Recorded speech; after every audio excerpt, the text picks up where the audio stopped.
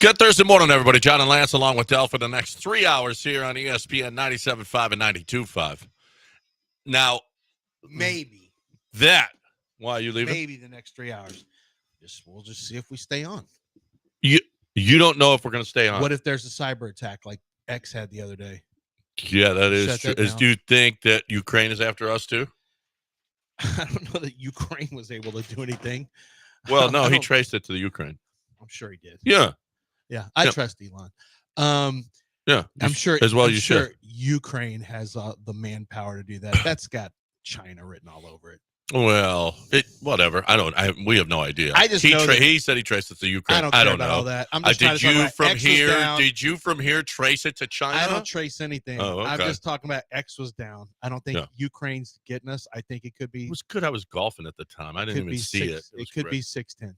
Yeah, it could be 610 brings us down. You're right. It could be them that attacks our our internet. I don't know. They can't either. But here's the deal. Here is the deal. You want to talk about a number one play? I've got a number one play for you. Alperen Şengün behind the back with a Larry Bird pass to Atari Eason.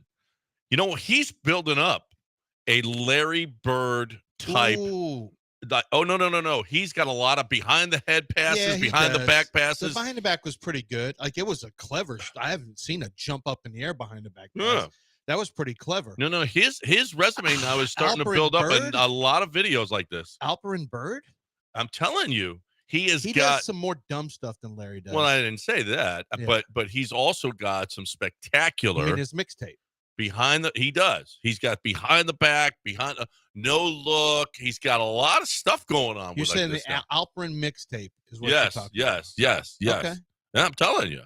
And that move last night was fun. It was against the Suns.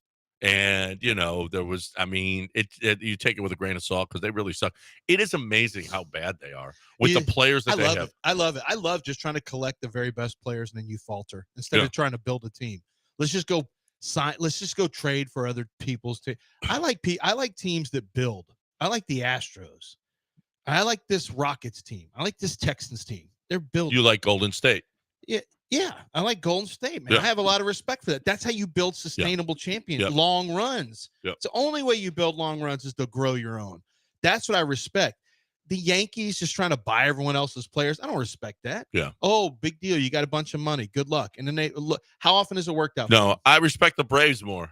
Yeah. The Braves did it when they did it. Yeah, right. Yeah. When they did it. Well, even when they had Freddie Freeman, even that Braves team to beat the Astros. Yeah. I respect that. I mean, they did have Jock Peterson from the A's, but they had Ozuna. They had legitimately. They had built up their team as well. Fried was their guy the whole time. Absolutely. I respect teams that build it, and we're building it, and that's why I don't want to see them like artificially tear it down too fast. So, do you think it was in the back of Jalen came out just smoking? He had 23 in the third quarter. His under-over was 20 for the game. And he had 23. 19 and a half, and he had 23 in the third quarter. Yep. He had 29 for the game, and he was just balling. You think any of the talk about Devin Booker played into it? Nah, I don't know. I don't know. He plays. That's how he plays, up and down. Yeah, but I'll tell you this: you go into a game like that when you're him. You go, oh, really? You guys want? It gives you a little. It absolutely gives you a little extra. Or is it us talking about it? Like, is there a ton of national? I haven't seen. Oh yeah, it's out there nationally. But I haven't heard Jalen for him. What? I haven't heard Jalen's name mentioned. I hear. Oh no, but if you're bringing Devin Booker, it's the same position. I don't think we're past trade deadline anyway. I don't think he looks at that. Like, honestly, I don't think I think he feels comfortable. It's not about this year. It's about going forward. Well, then he should do this the rest of the time. Yeah. If he cares that much that it made him play well yesterday. Well, when a guy is standing across from you, then it gives you a little bit of it absolutely does. No. That's fine. But I think he gets like that in big. I think he does that normally. He usually rises his game like the Rockets kind of ebbs and flows with the competition. Now, look, they've got some good players. They suck. Yeah. I mean, they got some guys who can play. But yeah, I know. Are you asking if he's I absolutely think Jalen's a competitor. Yeah. And he's just inefficient at times. Oh, absolutely, absolutely. But he's a competitor. Oh yeah, absolutely. But there is if you're talking about bringing another guy in and he's standing across the court from you, you're absolutely going to have more inspiration. Absolutely. And I think that you could see it last night. He was, sometimes Jalen is 3 for 14. Last night he wasn't. Yeah, I mean that's also who he is. Too. Yeah, right. Sometimes he is explosive and sometimes he's inefficient. Right. So, he played to form. He hasn't been as explosive lately. He was due a game, actually, and he had one, and that was good. And it's good that you're starting to right the ship a little bit, especially with Amin Thompson out right now. You need to get that back on track. Fred returning was really nice. Yep. I mean, the offense seemed to losing Steven Adams early on because that tandem of Alpern and Steven Adams has been fantastic. Yeah. Losing that was bad, but it was good to see him and Plumlee mixing it up. That was fun, and getting kicked out of the game. Yeah, I don't know that Stephen Plumlee, Mason, whichever Plumlee that was. I'm not sure that Plumlee wants Steven Adams. I'm not sure that happened. They did get tangled up, and and they went to the ground, and that's fun. That's just good, clean fun for the whole family. So, Steven Adams ejected yesterday, but the Rocket, man, I just is amazing. Hey, Brooks did a great job on Kevin Durant, a great job, and Devin Booker was pretty much a non-factor in this game. Bradley Beal would look nice. Bradley Beal had himself a really nice game, but he ain't going to carry that. Kevin Durant's got to do more than he did last night. Isn't it crazy? Durant, Booker, and Beal, and that's what you get. Yeah. Yeah. But no, you're right though, because Kevin Durant, you rely on Kevin Durant to be a bigger piece of the offense. And you're gonna get tested when Dillon Brooks has had, everyone remembers the games where Dillon Brooks gets cooked by somebody, a really good player. But the fact is they have to work hard no matter what. And there's games that you don't play well against Dillon Brooks. I guarantee you, teams or players around the league would rather see Jabari Smith than Dillon Brooks. And that's nothing against Jabari. Yeah. Jabari's a good defender too. It's just that Dillon is in your face the whole time. He pisses you off. He is an irritant. Yep. He absolutely it's one thing does. For a guy to defend. It's another for him to really stay on your nerves. Durant was 8 for 12, but the ball denial and just having to get rid of a lot of times he gets the ball and he thinks he's going to make a move and he didn't. I mean, just 12 shots by Kevin Durant is a big win for the Rockets. Big win for the Rockets. Well, yeah, because to win, he needs to be around 30. Yeah, absolutely. And the Rockets come up their 4th straight win. They are 41-25. Last year they were 41-41, so they could go 0-16 and tie last year's mark, and that would piss a lot of people off. They're not going 0-16. This is an easy part of the schedule, and they're finally playing better than their competition as opposed to their competition. They were just a better team last night. And this is what they've got to do. This is a great run, 6 straight home games, and they need to take care of this business. Now they're just a half a game behind the Lakers. They're just 2 games behind the 2 seed. So there's a lot of basketball still to be played. Still 2 behind the 2. We've been 2 behind the 2. Well, we're 2 behind the 2 because that's just how life is. Well, we need some losses ahead of us. Well, they're good teams too, kind of. They're kind of good teams too. So, but good teams lose. Come on. Yeah, good teams do lose. The Thunder beat the Celtics last night. The Celtics are a good team, and they lost. I went to the Thunder game. Now I know Shea didn't play, and Chet didn't play. Excuse me, they're just one behind Memphis. Yeah, they're 1 behind Memphis, a half behind the Lakers, and just 1 behind Memphis and Denver. So they're just a game out of second place. I don't know what the tiebreaker would be between those 3 teams, but they're just my bad. They're just a game behind. And look at Oklahoma City has a 12-game lead. Oklahoma City is really, really good. I went to the game. They're not spectacular. They're not. With Shea and it just doesn't seem like that they're that great, but what a team they are. I mean, all the offensive and defensive statistics, they are just spectacular. So, I mean, Chet is nice and Jalen Williams is nice, but I just don't see this. But they are that good. They just continue to crush. It's 2 years in a row now. It's not. Yeah. This is not fool's gold. It's established. It really is. It's who they are. But to really be taken seriously, not that they care. I mean, winning is winning. But I think from a perception standpoint, you do need to get to, I think, the NBA Finals. You got to get to the NBA Finals to be taken seriously, because there's a reason that everyone in the back of their minds like, oh, here come the Nuggets. Oh, Lakers have Luka now. Of course, LeBron being out, we'll see what happens. But there's a reason that teams like that. Who else? I mean, Memphis isn't going to be. I don't think the Rockets. I don't think Memphis. I don't think they scare anybody necessarily. I wish the Rockets scared you a little more. That's okay. You still have to play the games. Rockets, Memphis. Not Dallas obviously anymore. Who am I missing here? Lakers. Nuggets, Grizzlies. That's it. Golden State. Yeah. Now with I would. Have some concern. They're in the playoffs now. Yeah, as I would opposed have to some concern. The thing is, I don't know that they can last all the way to the Western Conference Finals. I think that's a lot of games for an older team to win. But we'll see. But no, this Oklahoma City's the best team in the West. They should continue to play like this. It's just that Shea didn't come out as a top prospect, one of the top three. Chet Holmgren was always kind of scoffed at a little bit. And, for whatever reason, because of how he looks, I guess. And in the meantime, they've got, guys at Luke Dort. They got guys who play their roles. And they're not the most impressive team off the bus. No, they're not. They're really not. They can ball. Mm-hmm. Listen, if it's not Cleveland and Oklahoma City in the NBA Finals. See, I have no doubt Cleveland's not making it. Really? I've seen too much of Cleveland. I think the Celtics would beat Cleveland head to head. I think the pedigree's too strong for the Celtics. I don't think so. I think they're too deep, if you want to know the truth. I mean, they've got seven guys that score in double figures. They can go anywhere. They can. And score. But have you been impressed when you've seen the Rockets play them? I haven't. Yeah, no. Rockets played them well. The Rockets I'm not impressed at all when I watch. Really, I went and saw them in person. Then obviously watched it on television when they were, they had their games that almost went back to back, and I'm like, this is, I don't know, I don't like, they don't feel like an impressive team to me. Really, I think that, but they got all those wins, and I know we were just talking about Oklahoma City feels that way sometimes, but I don't know. I just saw too many white guys. No.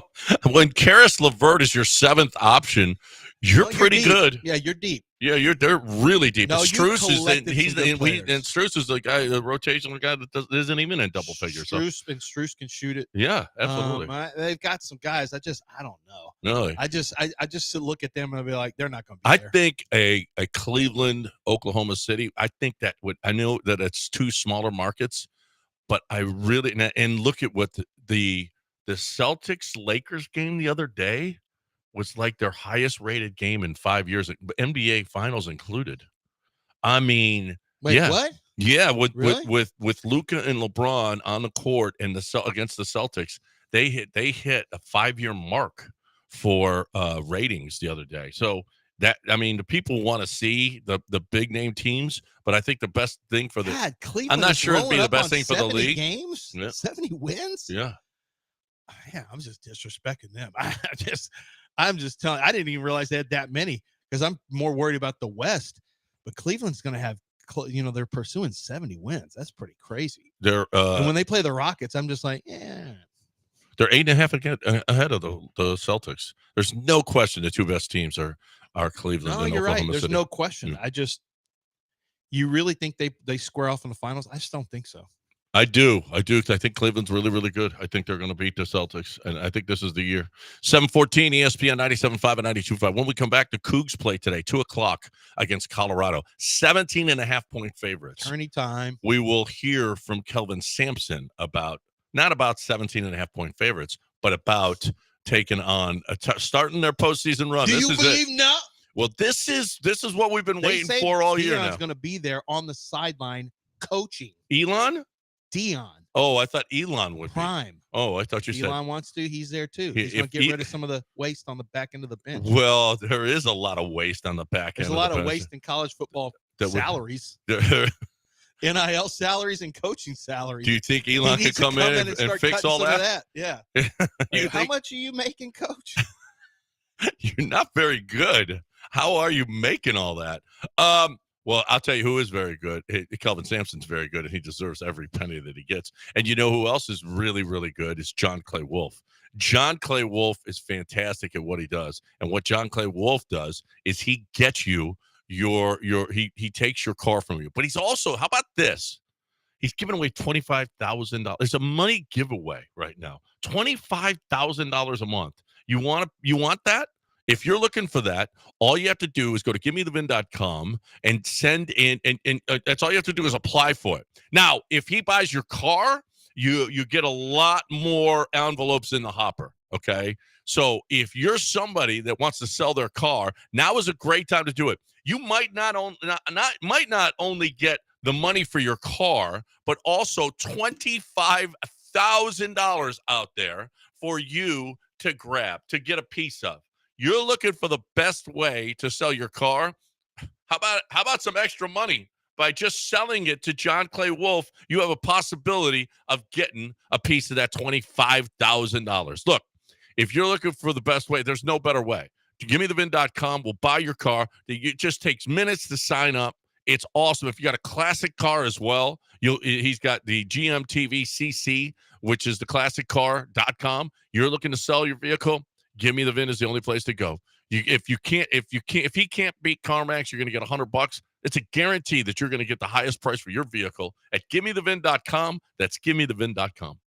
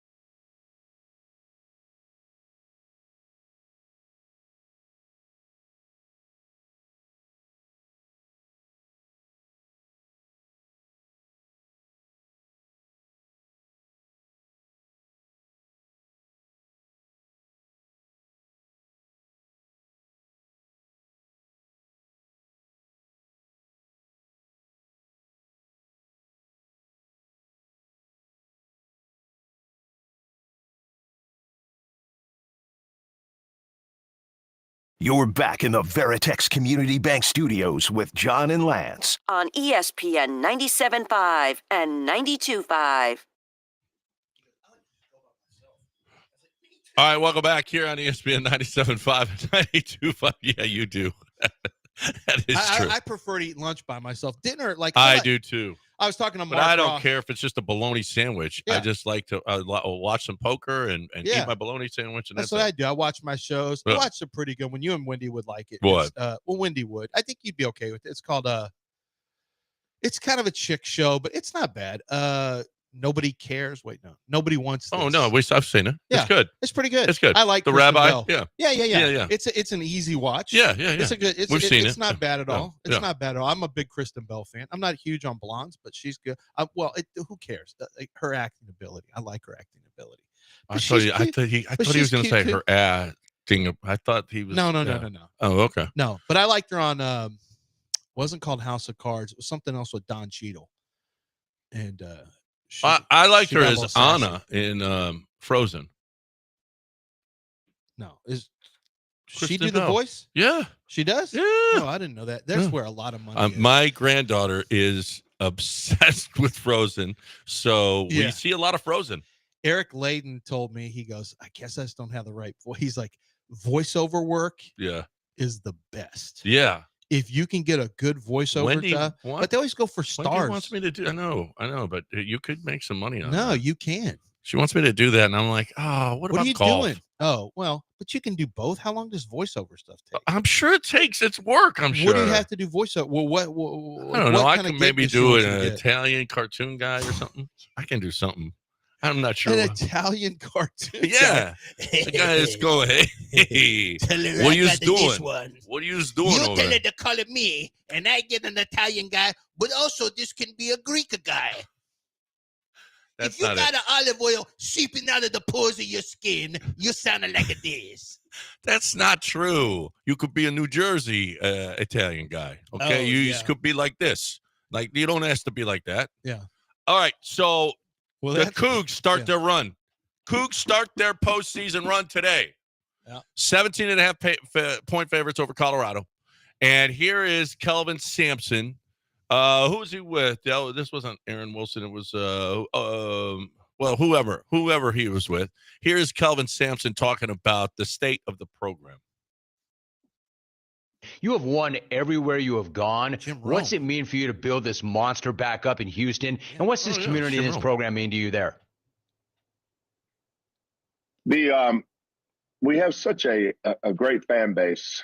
And I think the fans I appreciate the most are the ones that believed in us and stayed with us during that first year when we went 13-19, when we came in and tried to redo this program.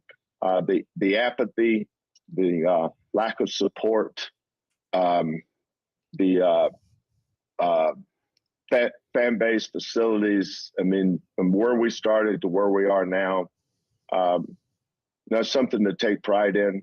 But this is a great university. So many great Cougar alumni that's doing great things all across the country. Jim Nance, the voice of CBS Masters Golf and the Final Four for so many years, a dear friend of mine. So I'm just glad that we've given them something to be proud of at this time of year.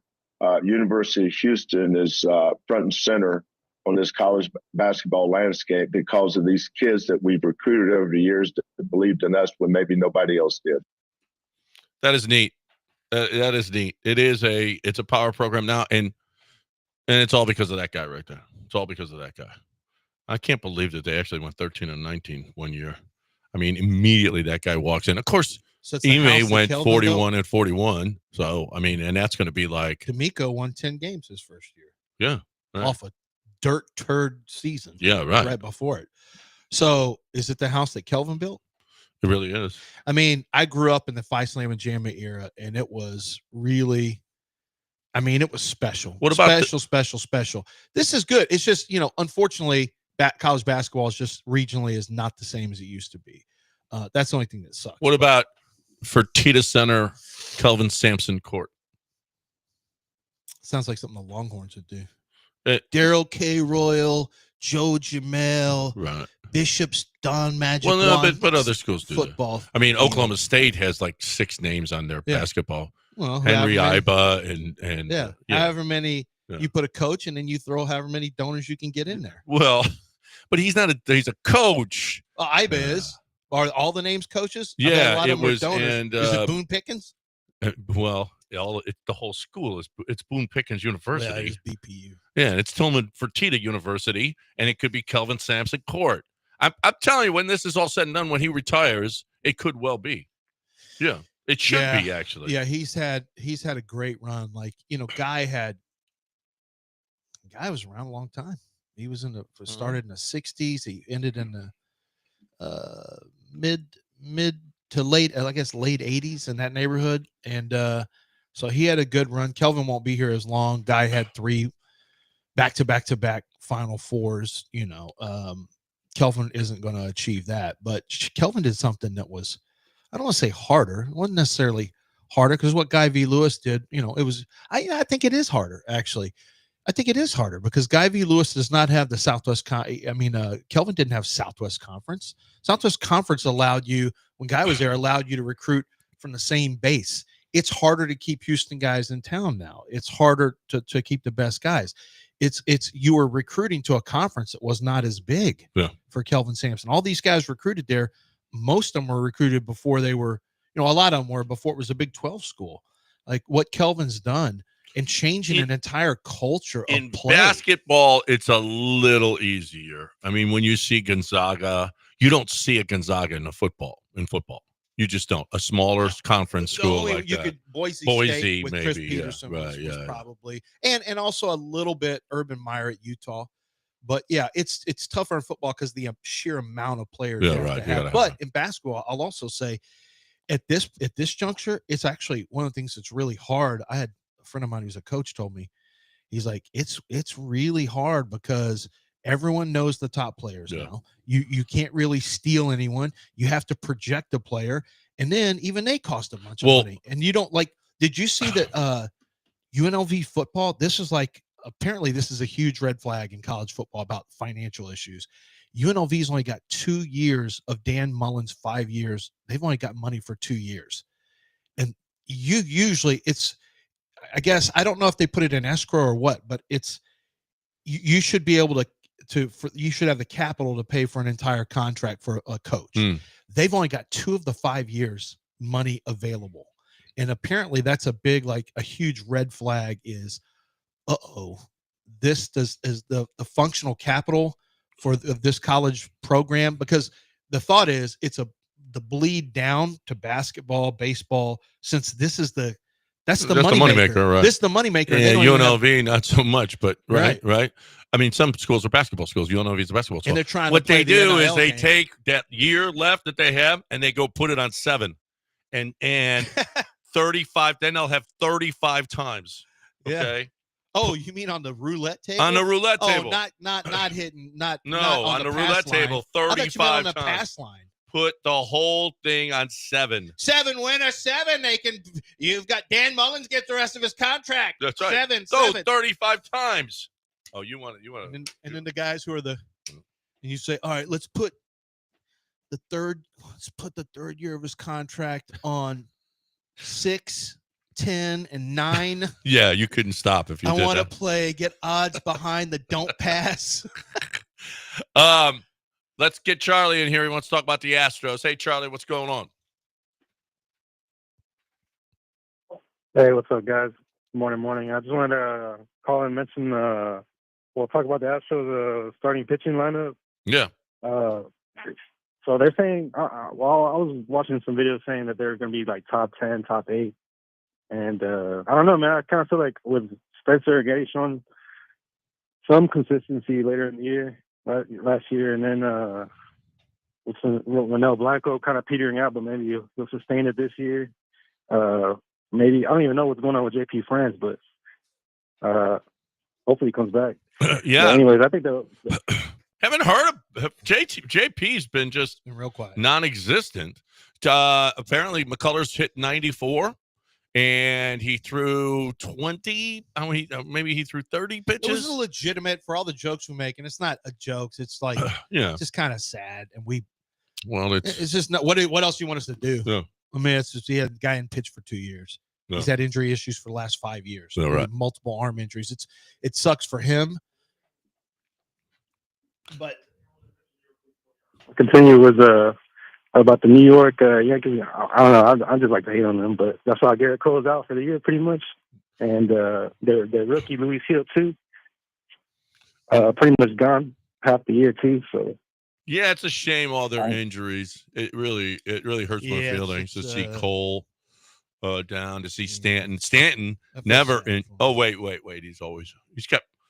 He's got 2 elbow problems as well. It's just a shame to see the Yankees suffering. They lose Soto this offseason. It's a damn shame. How about there was a guy that was just buy somebody else that was screaming at Soto from right field and told him how overrated he is and overpaid and overrated. And Soto hit a home run at him. Yeah, leave Soto alone. Just dumb. That's those guys. Don't be messing with him. Yeah, go ahead. And keep dropping FL Tuve, too. See how that works out for you. I'm going to show you a picture Yankees. of JP France in college, and you're not even going to believe it. Did he have that porn stash? He does not. And I don't even think you'll recognize him. That's JP France at Mississippi State. Oh, wow. I don't even recognize him. Yeah, I guess. Well, you never see him without the glasses, though. That's why. Oh, maybe that's it. But he doesn't look. Oh, so his glasses are just a look. Are what makes You think his glasses are a look? Yeah. No, I think he needs them, but. Well, he was in college then. When you're young, you don't need glasses. You need them when you're older. Why can't he wear contacts? Because he likes that look. That's what I said. He wants the look. Well, but he also needs a C, I'm sure. 732 ESPN 97.5 and 92.5. Why does anyone wear glasses instead of contacts? Because they don't want to wear contacts. You don't know. I couldn't get contacts. I did, and it hurts. It's terrible. Surgery to change my lens. Yeah. I'm like, okay, I'll just get permanent contacts. Yeah, right. Because I couldn't do the whole. I tried to poke a finger in my eye. I used to do it. It's painful said, and it hurts your eyes and it's irritating. No, I'm with you. I did the LASIK as well. But here's the deal: because we had sponsors that helped us with that. That's why we did that too. Here's the deal. In January, by the way, France was throwing at 72 to 74 miles an hour, which is on target. Which is for his shoulder, which recovery. I could hurt, which I could hit. Yeah, I could definitely hit it. Yeah, 72. I could hit a double in the gap. Dell might even be able to hit that. But that was back in January. Yeah. So he might be up to 74. The recovery time. He had surgery in July. The recovery time on a right shoulder capsule is 12 to 14 months. So maybe he comes back this year. Maybe in August. Okay, so Aqueduct Plumbing might come back. They came back to my house, but it was for a different problem. I got a leak in the shower. I got to call Billy. Oh my God! I can't do it. Billy, hear that? Billy's listening right now. Yeah, I got a thing like I don't know. There's something behind the. No, Billy knows. I got to have that repaired, and I feel bad because I'm like it's a small thing, but I can't do it. No, we can't do anything. We're going to bust up the tile in my bathroom. We're stupid. We can't do anything. Yeah. If you put a wrench in my hand, the house might explode. Don't. I can't. I mean, honestly, don't try to do this yourself. You get Billy to come to your home. I was driving back yesterday, and there was this plumbing company with the guy, and he's got a picture on the van, and he's sitting there. And I'm like, dude, get over yourself. How about Aqueduct? And he called it Billy. No, it was like Joe's Crawford Plumbing. I was like, get over yourself. How about have a name like Aqueduct where, you know what? You're not trying to take all the credit. Billy doesn't take all the credit. What he does is he spreads the credit out for all of his guys out there. Okay. And I was like, I can't trust that guy. He puts his picture on his vans. Stop already. Billy would never do that. Billy is just going to come to your home, and he's going to give you a great price, and he's going to give you a free consultation, and he's going to fix your stuff. You got a plumbing problem, 281-488-6238 or aqueductplumbingcompany.com.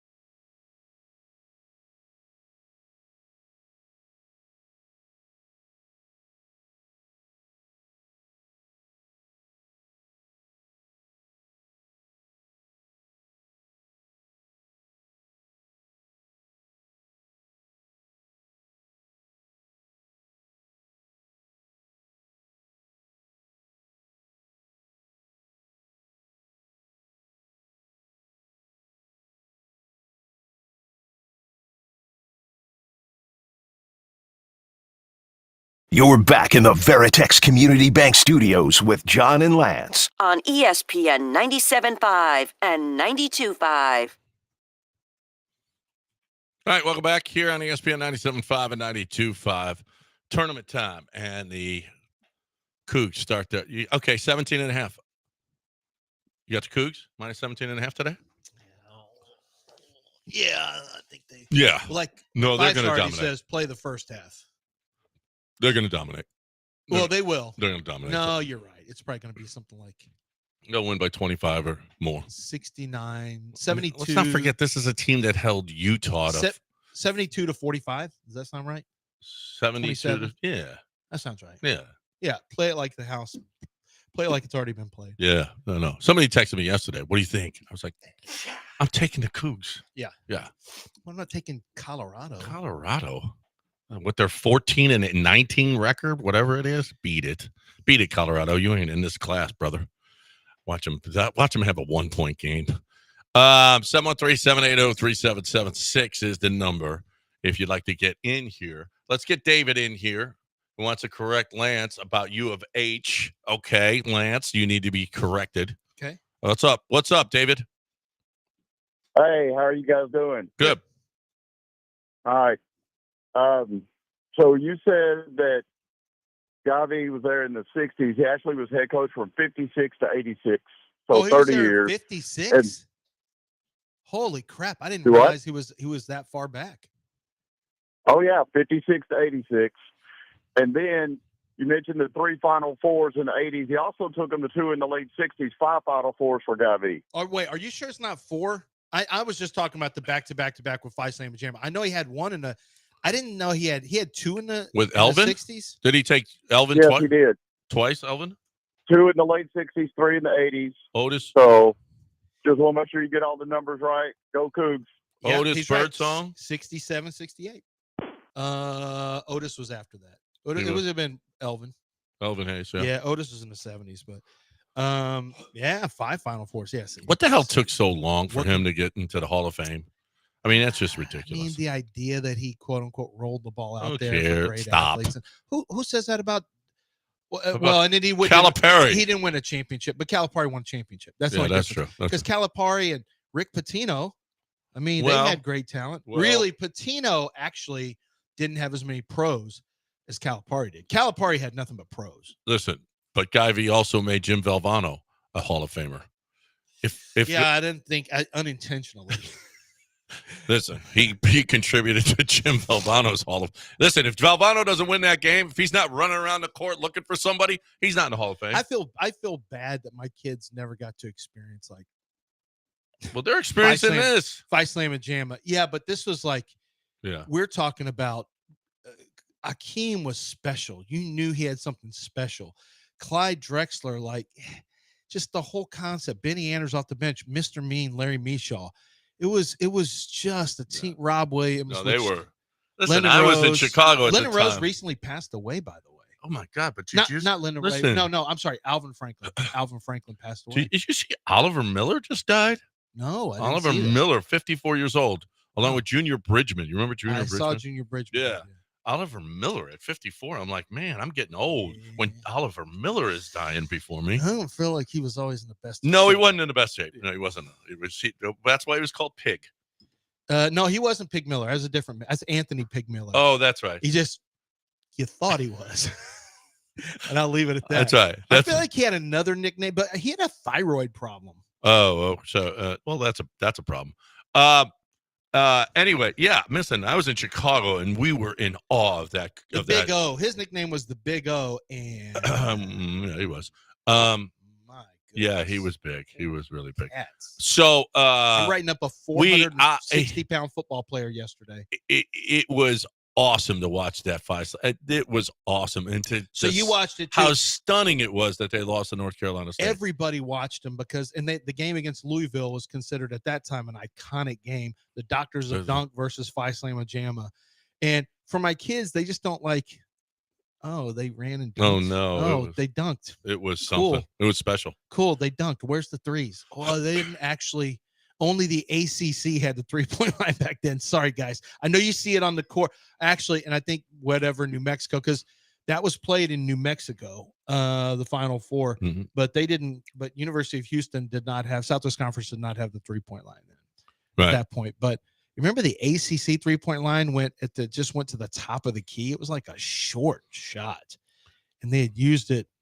I want to say in 83, maybe 84. I want to even say it came inside the top of the key. It was ridiculous. For some reason, yesterday, across my timeline, my X timeline, Michael Jordan and the Bulls against the Rockets. And it was Mad Max covering Jordan, and the intensity, it was a regular season game.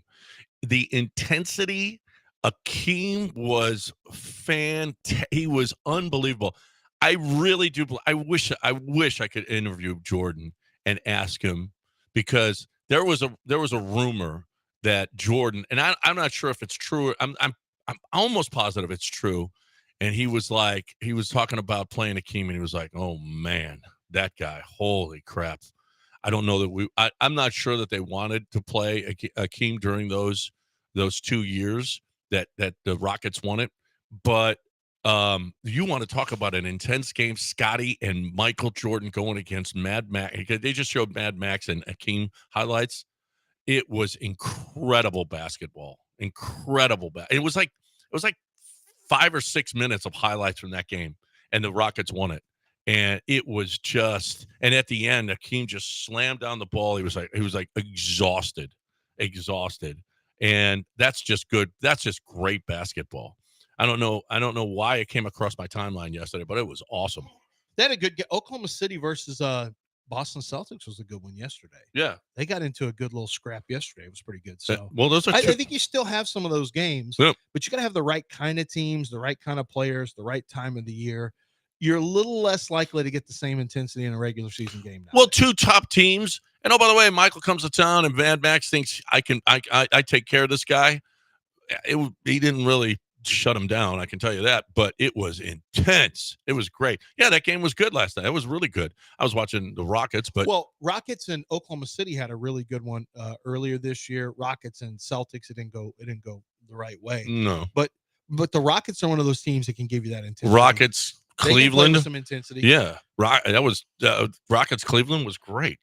Now you're not going to get that night in and night out. Some Texans news and some interesting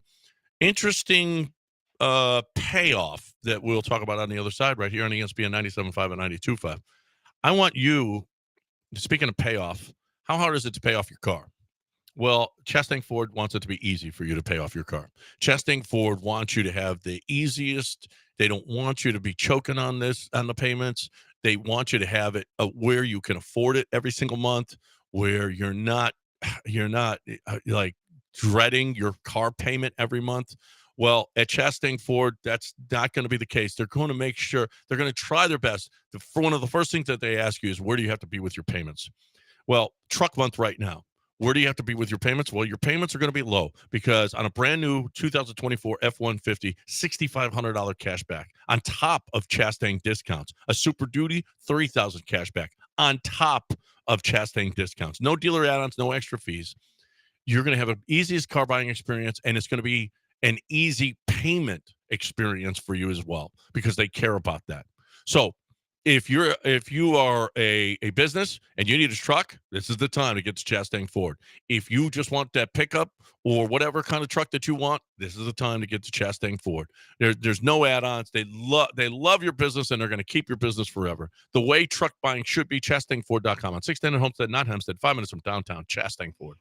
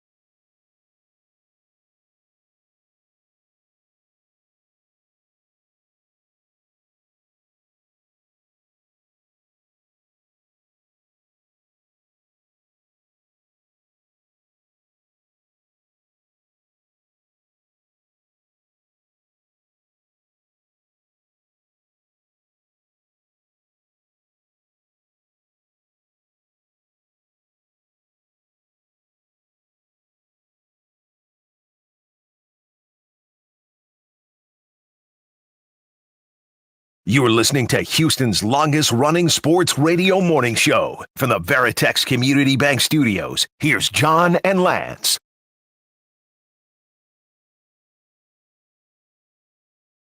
All right, welcome back here on ESPN 97.5 and 92.5. I was just looking through today's schedule. By the way, Texas and Texas A&M play today, Del.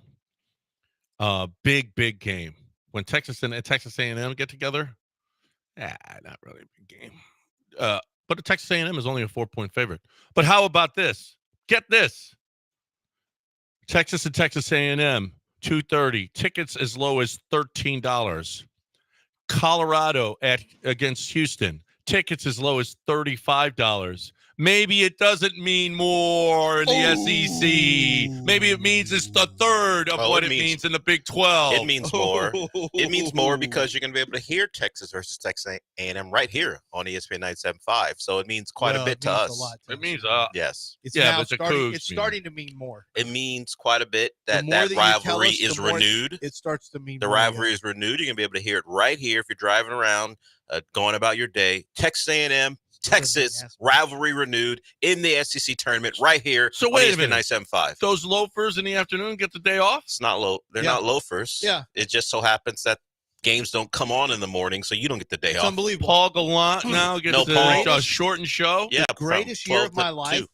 was the year I did radio with Charlie Palillo, because spring training would hit and they had to air all of spring training. Yeah. And I would, like, when that sucker went long, if the game started slowing down, I kept up with them. Like they would go, and we'd end up getting like the first hour eaten up off the show. It was fantastic. Sometime more. Why don't you want to work? Sometimes we'd be on for 30 minutes. I'm doing a show with Charlie. My God. It wasn't exactly the most fun shows I've ever done. We were talking Astros baseball at that time. They were 100 loss spring team. training baseball. Astros. Why would 100 loss spring training baseball? Training talk for 100 loss team. Oh, Well, but gee, maybe the Cougs mean more. Okay. Not to us, they don't. it just means it means. Well, how more, about though. what else It means? means more to the country? What means a lot to us is you getting in our bracket challenge. So the bracket challenge is right now up on the website. Well, is it up yet, or are we? We can't be. No, it doesn't drop till We the actually have brackets are teams in actually it. out. But you can go to ESPN 975 for the bracket madness. Yeah. And once those brackets or the teams are out on Sunday, you can go right to the website and look under the promotions tab. You can fill it out. And of course, winning comes with prizes. So we're not just having you do it for the benefit of filling out a bracket. You get to win stuff from Trulux, Tex Valencia's, Tex-Mex, all part of it. So can you beat us? Are you scared? You're scared. Show up on go to ESPN They're 975. scared. A Yeah. lot of people are afraid these days. Yeah. Hey, we're going to be at Cobos Q on Monday, St. Patty's Day. Yep. St. Patty's Day. We're going to be there on Monday. I'll bet he has food and drink there. What?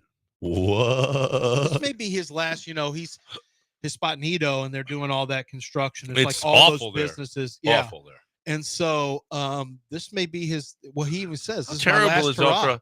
Justin had to sell Warehouse Live over there because he was like, it's going to be just What nothing are they but doing? construction. What's the deal? Well, Warehouse Live moved over. He sold Right. that But business, Raul, but he whole moved time, it over there. Cobos has said, "I'm going to have to leave," and so this is like his last big hurrah. You got the Astro season, and he wants to blow it out. So we want all you guys to come. But what's that? So what exactly are they doing there? They're What- widening the highway, or but that's some- an over. But it goes. and then this is going to be, I don't know, So is the- is under, it no gonna one be- knows what it is. It's a park or something now. It's going to be a park or something. No one really knows. I don't think they know. They're just tearing everything up. I'm not I sure. think they know. Pretty sure nobody has any plans on it. You don't think anyone knows? Yeah.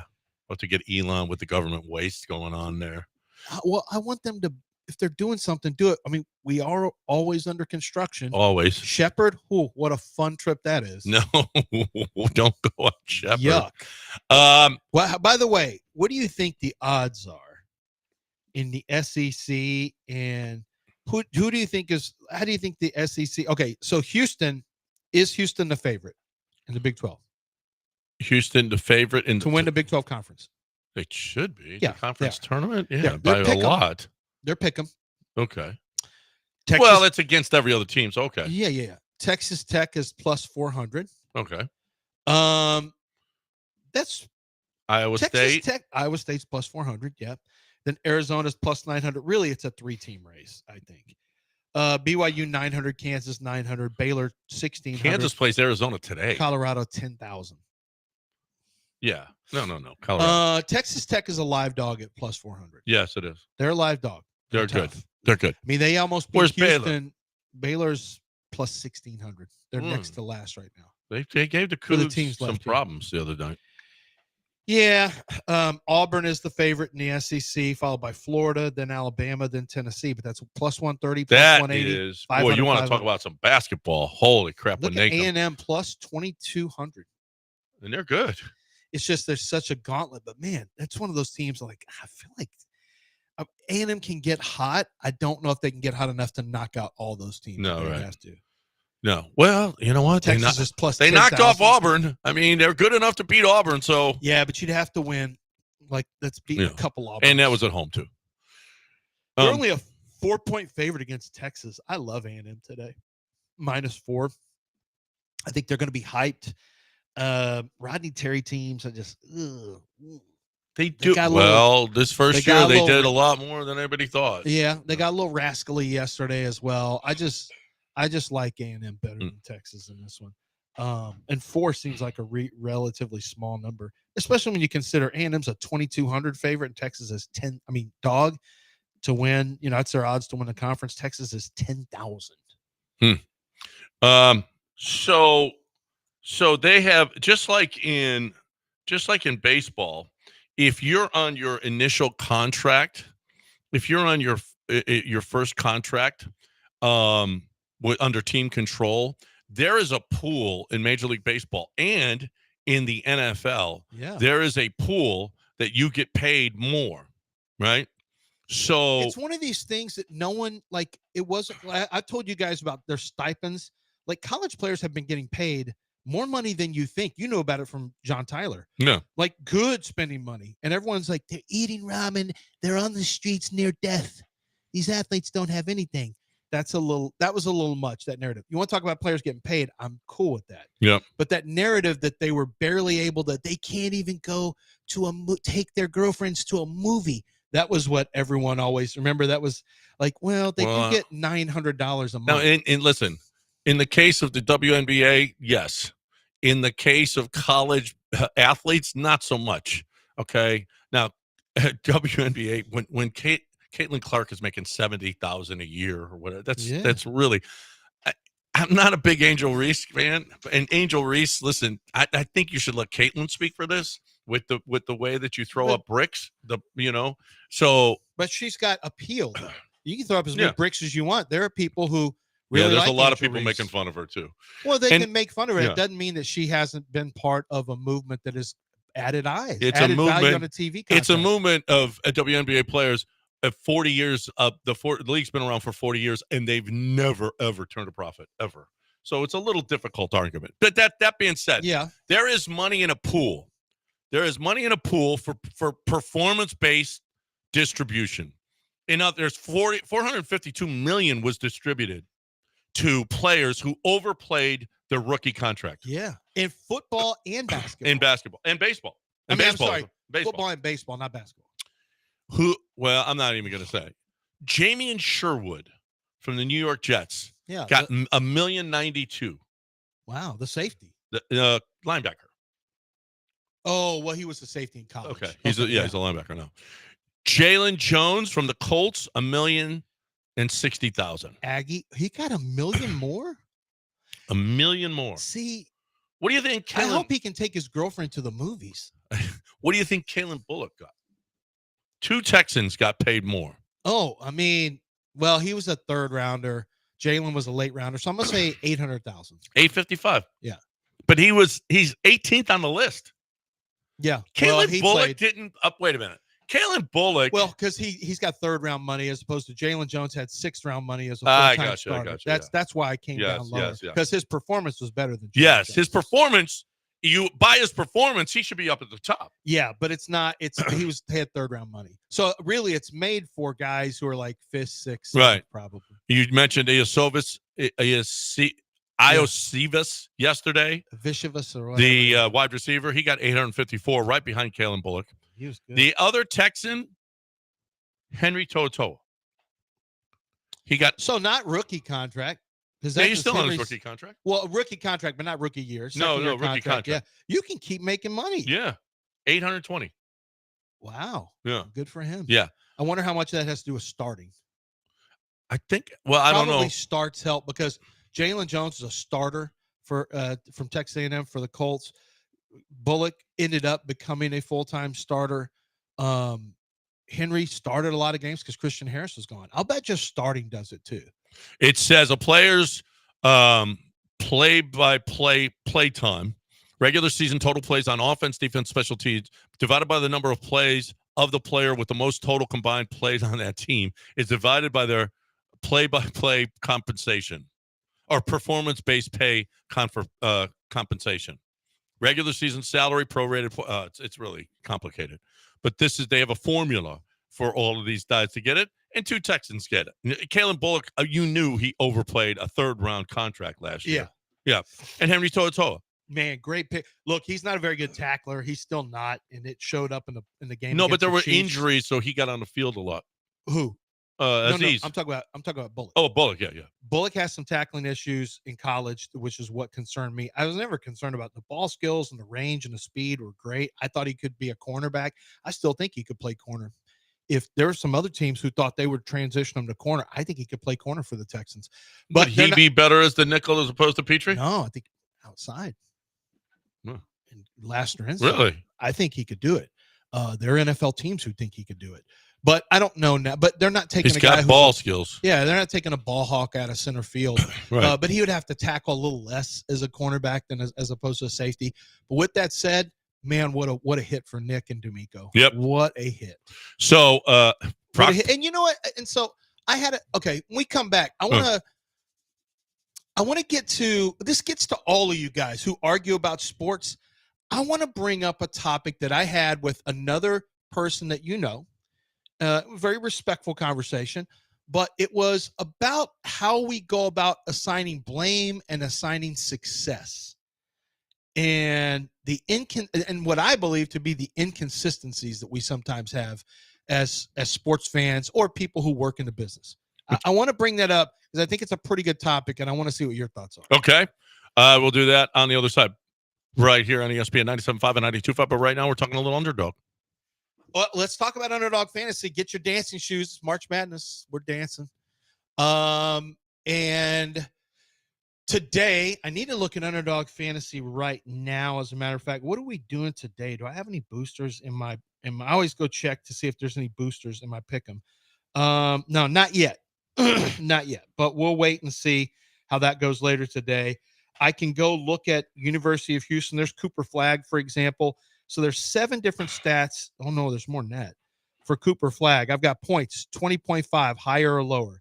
You've got 3-pointers made, 1.5. Higher is a multiplier of 1.14. So you see what I'm saying?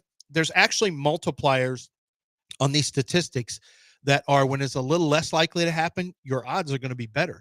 And so if you can really project what's going to happen in a game, you can go higher or lower. You can win up to 1,000 times your original play if you have enough long shots on there that hit. All you have to do, though, is download the app, Underdog Fantasy. And this is especially going to be fun for March Madness because you get so many games. You can play so many pick'em challenges. You can win so much money with your sports knowledge. Pick between 2 and 7 players. Just go higher or lower. And guess what? You can use the flex option, which means you don't have to win all your games to still win money. You can win 3 out of 4, 4 out of 5, and you can still make money on that with Underdog Fantasy. Download the app. Use promo code Lance on your first deposit. They're going to give you up to $1,000 bonus cash, and you get bonus picks in there as well. So there's a lot of offer that they're going to give you. And you got NBA basketball with it, baseball coming up, PGA Tour golf, UFC. There's so many games to play on Underdog Fantasy. Make it a staple every single night when you're watching your games. You get a chance to play along with them with Underdog Fantasy. You must be 18 or older. At present, the state where Underdog Fantasy operates, terms and conditions apply. If you feel like you have a gambling problem, call 1-800-GAMBLER. Go to ncpgambling.org.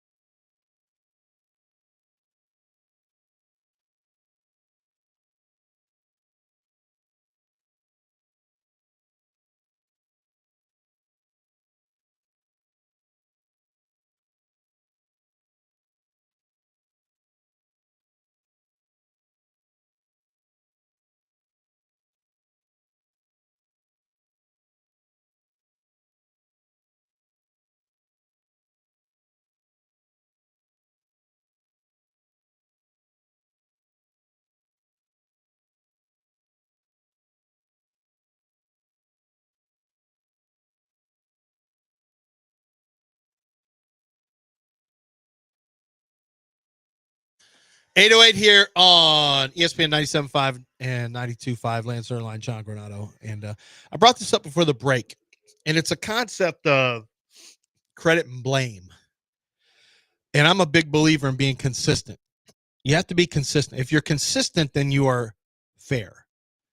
If you're not consistent, then you're not fair. And that's in anything. I don't care if you're looking at your politics, your business, your personal friendships, your sports conversations, whatever the case is. If you have one set of standards and then you change it for something else, you say, okay, this is my set of standards here, but now when something that I don't like or I don't want, I'm going to change it. I don't believe in that. And I would always bring that up with the Bobby Slowick, CJ Stroud thing. If you want to talk about how great CJ Stroud is, I'm fine with that. CJ was incredible last year. But when CJ doesn't play as well, you can't just say, well, it's not him. It's Bobby Slowick. Unless you were also complimenting Bobby Slowick when CJ Stroud was doing well, because he was calling those plays too. So I don't think you can have it like, it can't be, well, and I say this about, and it could be about Nick Caserio.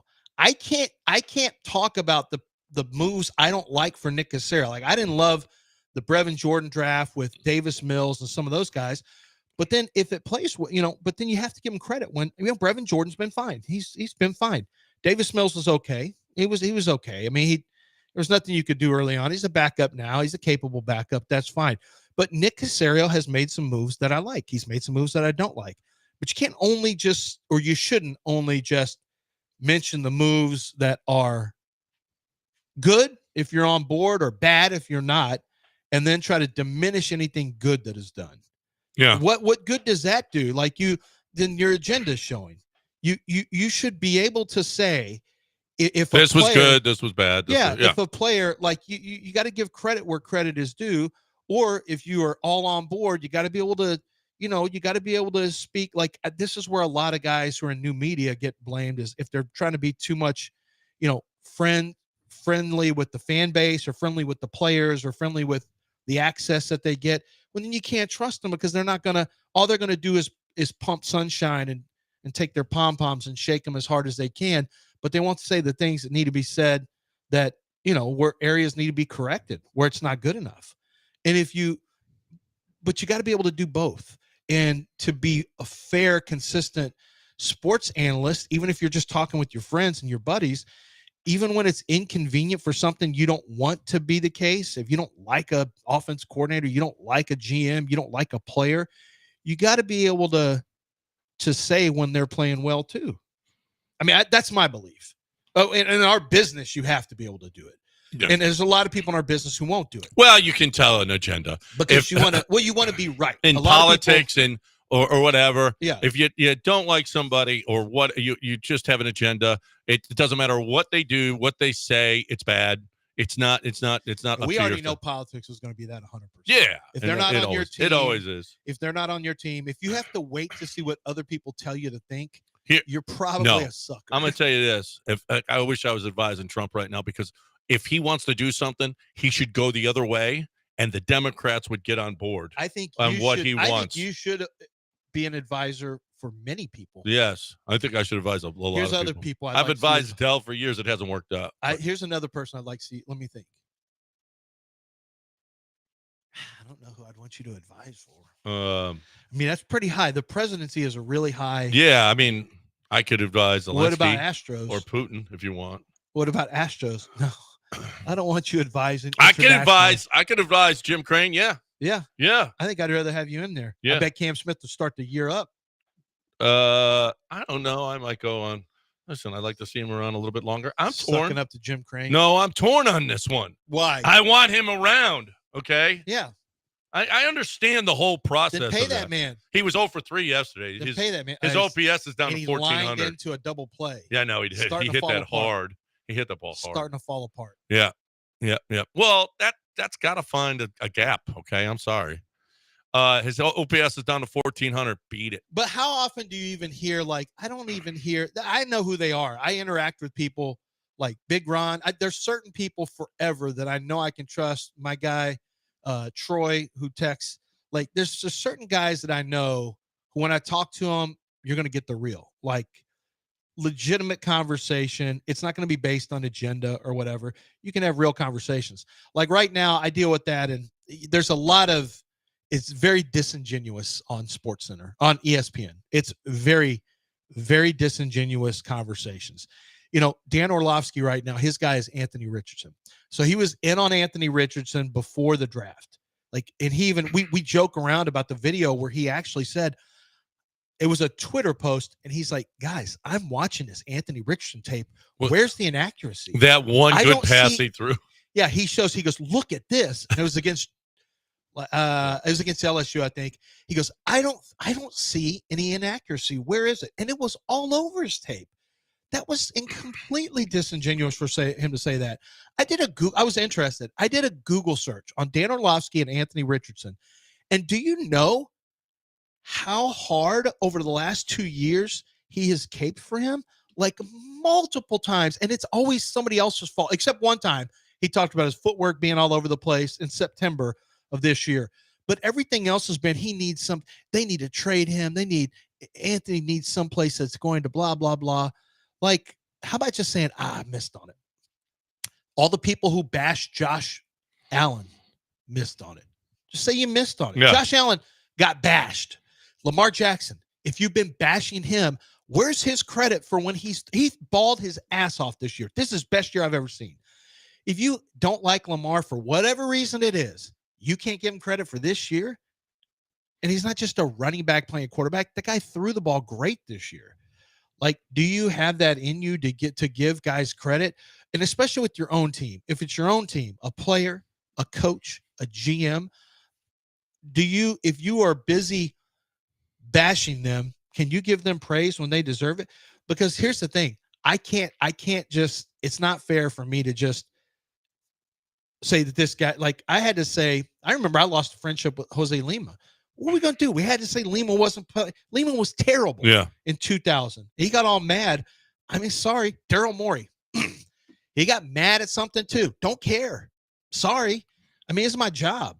You know, you're not doing, I think Daryl did a great job for much of the time, but it went sideways. Man, your bias is just leaked through.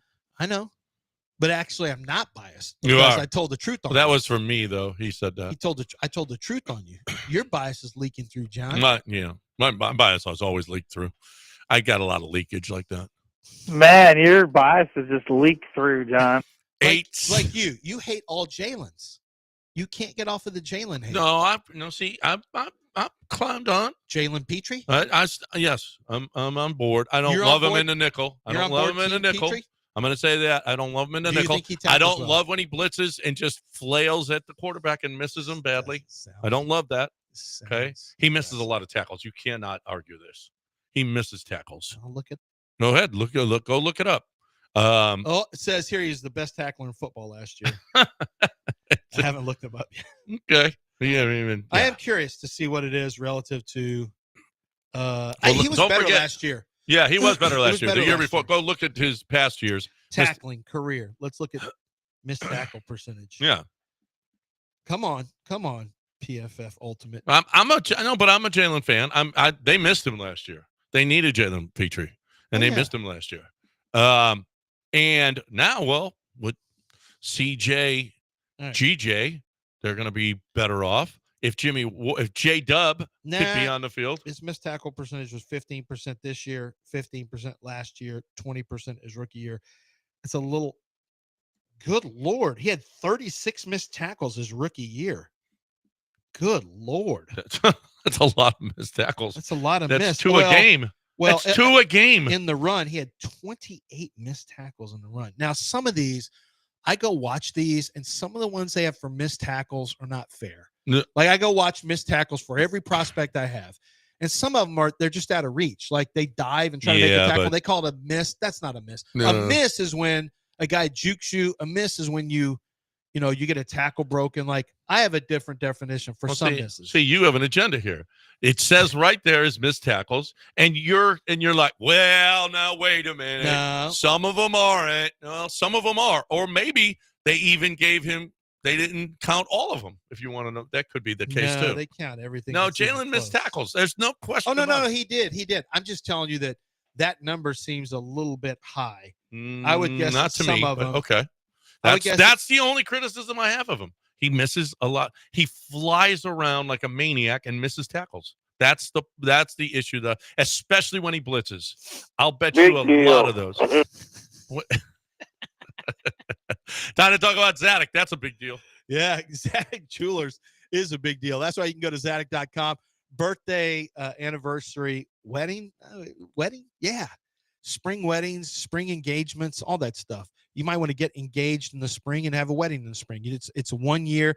You get engaged this year sometime in April, and then Zadok can help you set the whole thing up. I mean, obviously they have the best rings, the best rings. It's not even close. Every design, every designer, every jeweler you can. I mean, well, they're the jeweler, but every type of ring, every type of cut, the princess cut, all the I don't know. They know all that stuff. I just know that when I went in there to get a gift, no matter who you're talking to, their knowledge of the product is unbelievable. And it's more than just a cursory knowledge. They go deep, deep, deep with their knowledge of what it is that you're looking for. And that's what I want. I want somebody who I know that when I ask them what's going on here, that they're going to give me exactly what I need to know. And they're going to find exactly what it is that is going to make my wife happy, make your girlfriend happy, make your wedding, your engagement a special time. They can do that. Their upstairs is dedicated. They have two stories. The upstairs dedicated to the bridal experience and the engagement experience. So make sure you head over there for any jewelry that you're looking for: necklaces, pendants, earrings, bracelets, charms, women's watches, men's luxury watches. It's all available at 1801 Post Oak Boulevard at Zadok.com.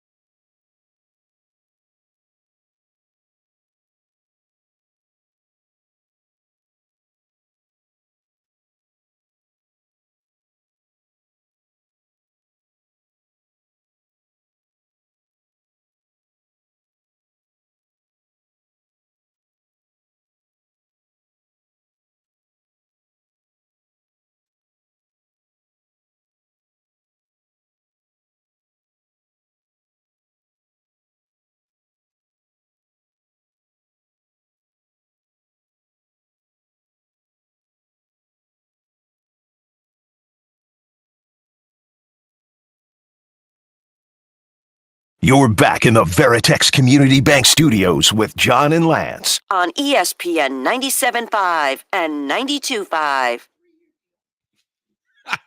824 ESPN 97.5 and 92.5. 713-780-3776.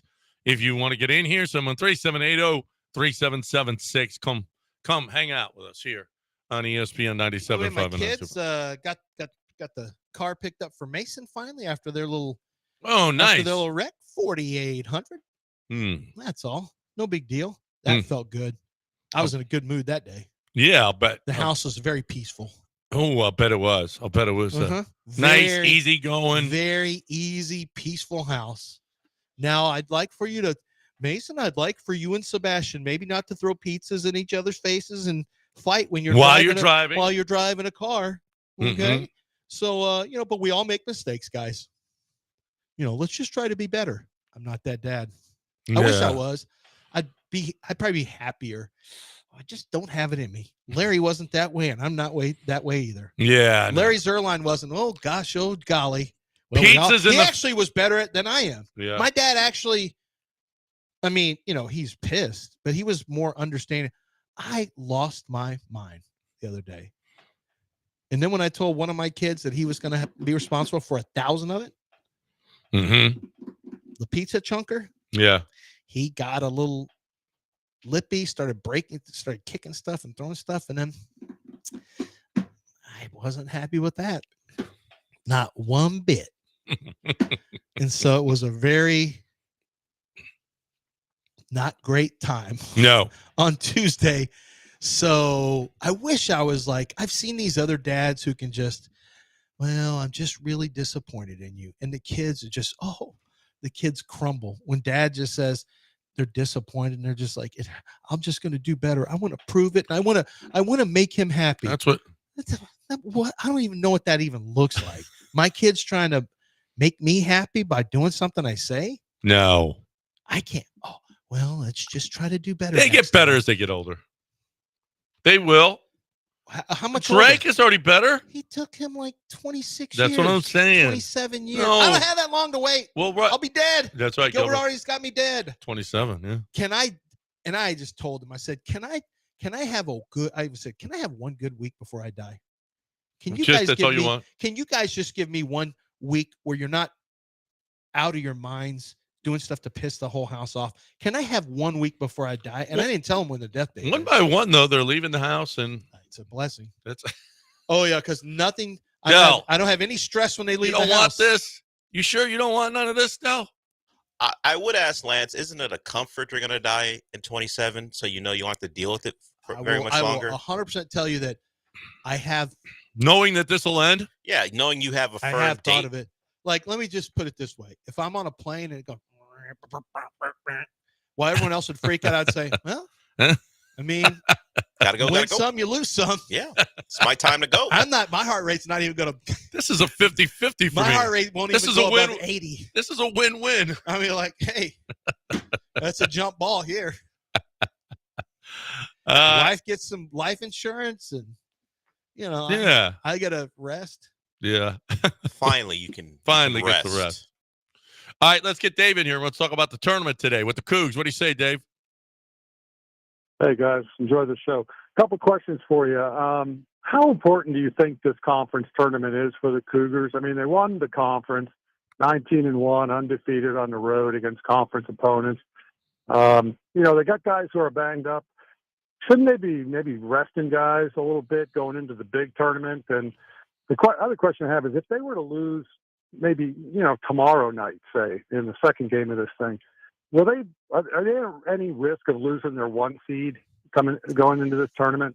I don't think so. Just get your thoughts on that. I don't think so. Auburn lost 2 in a row. They lost at A&M, and they lost. They were cruising for much of the year against Alabama at home. Got more losses on their. Yeah, but they were early. This team was 4-3. Auburn has more good wins. This team was 4-3. Yeah. At one point, and since then they've got 1 loss. Right. So no, the Cougs have been on a great roll. Nah, I don't think even if they lost tomorrow night, I still think they might be the 4th number 1. But let's not forget Tennessee, Florida, and or Auburn and Alabama only one of those teams is going to survive the SEC. And a couple of them are going to lose in the semifinals at least. So, the teams that they're vying with for the 1 seed, and I don't think it matters if they're a 1 or a 2. I really don't think so. I don't really either. But you got to play the same type of team. But no, I think the Cougs are going to be a 1 seed. I think they're, even if they lose to Colorado today, I don't know. Maybe they're a 2, maybe. But they've had just a great season. Great season. Joe Lunardi has. And I disagree with you about resting players. There's, Sharp's ankle, but other than that, I mean, and J1, he also had, I think it was an ankle in the last game, but he came back and he was fine in the second half. He was more dominant.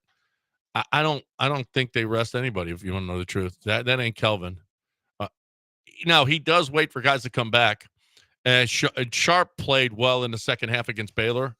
I don't see him resting anybody. I just don't.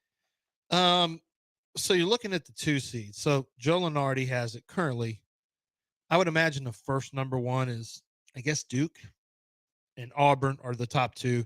Then I would think Houston is 3 and then Florida 4. Yep.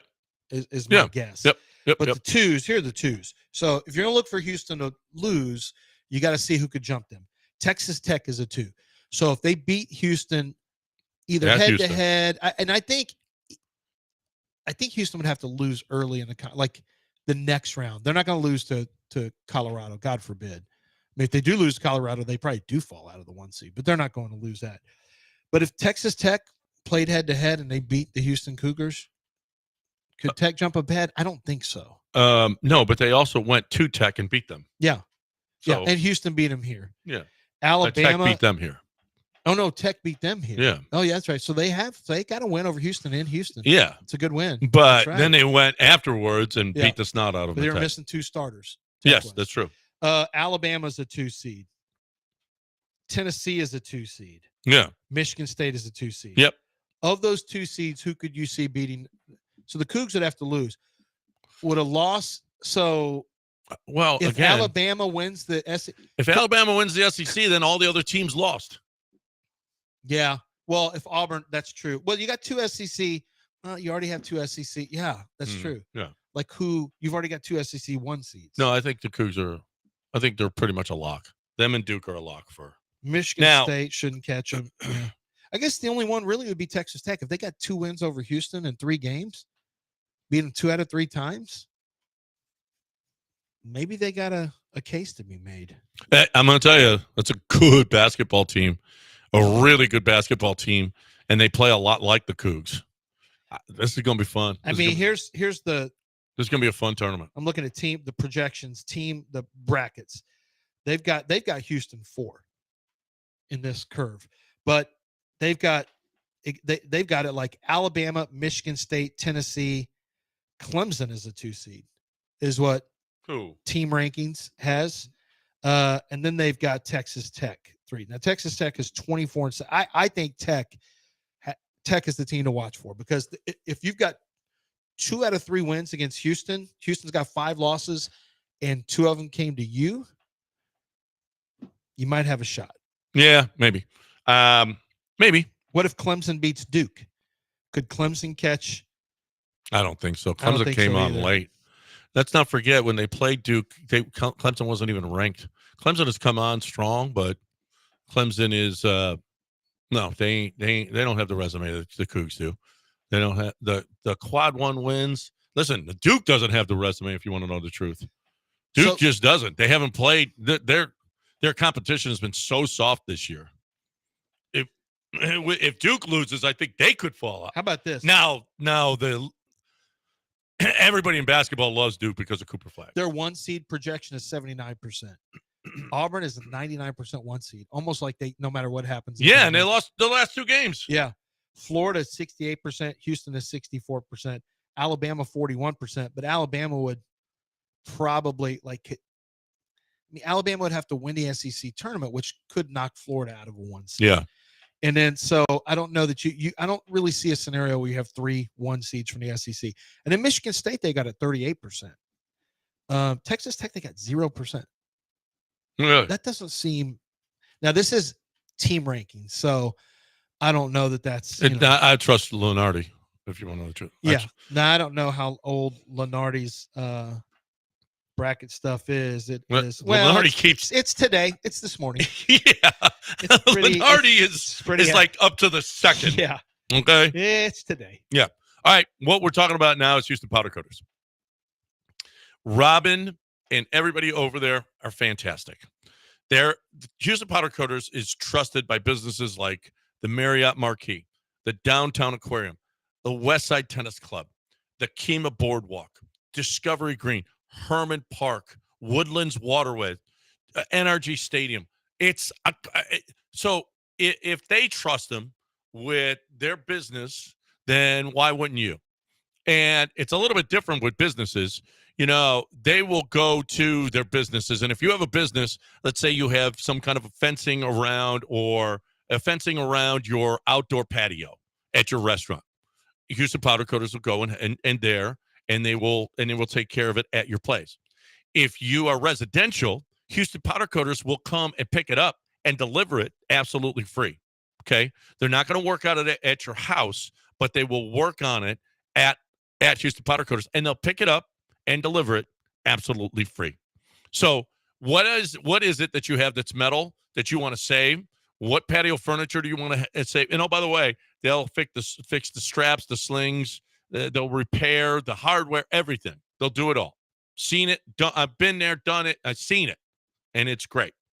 The workmanship is second to none. The primping, the priming, they really, really care. They're going to make it look the best they possibly can. You have something metal that you want to look new again, 281-676-3888, 281-676-3888, or HoustonPowderCoaters.com.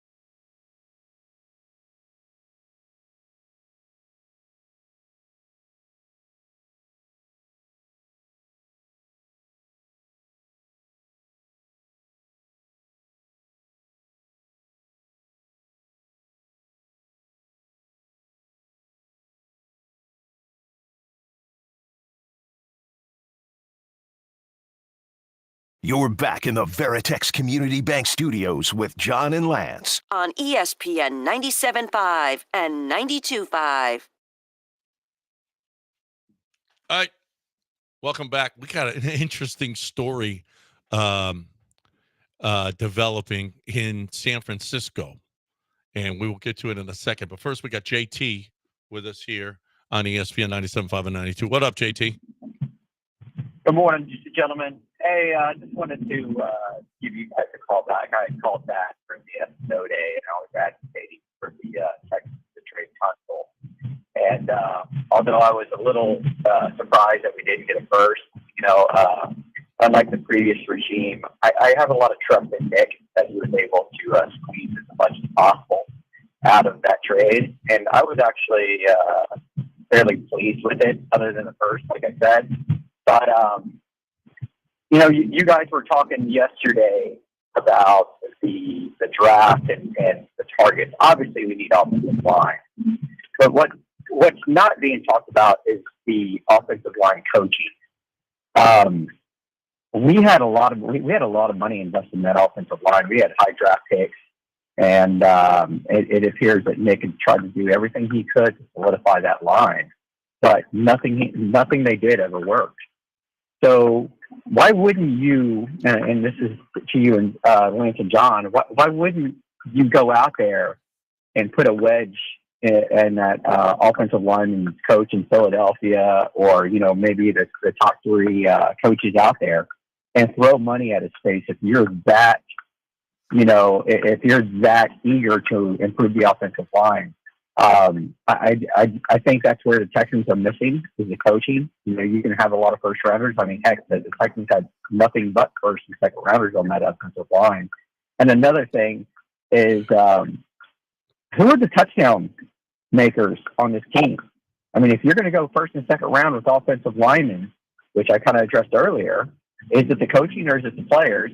But who's TJ going to be throwing the ball to? I mean, if anything, we've seen is that Nico Collins will get hurt at least one time during the year. He will miss a month. I mean, that's just the pattern he's going. Mixon's another year longer on those legs. I mean, we need touchdown makers. We need difference makers on the offensive line. You have one in TJ, and you're still talking about that rookie window. I think you still have to attack the offensive weapons in the draft. I'll hang up with this guy. Yeah, I think it's fair. I think it's fair. You didn't score enough touchdowns last year. Yeah, I think it's fair. You didn't score enough touchdowns because your offensive line sucked, though, in large part. Well, but they also just didn't execute when they got in red zone. And you listen. Where is the Texans wide receiver room right now as compared to other NFL teams? Bottom third? Bottom half. Bottom half? Well, because you got Nico. You got a really good number one. Yeah. Christian Kirk right now would be considered a 3 or 4 on most good teams. He just doesn't play much. He doesn't play enough. And when he hasn't been very productive. So he'd be considered a 4 on most good teams. Where is the Texans offensive line room? Right now, bottom third. Bottom third. Because it's too much you don't know at left tackle. And even then, you're not, how are you different or better inside? Lake and Tomlinson?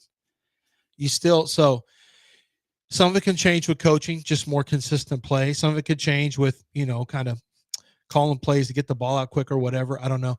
He's not wrong, though. He's not wrong. Who are the touchdown makers? He might not be wrong about the coaching either. Why didn't you go out there and get a big name, well-established coach as opposed to giving a raise and a promotion to a guy who failed last year? You know why? Because they're not available. Everyone says that, but when's the last time you saw somebody leave the situation? You don't. There are really good college offensive line coaches. Well, you would have had to go to college. Yeah, right. You couldn't do it in the pros. No. Like he's talking about going to get Jeff Stoutland from the Eagles. He's under contract. Yeah. He can't come. Yeah. He's under contract. And so they wouldn't give him permission to go. It would be a lateral move. And even if you try to give him a assistant head coaching role to try to come, they'd say, nope, you don't have permission.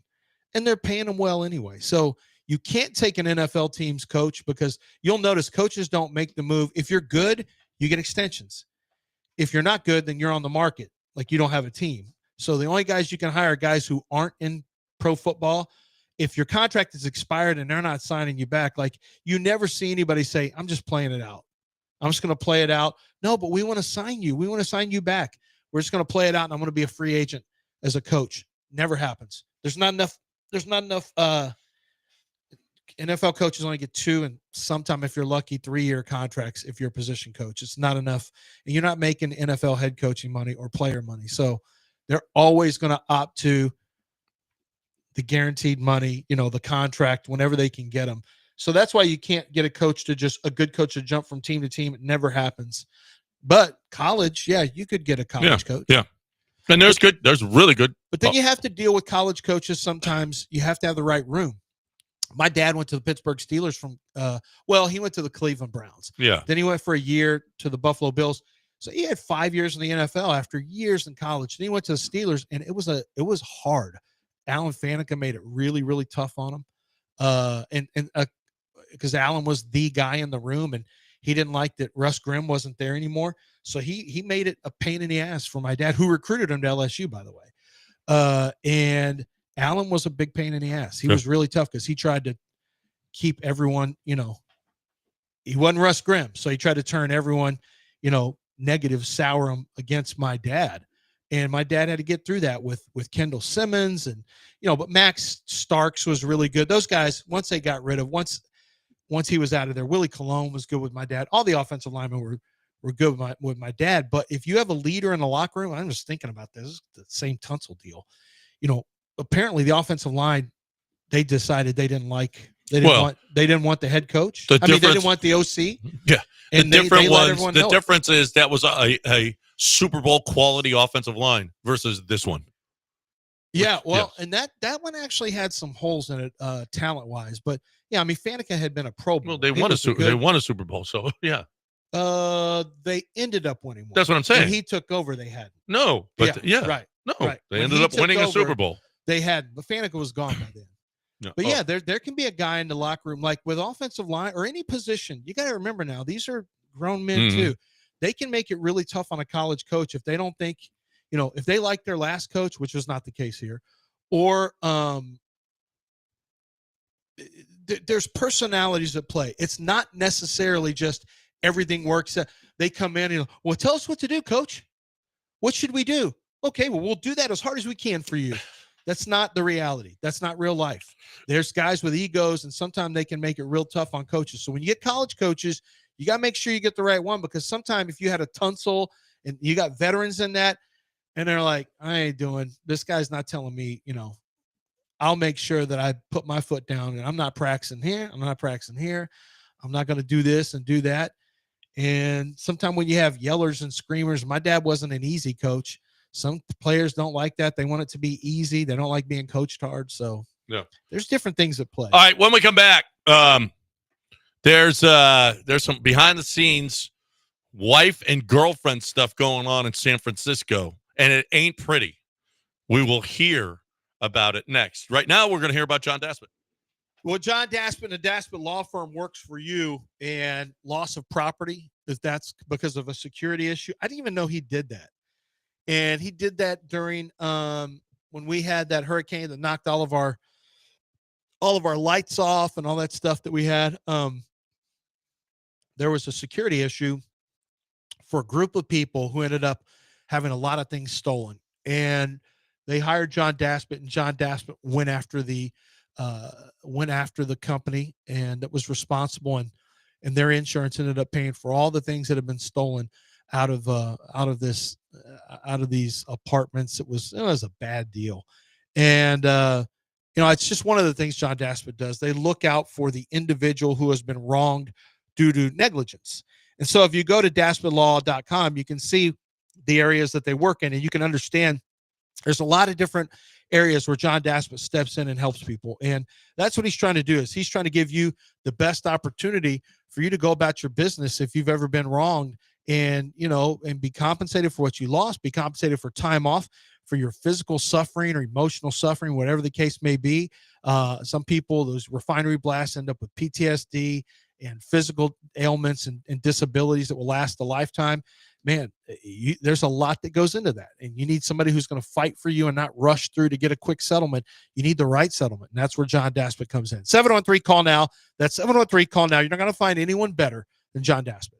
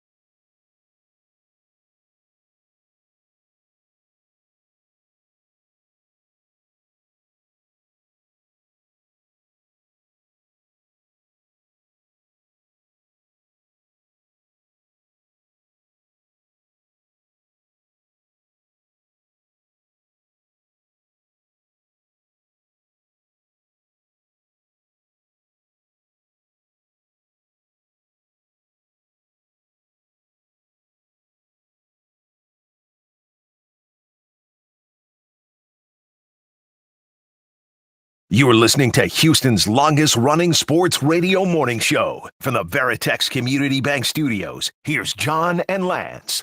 All right, welcome back here on ESPN 97.5 and 92.5. Dell, you've seen this video. Who is this woman that is talking? Did she? I haven't deciphered that either. But there is a woman who is talking on this Instagram post, and up above it, okay, they're pouring a Diet Coke into behind her. I mean, it's superimposed of a Diet Coke being poured while she's talking. She's sitting on a couch. There's some kind of a rose thing. She's sitting on the couch, and you'll hear her talk. Up above, Sydney Warner, who's Fred Warner's wife,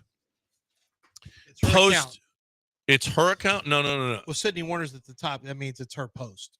The person pouring, as John said, there's a woman superimposed on a post. The post is of Sydney Warner pouring, or story, pouring a Diet Coke into a glass. In front. It's Sydney Warner's post, but the woman is not Sydney Warner. No, I know. It's her post. Right, it's her post. Sydney Warner, it says, Rare Earth, I just want to celebrate. Now, this post came out right after their fullback, longtime fullback, Kyle Juszczyk. How do you pronounce it? Juszczyk.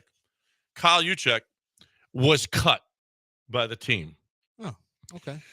So above this woman talking, it says, it was posted by ML Football. Trending. Multiple social media sleuths claim that there is a major feud between 49ers Wags due to Donald Trump and politics. Fans are claiming the beef is between Sydney Warner and the group of Kristen Juszczyk, Claire Kittle, and Olivia Culpo, who is McCaffrey's Christian McCaffrey's girl. It breaks along racial lines? No, political lines. Political and racial lines. Well, it just happens. Well, because Fred Warner's wife. Yeah, she is. I've seen them. I don't know who she is or what she looks like. So yeah, I've seen them do. They do sit by a pool and they talk. They have a podcast. Okay. Fred and his wife. Anyway, this is due to Trump and politics. And here is this woman who is superimposed in front of this post by Sydney Warner. Here's what she had to say. I really hope that Sydney Warner isn't trying to celebrate that certain people are leaving the 49ers. She posted this saying, and the day just keeps getting better, celebratory Diet Coke. This is very niche, I guess, but if you're a 49ers fan who follows the Wags as well, you know that she does not hang out with Claire Kittle or Kristen Juszczyk. This was posted 18 hours ago, and it was posted on the NFL's account 20 hours ago that he was getting released. I don't think I'm the first person to notice this. I think that a lot of people know that they don't hang out together. But Claire and Kristen have been like I don't want to say top Wags in the 49ers team, but they've been there the longest. I like Sydney Warner. I like Fred Warner. But this just, it's bad timing if it's not throwing shade. It's very bad timing because I think other people are already speculating this has to do with people getting released or signing somewhere else. Do you think okay. Do you think the Wags are playing a role in people getting released by the 49ers?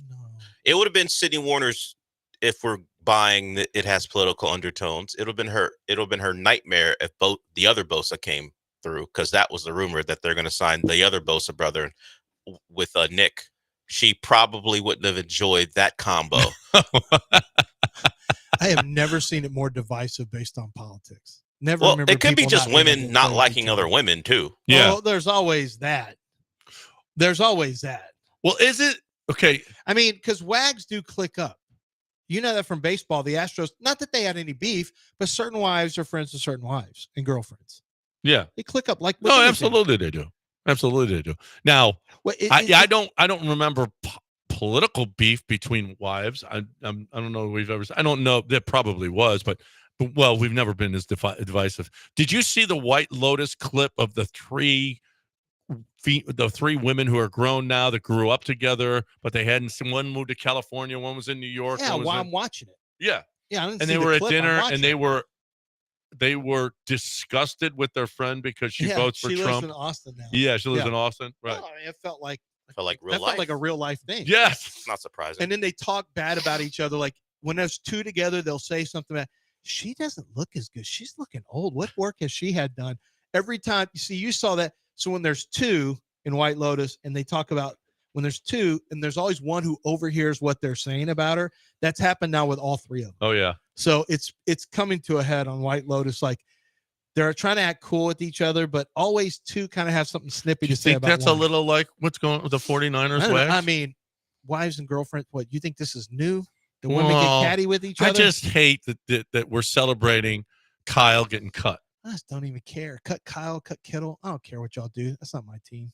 No. Burn the whole organization to the ground. Wow. I don't care. If you're not in my great organization, that's one of the great organizations in football history. If you're Sydney Warner, you can say to yourself, get him and that girl who's become famous from cutting up jerseys and turning them into like jackets and sweaters. Who's doing that? Kyle Juszczyk's wife. She's turned her. Because Culpo's got her own thing. Well, she's a mono. She's pregnant with McCaffrey's child. If you're Sydney Warner, and he's hurt again. Well, yeah, he had work to do in the offseason. If you're Sydney Warner, like, get her out of here. Grabbing fame, making those stupid jackets, beat it. I've become a big believer in now. These people making this much money don't care about you. They don't care if you're on the streets. I'm not going to care about them. No. I'm a big believer in that. I watch people have a hard time. Like nobody can even buy a house anymore. Average people working class is getting snuffed out. I don't give a damn about rich people in sports. I don't care how much money you make. You don't care about me. You ain't paying for none of my stuff. You ain't paying for Mason's $4,800 car bill when Snacks and him started fighting in the car. You wouldn't care if I die tomorrow. So I ain't putting one single care, beyond just my sports stuff. Sure. I don't care. Your enjoyment when you watch a game. Those women can fight all they want and keep pouring Diet Cokes on each other all they want. In glasses, not on each other. It wasn't. They weren't not pouring on each Diet. other. Yeah, but I would like it better if they're pouring Diet Cokes. It was my day on just each other. keeps getting better. Would you and want better. them to wear less clothing while they're pouring Diet It Cokes doesn't on? matter to me. Okay. I care more. I bet you would. They're wives I care and girlfriends of other people. Let them all crash and burn. I don't care. Mm. All y'all's husbands can get cut. Don't make me any difference. Y'all ain't paying my bills. You're not helping me out at all. Well, it's not. So that's when I see people put capes on for players. He got the bag. Nice. That man's not going to give you one penny. You don't know that. If you're on the streets, he wouldn't care. What about if it's you. his baby I promise. mama that's posting that? Well, then that's what? different. Okay. That's different. That man got his back. Yeah. No, you're involved. If you're involved, if you're a friend or family member, I totally get it. If you're not involved and that man would just walk over you or maybe even piss on you in the streets. Hey, John Chill. Yeah, that's right. Wow. I said it. Cut I it there. mentioned I real represent it. Okay. They don't care about you. Why do you care about them? John Chill joining us on the other side right here. He cares. On the other side, right here on ESPN 97.5 and 92.5.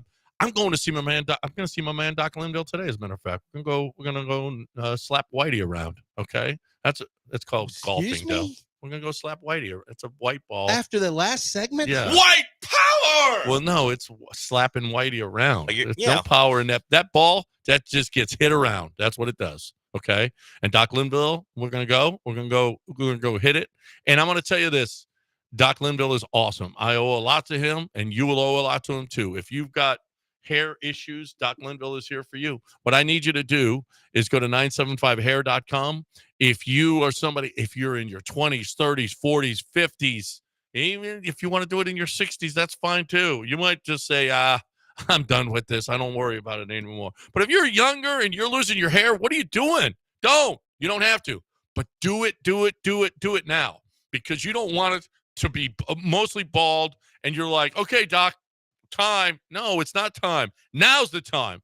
Attack it. Get the PRP where you stimulate the growth of your own hair, or get the neografting when it's easier to fill in and those hairs will stay forever. You're looking for the best way to attack this balding problem. 975hair.com, 975hair.com.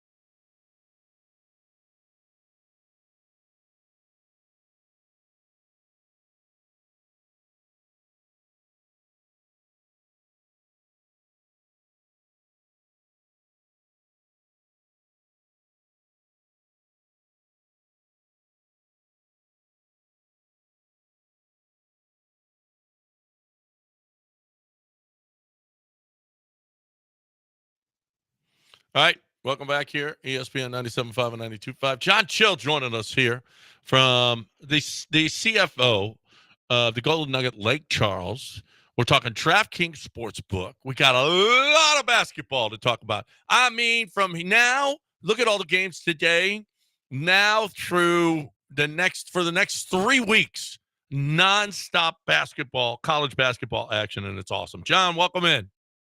Thank you, guys. How you guys doing? Good? Doing great. What? Okay. Yes.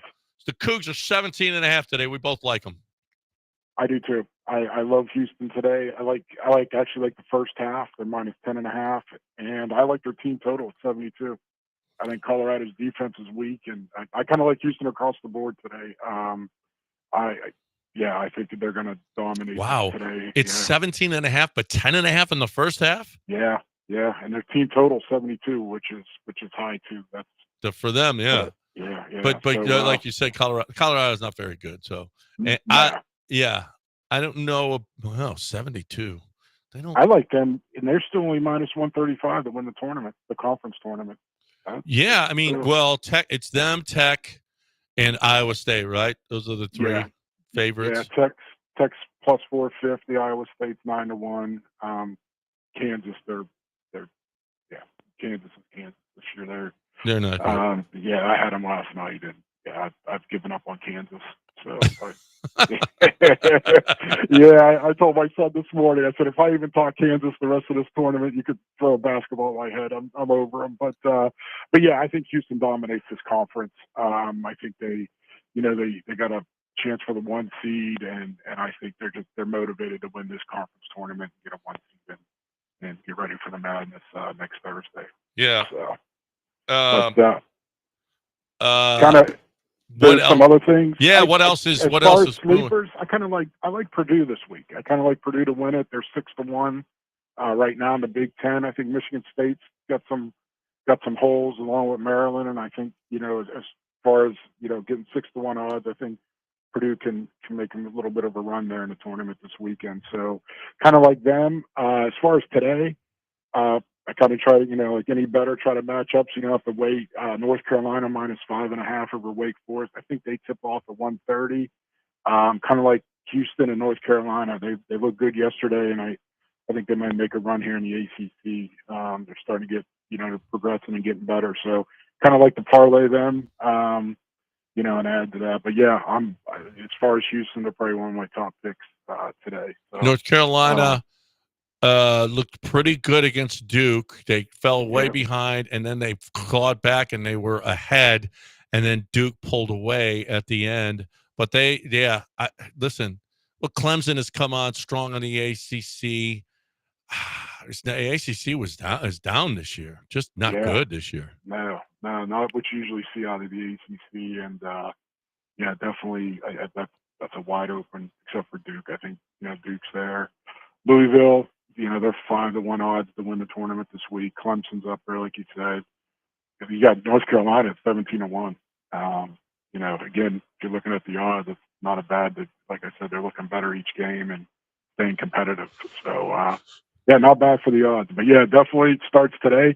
Actually, this weekend, there's more games than there is March Madness, and we're seeing a little bit, here at the book too, that the action and volume here. You got more games to bet. There's more, more games than there is during March Madness. But it is March Madness next week, and we're getting ready for that. And the book's booked. But we got Blue Martini open and all that stuff. And then this weekend too, we got the Players Championship. I got Ludwig at plus 240 making the top 10, and Matsuyama at 10-1 to make the top 10. And John, any bets I need to make? Anything in the Players Championship you like? Well, I put something on Schefter because I want to see 3 in a row. That would be totally sweet. But I don't know how you bet it. No, he had the hand injury, but I still like him. I like him to bounce back. He just loves this course, and he just outplays everybody here. So I'm hoping he could. But Oberg is playing just great right now. Yeah. And Rory, I mean, you can't be getting great odds on Rory right now, right? Nah, he's actually the second favorite. He's the win at 10-1, and then plus 2-1 basically for top 5. Yeah. And then, so it's hard to play. I like trying to do the long shots. I mean, Ludwig's up there as well, but definitely it's a good field. It'll be interesting to see what happens. So. Yeah. I also got a little something on M. Sung Jae. So if y'all, I mean, it may be a little late to. Can you still? How does golf work? You can bet them anytime or what? Because they change constantly. Yeah, they'll change odds. You'll have live odds, but you can play all 3 of those at any time. How'd you do last weekend on the UFC? As far as the book, we did very well. Everybody at Pierre, and that didn't turn out too good if you bet Pierre. And you had a 5-teamer rolling with him, and that was the loser. And I almost hedged that bet. But yeah, we did pretty good with UFC. Trying to remember some college games too. There were some upsets, and there was some sharp play on some that did pan out. So we had a good weekend last weekend as far as the book, and so UFC did very well for us as far as the book. Whenever you get some upsets, you're gonna get some. The players are gonna have a problem while the book has a nice night. Yeah, so we did that, and we're just like I said, we're getting ready. There's a fight night this week. Vittori versus Dolady. Kind of like Marvin Vittori. I think he's younger, got better cardio, so it's a 5-round fight instead of a 3-round. He's a -155, so get some UFC action again. I think it's like 6 weeks in a row there's been a UFC event, and that does well for us. So so we got a lot of stuff going on at the book. Like I said, Madness is here for the next 4 weeks. It's the favorite time of the year for me, and we'll that's nonstop.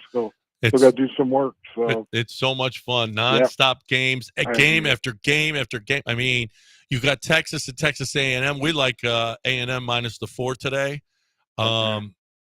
Here, I think I like Arizona over Kansas. I do too. Yep. And so there's all kinds of. It's nonstop. So if you're looking for a great place to play, DraftKings Sportsbook.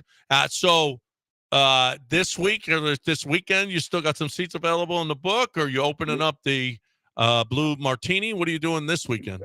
This weekend, the book's still open. We can take reservations in the book, and then there's a little bit open for, I believe Thursday is booked, but Friday's still open, and then Saturday and Sunday we still have a little bit opening. So it'll be Blue Martini next weekend, and then we added some TVs in there, and if you've been here, it's just a stone throw away to make your bets at the kiosk or at person, and you go right back into Blue. We got a full menu in there as well. Wings, burgers, you name it, all the bar food and all there as well. So it'll be a good time. So good stuff. Getting ready. Yep. Good stuff. So, yep. So, hey, real quick, John and Lance, and I've been working on a purchasing system here. Being a Steeler fan, is it true that my options are Russell Wilson and Aaron Rodgers? Is that what's left as a quarterback? Yeah, that's okay. So you're a Steeler fan. We talked about this week. You gotta be a little excited about Aaron Rodgers versus Russell Wilson this year. Yes, a little bit. Yeah, I'll be honest. I thought we'd keep Justin Fields, but that ship has sailed and went. But we'll see. We got DK Metcalf, and it's just. I don't know. I might start selling my season tickets. That's how flustered I am. I know this. I will bet once the over-unders come, I will bet the under. I bet you they'll come in at 9.5 for wins, and I will bet the under this year. Wow. Yeah. Wow. That's interesting. He doesn't. He always finishes over 500. So there you got. There's that. Hopefully this is the year. You know what I saw? Did you see the Instagram? Ben might come back. I saw that. No, Ben said, "Hey, you got DK and George. I'll come back." And Mike said, "Thanks, but no thanks." Yeah. All right. Anyway, go get another cheeseburger, Ben. Okay. Out of here. That is John Chill right here to Golden Nugget Sportsbook. Just 2 hours, 15 minutes down the road. You're already going to be in there before your plane even takes off for Vegas. So let's go get over to the Golden Nugget. You got spots available in the DraftKings Sportsbook to watch your college football tournament, college basketball tournaments this weekend. John, as always, we appreciate it, man. All right, sounds good. All right, John Chill. And that Golden Nugget Sportsbook, it's awesome, people. I need you. I'm telling you, it's so much easier. 2 hours and 15 minutes down the road. There's nothing. Vegas is awesome. I love Vegas. Love Vegas because you got all kinds of, obviously, choices. But when you go to Vegas, you're probably staying in the same place anyway. You go to the Golden Nugget Lake Charles. You've got the casino, which is a Las Vegas casino. It's not any different. It's the same. Okay. You've got the DraftKings Sportsbook, which is as good as any sportsbook that you're going to find. I mean, I'm telling you, it's awesome, awesome, awesome if you haven't been there. You've got the poker room. You've got the pool. You've got the golf course. You've got the beautiful hotel. You've got 12 restaurants to choose from, all different categories of restaurants. What? I mean, why spend all that money flying, all that money in the hotel room or whatever in Vegas? You got it right here, 2 hours and 15 minutes down the road. So much easier. It's so cool, so great. We love it. GoldenNuggetLC.com. You want to get over there? GoldenNuggetLC.com.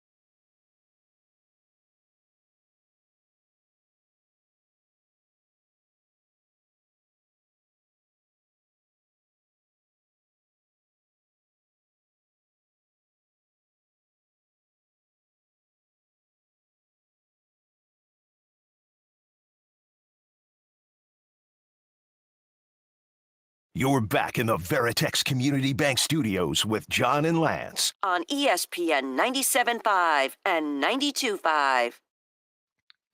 So we ain't putting up with stuff no more in this country now. You whack somebody in the head with a baton, you're getting charged. Okay? The high school girl, they're running a relay race. She's got the baton. Have you seen this? She whacks. The girl is going by her. I think it was in Virginia. I think so, yeah. Uh-huh. And she's been on Good Morning America, this girl crying about this whole thing, how she's getting her mental is now affected by it. Because people are coming after. I'm sure it hasn't been good online. No, I'm sure it hasn't. Once again, people who's no business of theirs. I know they gotta social chime media's in. got to make it their business, Right? So they've got to go tell her. I didn't say one word to this. I'm looking at like, ooh, that's illegal. Yeah. I just looked and said, ooh, that looks like it's breaking. Looks like she hit that girl in the head with a baton. It looks like the proof is pretty clear. Well, she said, if you look at the other angle. I did. It looked more convincing. It really did. She said, it got caught like on her back. Yeah. And then when I came down, it like smacked her in the head and caused a concussion. So the girl bailed out of the race. The other girl like went collapsing out of the race. And this girl went on and was trying to say it's not. She should have just apologized. She said she got a concussion and a skull fracture, possible skull fracture. Yeah. Skull fracture. Well, we'll see. Maybe. I don't know. I know she got hit in the head. Yeah. The other girl should have just said, sorry. Yeah, no, she was on crying, and people don't care about my mental. People are coming after me. I'm sure that coming after you part's not easy. That was probably not great what some people have said to her, what they've called her and things. It's not great to read that about yourself when you're 17. It's a good thing in this tough. country that it wasn't interracial. It was. Oh, yeah. Well, it's bad. Look at that. I was like, cut it. Just stop. No, I'm glad. It's not the phrase we use for that. That's a specific phrase for a specific thing. Word for a specific thing. Interracial. It's pretty bad. No, it's not. Yes, no. that word there are is generally only used experiences for that are one thing. interracial. Yes. I mean, it doesn't have to be just sexual, though. No. He's actually right. I am right. You're wrong. It's not that I don't know that it exists. I'm just saying for most people, when they hear that, it's not most people, but that term isn't generally used for. I'm talking about this. Thing. It doesn't have anything to do with that. John, it wasn't an interracial experience. It was same race. Who says that? It does Who says sound. that? I know where Dale's coming from. It's not a question of whether the word can be used. It's the correct usage of the word. But who says it? I just did. Lance. I don't use it for that. I use it for very specific, like relationships. Right. Yes. Interracial marriages. Like I don't say like fusion food. I don't say this is interracial food. Exactly. Well, you could though. Well, it's really more ethnic. It's not race. It's more ethnicity. Yeah, but I used the correct. You did. It's just no one uses it that way. I do. I haven't heard it used that way, but it is technically between races. Right. It actually is the correct word. I get what Dell's saying too. It sounds. It just sounded odd. That's all. Like, hey, wait, is that the right word? Yes. But the Latins would tell you yes. The Latins. Well, I don't know if that's Latin for. Well, everything comes from Latin. Yeah. Inter and then racial. I don't. Inter is between. Yeah. Right. Yeah. Well, everything. Not. Yeah. Anyway. Is everyone okay? Is the girl who got bopped in the head okay? She's hurt. She got a possible fractured skull. She got a concussion. Possible? We don't know if it's fractured or not? No, she came out right away and said, I possibly fractured my skull. There's a chance. But did she get a concussion? I don't know. She exited the race right away. And she was hit in the head. And, I mean. Well, the other girl did something that was illegal. A lot of times, I wouldn't be shocked if charges got dropped. If she had just apologized, not gone on national television, if she had just handled it, maybe there's not charges pressed, but don't go viral. I mean, if you did hit somebody, I mean, if they're going to sue, they're going to press charges. The mom is going to press charges. Yeah. You hit her daughter, and because I know the mom's supposedly really mad about this, as I would be. Yeah. You hit her daughter, you did whatever to her. She's out. Yeah, she's pressing charges. That's what's going to happen. Right. And, I get it.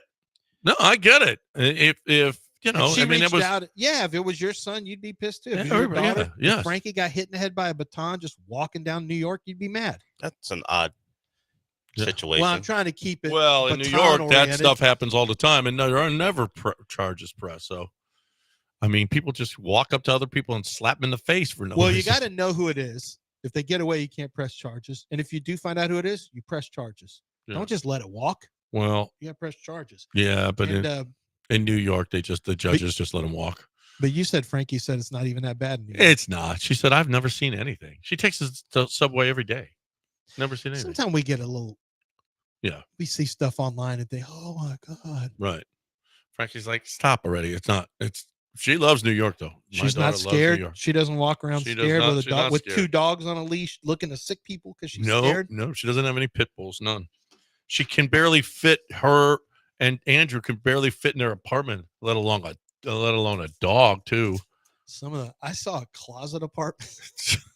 Dude, New York is wild. It's crazy to think that there was a time where you didn't want to live in Manhattan.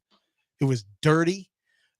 The guy who did Mega Blast sent this to me on in Facebook. You know the guy who does Warriors Come Out to Play? Yeah. So the or one of the directors or whatever, somebody who worked on it on the film said, well, we were looking for something. We needed something that was scary. We didn't like the words that were written. It just didn't pop. And so we went to the actor and said, come on, we're trying to come up with something that's like intimidating or scary.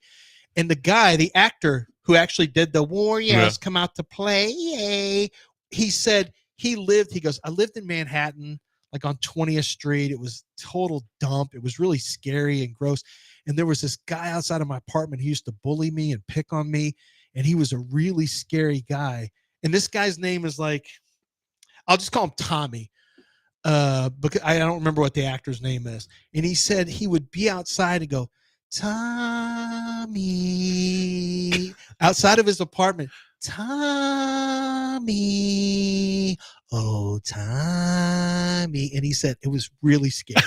He said it was really scary. So I used that, and I don't know where the bottles came from. That was a nice touch. Oh, no. He did say something about small bottles, but he said he got that from a really scary guy in New York because he said, New York, Manhattan was a dump in the 70s. Just, you didn't want to live there. It's full of crime, prostitutes, drugs, just everything. Sounds like a good time He said to me. it was terrible in Manhattan, most of Manhattan. And now you have to try to get an apartment and a closet. Mm-hmm. Yeah, that's basically it.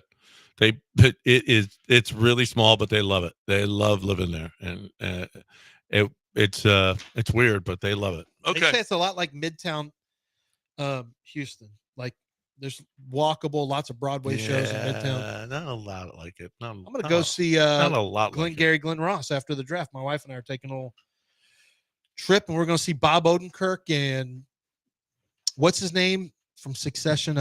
Kieran Culkin and Bill Burr. Those are the 3 stars. I talked to my cousin last night. He just saw Denzel and Othello. Jake Gyllenhaal. We got tickets for Othello. You do? Yeah, I was able to. It's not cheap. I told the wife, I'm like, okay. Well, neither is Pizza in the Face car. No. Well, college looks like some money just got sucked out of the college account. Oh, wow. Oh, yeah. You boys can. Don't know. It's going to hit you at some point. I'm not paying for all your college anyway, so now I'm paying for less. Uh-huh. So y'all might want to put some. Y'all might want to get a job and put some money back in there. Oh, dummies! Wow, that's so dumb. Well, at least they're taking it well. Yeah. Julian, let's get him in here. We got to talk 49ers football. We haven't. What's up, Julian? Good morning, gentlemen. This offseason has been pretty damning, but it's a necessary evil, brother. We had to get rid of all this money, cut these players, because it's going to free up our cap for the next couple of years when maybe we can make some moves. We are in a little bit of a rebuilding/retooling. Man, I just didn't expect it to be like this. I told my buddies in the chat it would be, players. I named quite a few. I didn't name all these guys. But it's going to be wild, brother. I really thought y'all were going to get Greenlaw, to be honest with you. I thought y'all would move somebody around as far as restructuring. I thought Greenlaw was going to end up with y'all, and y'all were going to have Aziz and Greenlaw. Yeah. Well, they got Christian Harris. Like, they're not going to. No, I never. Well, but they were sniffing around on him, and he went. Sure. I think he got a better deal with the Broncos. Yeah, I'm sure they were if they could get a good deal, but they were never going to get the good deal. No, they weren't going to get that. Well, if he was going to come at a bargain price, but the Broncos apparently. Well, offered. then you're letting Christian Harris walk. You get Greenlaw, then Christian Harris walks at free agency. Oh, you need depth. I mean, nah, but you can't pay Christian Harris that amount. You can't have 3 linebackers making that money. Well, maybe if they don't feel like they're going to re-sign Christian Harris, maybe that would have been. Well, I don't know. Maybe. Well, you let him walk. He gets a contract relative to a 5th-round compensatory pick, and you play the comp pick game. Yeah. I saw something interesting. Thanks for the call, Julian.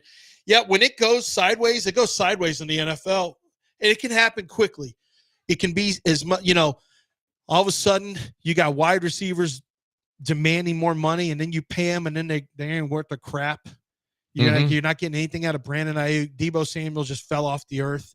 And like that, 2 of your top guys are not. You got a super expensive running back now, which you already knew. You got him just to try to win a Super Bowl. You didn't do it.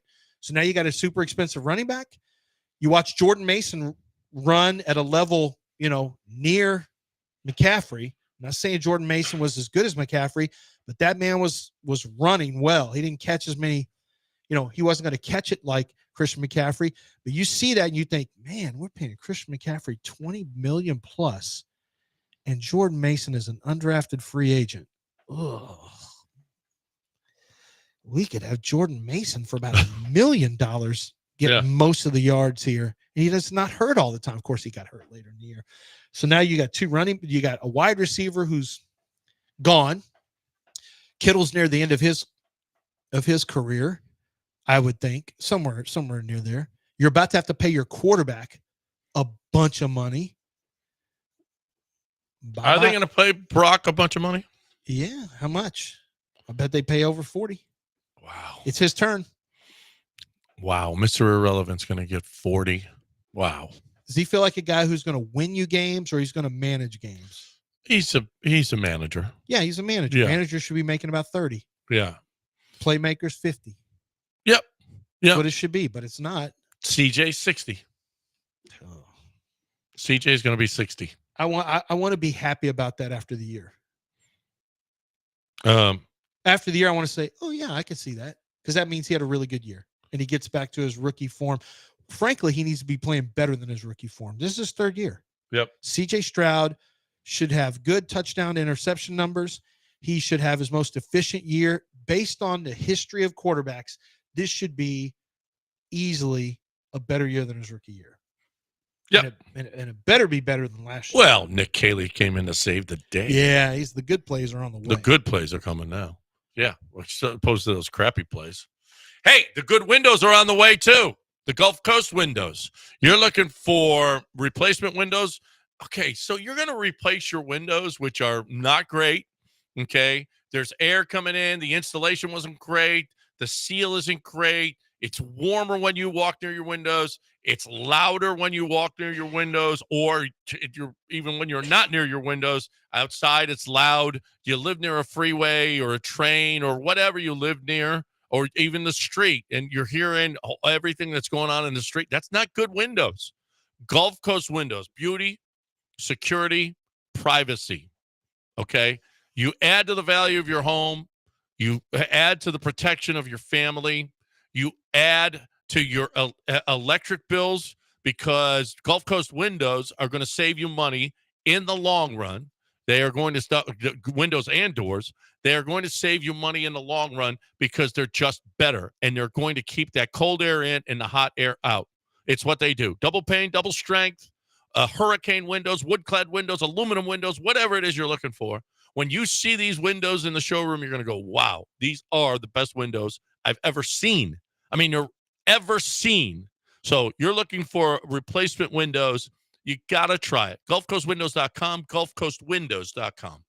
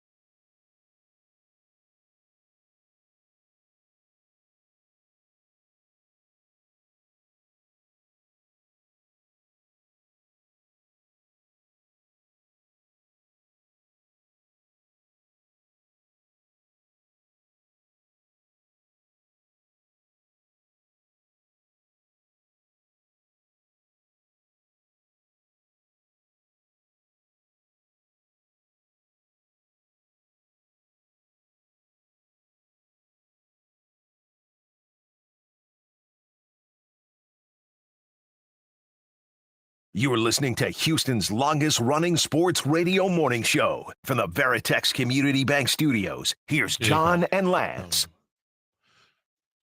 All right. Welcome back here on ESPN 97.5 and 92.5. Cooper Kupp, we missed that today.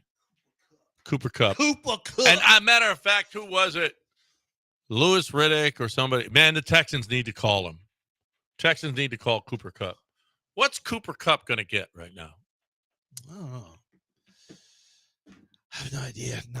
8 million? 7 million? I don't know. I don't know. I got to look at some of these contracts. 5 million? million? No, you're probably right. 5, 4, 1 year, 2 years, 10 million. Let's see what some of these 1 year deals are. I mean, but look at his production. No. And his injuries. No. We're not doing that. Yeah. We're not doing that. And the Texans can't do it anyway. No, everyone just thinks the Texans should sign everybody. Like, have y'all looked at the cap at all? Or I just don't think they have. Everyone's in 1 year. This is second wave right now. Everyone's signing really like no one wants to report the money now. Yeah. It's a 1 year deal. And they don't. A lot of these 1 year deals are not getting the money's not getting reported because the agents don't want it out. But what is this trend that we're doing, where we're reporting the agent that is negotiating the deal? You notice that? Yes. Okay. So what it is they will give you. So basically, this is the thing now. If you want to have exclusive, if you want to be the guy they break it to, you now have to mention the agents. The agents because the agent is basically the one who's giving you the story anyway. So they want their name out there on it. Mm-hmm. So that's why they're doing that. Yeah, I got it. Yeah, I get that now. But yeah, I've seen a few of them. The deal was negotiated by. That. But you know what? Now general managers know this is where the leak's coming from. This is where if this guy's got a story about one of his clients. They already know that. Yeah, they already know. Most stories come from agents, and you know what? Sometimes I get stories about other. You have to check, but I've gotten stories before from agents who know about things with other players or teams and stuff like that. There's a lot of agents that know stuff that's not their player or their team because there's talk and they talk to people on teams and they get information. So yeah, a lot of it comes from agents for sure. I'm trying to find the last running back deal. I don't think Stephon Diggs gets a deal for a long time. I think we're into the summer before camp. At this point, you're in second wave. Why do a deal? You want to go to camp in the summer? No, he doesn't. No. Steph is going to wait. He'll wait, and then he'll do something probably maybe even late July before camp because the money's not going to be different now. So you might as well wait it out. Yeah, I can't find contract news on Adam Thielen signed a 1 year deal. No mention of the money in that one. Adam Thielen signed a 1 year deal. Yeah. Wide receiver, 1 year deal, $6 million for Mike Williams. Okay. I would think that going back home, Cooper Kupp could get $6 million then. You think? Yeah. What did Mike Williams do? Would you rather have Mike Williams or Cooper Kupp right now? Cooper Kupp plays. He was hurt last year, but probably Cooper Kupp. I don't know which one I'd rather have. Mike Williams, wide receiver. You're not going to find a whole lot with Mike Williams, I don't think. Like, I'm surprised he got $6 million. Let's see. Can't find contract. Mike Williams. Okay, he made Aaron Rodgers look great last year. So, what did Mike Williams do last year? These numbers are not great. 2024, he had for the Jets 9 games played, 12 receptions, and he's getting $6 million. Cooper Kupp's getting $6 million plus. Yeah. I mean, honestly, I couldn't. No, he did play for the Steelers too. He got traded to the Steelers. Oh, I forgot about that. Did he have any catches with the Steelers? This has to be wrong because he played 9 games with the Jets and he played 9 games with the Steelers. So no, I think that means 9 total, right? No, games played. It says 9. 18 for each team. Well, what is this? That's 18 games. What is the season? Oh well, the Steelers were in the playoffs though, so 9. Yeah. Oh yeah, that makes sense. Yeah. So he played the whole He year. got 9 receptions so he had 21 total receptions. In 18 games, and that's $6 million a year. Okay. Yeah. I mean, they're desperate for wide receivers and Chargers. They have money to spend, but I would rather have him Cooper Kupp than him. That had to be like asking Herbert too. Do you want Mike back? And he probably, yes, I want Mike back. Yeah. Yeah. So, yeah, there's that. I mean, Cooper Kupp might not be bad for the Texans. They're not going to get him. They can't afford him, but somebody asked me, is he better than Xavier Hutchinson? And I said, because it's a relative question relative to the money you're going to spend. Yeah. Is Xavier Hutchinson's rookie contract and whatever 5th, 6th round he got versus Cooper Kupp, what you would have to pay him, which presumably would be about $6.5 million. He knows how to make catches better. He's not a great separator, but he's strong. He's a pro, he's a pro receiver. He knows how to make contested catches. He's a better route runner. Yeah, I'd rather have Cooper Kupp. But once again, is he worth that money? For the Texans, he might be if he could stay healthy. Because if you have an accurate quarterback, it doesn't matter if you got tight windows. If Cooper Kupp comes in here, is he the number 2 receiver? Maybe. He might have more catches than Kirk. I think he would if he stayed healthy. That kind of speaks to the Texans wide receiver situation, man. They got to draft. You got to draft one wide receiver. I've already talked about this. One offensive lineman for sure. One defensive lineman for sure. Probably 2 corners.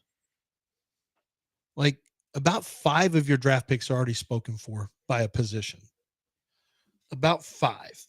Looks like they're okay at running back. I don't think they're going to do anything on running back, even though it's a really deep running back year. Tight ends, they got 3 tight ends, unless they're going to do something with Dalton Schultz to get rid of him, or unless they plan on cutting Brevin Jordan. My guess is they don't do anything at tight end this year. They got pass rush. They need one plugger in the middle, defensive tackle-wise. They got linebackers. They need depth at cornerback. They don't have it.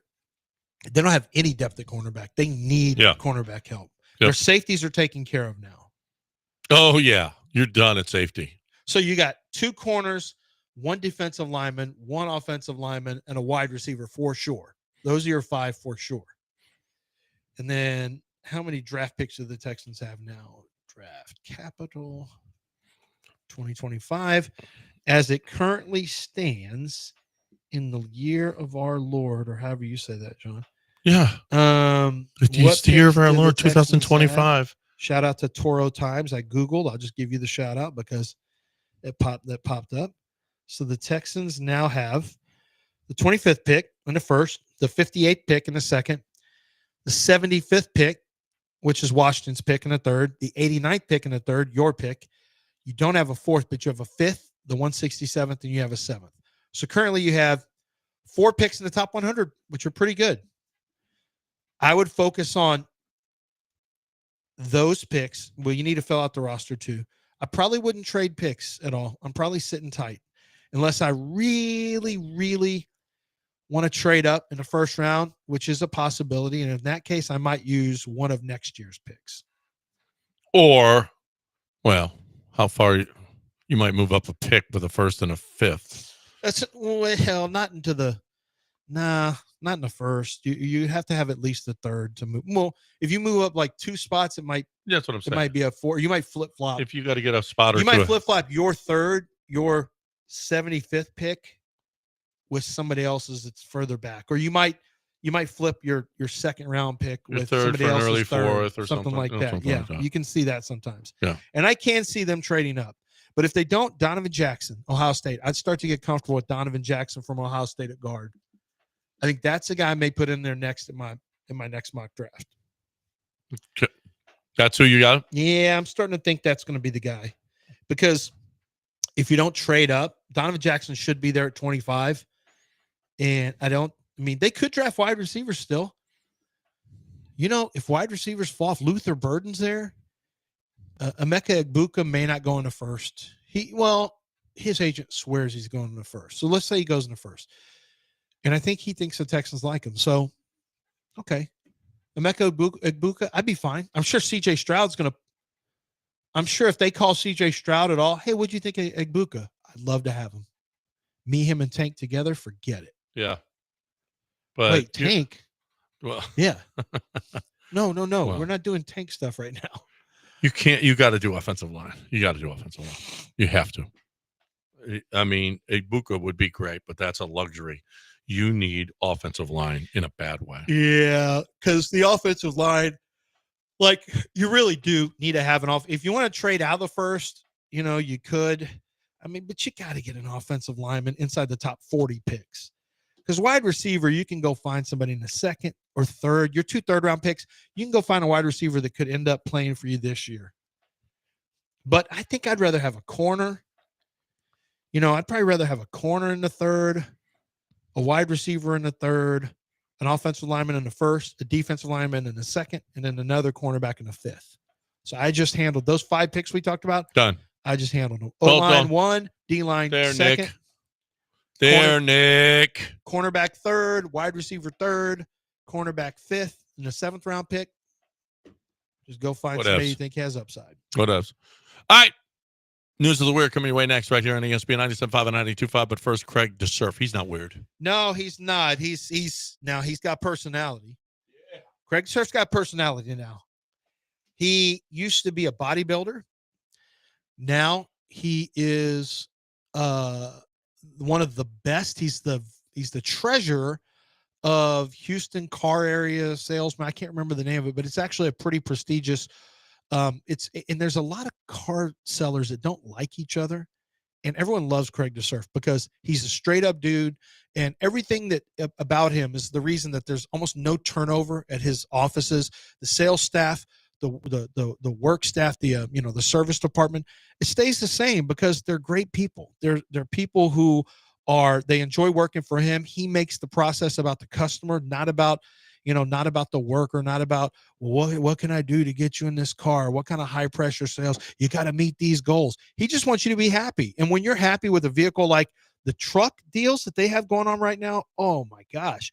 I got some of the truck deals yesterday in the mail with 0.9% APR financing going on right now for some of the best trucks that they have.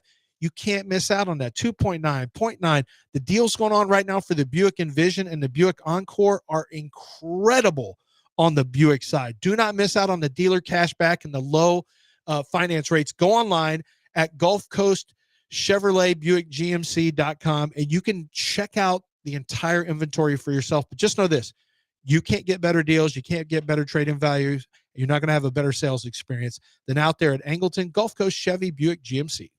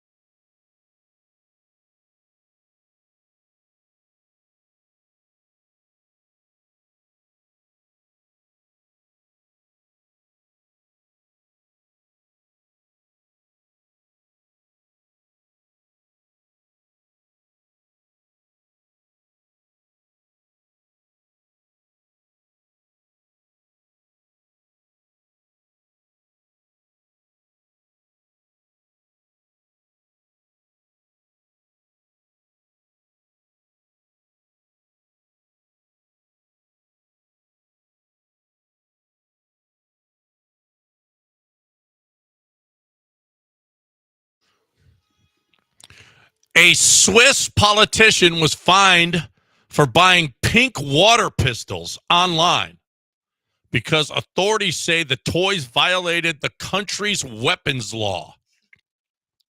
Is there a softer country than Switzerland right now? They've always been not about that life. Neutral. Where They're not about the weapons They're life. not about weapons and war. No. They'd rather have nice bikes. And are they the ones? Is it Denmark with all the lilies or whatever, and the tulips and the windmills? Who is that? Is that that's not Switzerland? That's Denmark. That's Denmark, Yeah. right? It's kind of the same, right? It's the Dutch. Yeah, Dutch, which is Denmark. Switzerland, Sweden, Switzerland and Sweden. Are we basically just? Oh yeah, Dane. Are we pulling Switzerland and Sweden together? Are we? Huh? Are we kind of pooling them in the same group, Switzerland and Sweden? I do.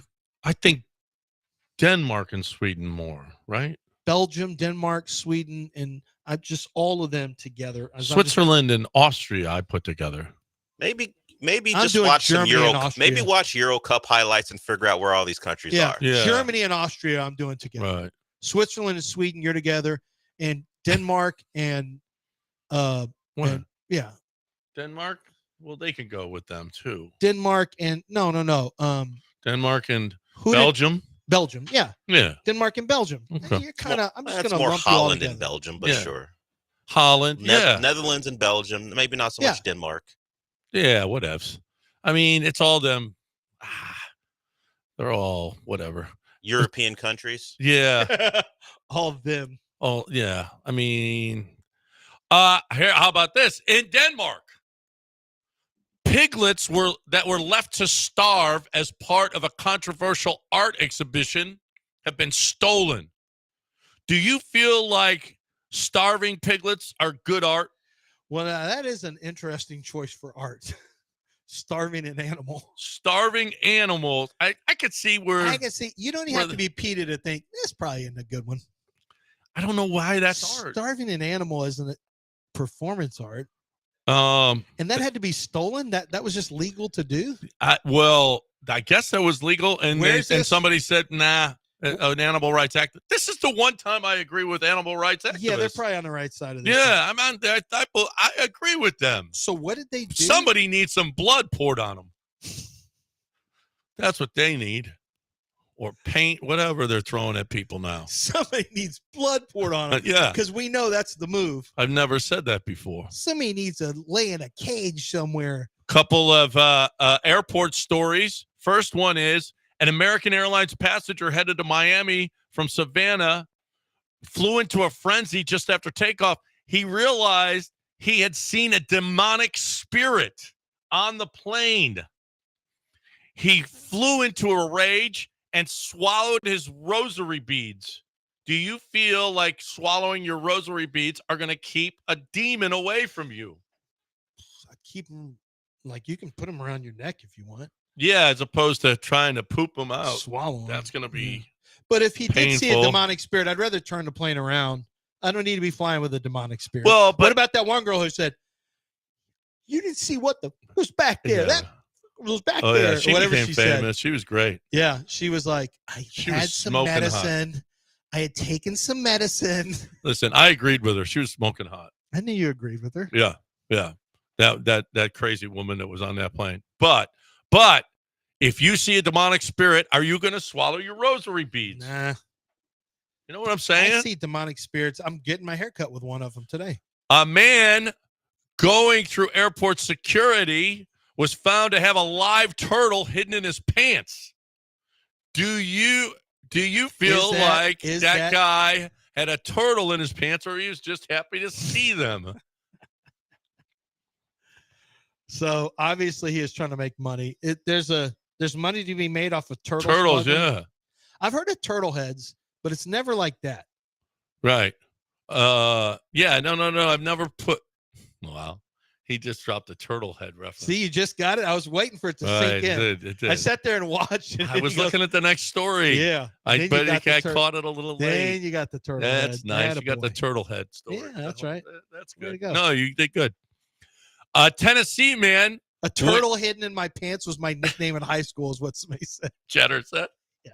That's what Jeter said? He did. A Tennessee man was shot by his dog while lying in bed. Has your dog ever shot you?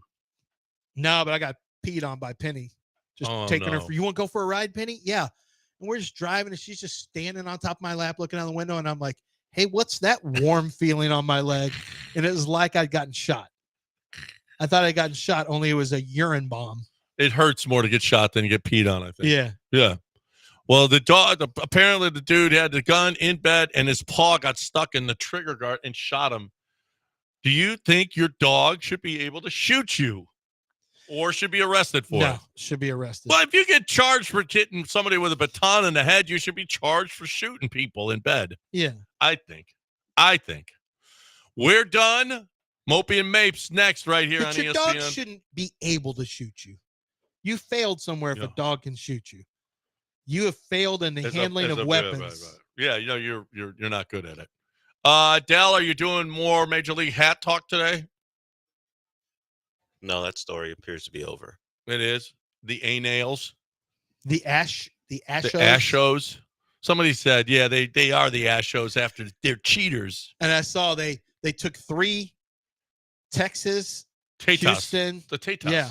They took those 3 off, but not before tons of orders had come Oh in. my God, no, those are collector items now. Yeah. And you know what they're worth? What those will be worth on the interwebs? They took those off though. Yeah. Right, but since they stopped production on them, it's going to be worth even more if you got one.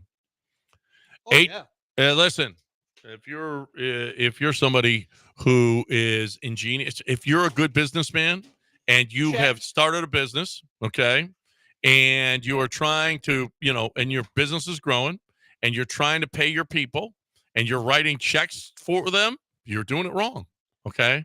Let HR&P do all the checks. Let them handle. We got payroll coming up, as a matter of fact. It's near the middle of the month, right? Yeah, we're going to get paid here in a couple of days. Actually, tomorrow, because it's Friday. And here's it's happened every single time. Not God willing. No, HR&P has more to do with it. HR&P doesn't miss. Yeah, it's not. This is not an act of God. Hey, us HRP, getting paid. where's my money? Yeah. We don't have to say No. Now, if HR&P ran the UFL, they'd be like, we don't have anything to do with this. No, they just don't pay you. That's not HR&P's some problem. XFL employees. Yeah. Not you. You got HR&P must have been paying you. But you have a good business, and you need to pay your employees, and you are paying your employees, but you're taking too much time doing it. You're paying too many people to do it. Let HR&P come in and handle your payroll. They do it better. If you're looking for the best way to get your payroll to your people, hrp.net. They're awesome. We love them. You will love them. You're going to love what they do for your business. And it's not just the payroll. They will help you get through all of the difficulties, tax-wise, payroll-wise, 401k-wise, all of those things, benefits packages. They help you do all of that stuff. One fell swoop. hrp.net, 281-880-6525 or hrp.net.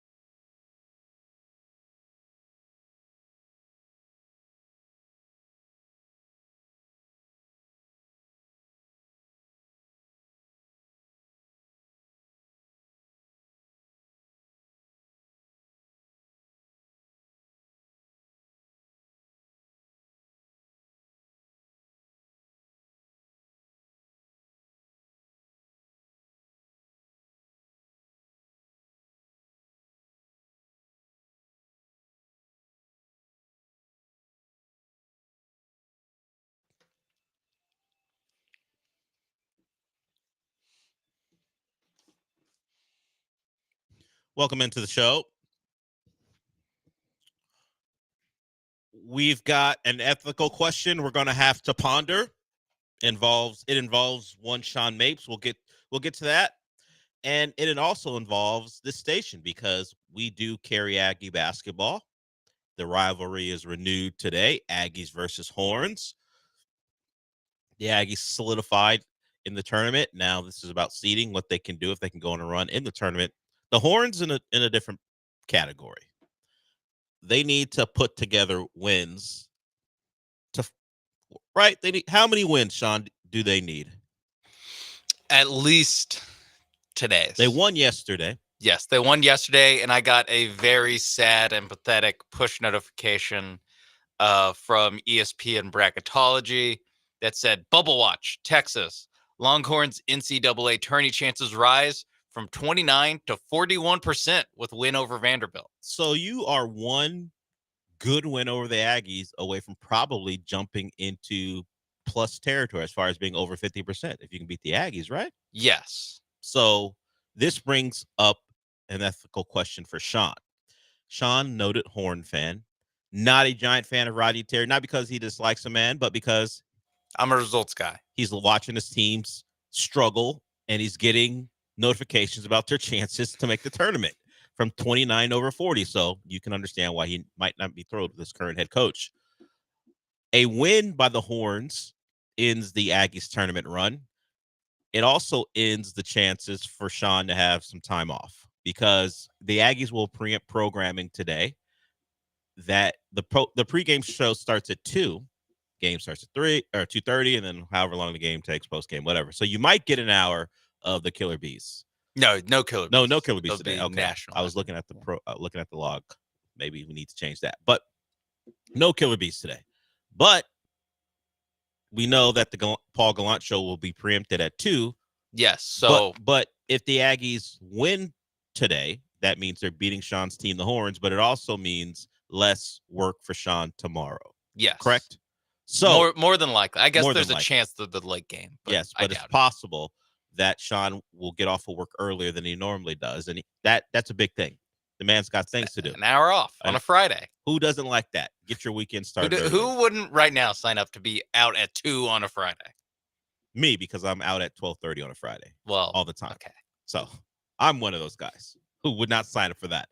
So you can have your Horns solidify their chances of making the tournament, not guaranteeing them. They might. Yes. Another win would probably guarantee that if they win today and tomorrow, or you could have an hour off of work and start your weekend early. You also might have to deal with Rodney Terry for another year, which is something that doesn't seem very enjoyable for you. It doesn't seem like you want to deal with that again. No. So these are things. Are you going to root against your team and not just root against them? Root against them against what I assume is still what you consider their biggest rival, or maybe you think that's someone else now. In basketball, it's like, who cares? Who cares? It's basketball. But still, do you want to see Aggies with joyous faces after beating the Horns? No. No, you don't, no matter what the deal is. So where do you stand? Are you going to root against not only the Aggies, who are, our club here on the station? Are you going to root against them, or are you going to root against the Horns, who is the place you went to school, the place the program you love, because it gives you an extra hour off? Also, it means no more Rodney Terry, which isn't a guarantee, by the way, but you would assume It helps if he doesn't make the tournament, he's out. The ESPN notification didn't include the odds of firing their coach. Okay. That seems maybe a little grim. They don't want to put that on the notification, or maybe just not enough room. I don't know. ESPN BPI doesn't have the projection. They should do that. Just have them side by side. Chance to make the tournament, chances Rodney Terry gets fired. So where are we? You've had time to think about it. I did the prelude. You also brought this to my attention yourself, so you have thought about it before the show started. Are you going to root against Texas because it means just an hour extra off of a job that isn't that difficult to begin with? Or are you going to root for them because that burnt orange blood is strong? Have you come to a decision? I haven't come to a firm decision Where yet. are you leaning then? It's just that the upsides of Texas winning are very small. That's the thing, is that the benefits from the win is they might make the tournament. They have a better chance of making the tournament and probably still not making the Sweet 16. Like that's just so I'm just signing up for one more SEC tournament game and one or two more NCAA tournament games of a team I don't really like watching. Okay, so not even a win in, I don't know, a 7-10 matchup, you being the 10 would be enjoyable. No. No. Not Okay. really, because then they have to play a 2 and then they'll lose. Well, you can think about that day in between where you can delude yourself into thinking you've got a shot. Isn't that fun? It's not an SEC team. Isn't that fun? And you bring on St. John's. And you guys were great against non-SEC teams. Well, the conference was. Yeah. So even that day between where the delusion starts to pick up, if things go our way, we shoot the ball well, force some turnovers, we might win. None of that. Mark. Yeah. None of that. Okay. No. Okay. So I just no. I did. Okay. So you don't think there is any miracle NC State type run in them? And by the way, if Texas is smart, you let the run happen. Don't give him an extension and fire Rodney Terry like NC State did to what? Keats? Is that his name? Yeah, Kevin Keats. Kevin Keats went on a run, got to the Final Four, had a bad year this year, and fired him. So it's not like you don't have to. It's not like you can. It's not like you have to give him an extension just because he goes on a miracle run. You could pull NC State. So don't. But that's just wasting another year of my life. Okay, sure. that is what I wouldn't allow the Texas basketball program to waste a year of your life, even if they do stick with Rodney Terry. I mean, there are other things you can find joy in. They've already wasted like 2 of them. Okay, so it feels like you're leaning towards let's get this out of the way. Let's lose, and hopefully it results in certainly you get an hour off, and it's also I'm just Rodney Terry prepared. fired. I'm prepared to lose. That's the thing. So it's not even like a heartbreak. That's the real crux, is how much should I mean, I'm not buying in. I'm never gonna buy into this team and that coach. Oh, man, the ESPN little pie chart, the matchup predictor. Don't do this. Don't do this. Texas has a better shot than you think. A&M 61% chance to win. Texas 38. So you're a live dog according to that matchup predictor. Yeah, 6.5 point underdog. I don't know about everyone else, but I have a lot of experience trying to not root against my team, but understanding losses would be better off because it means the coach is going to get fired. Maybe a lot of us feel that throughout their fandom, and you know what it feels like. Hey, I really don't want the players to lose, but it's better off if we do. It's better for the program to leave no doubt and fire this man. So I understand it. Trust me. I know a Shannon and a Golden and a Manny Diaz as well. So I get it. But this is I wouldn't ever root against them against Florida State. In basketball? No. Well, they never beat Florida State in basketball anyway, so it doesn't matter what I root for. Even when they were good, they didn't beat Florida State. But it's just basketball. Just Texas basketball doesn't move my needle, so I just don't. I don't like my needle, but sure. Well, it doesn't move the needle for me. Okay, sorry. Thank you for cleaning that up. I get it. There are some sports that are less important to everyone. I get it. Like Miami's golf doesn't move the needle for me. If they lose, okay, so be it.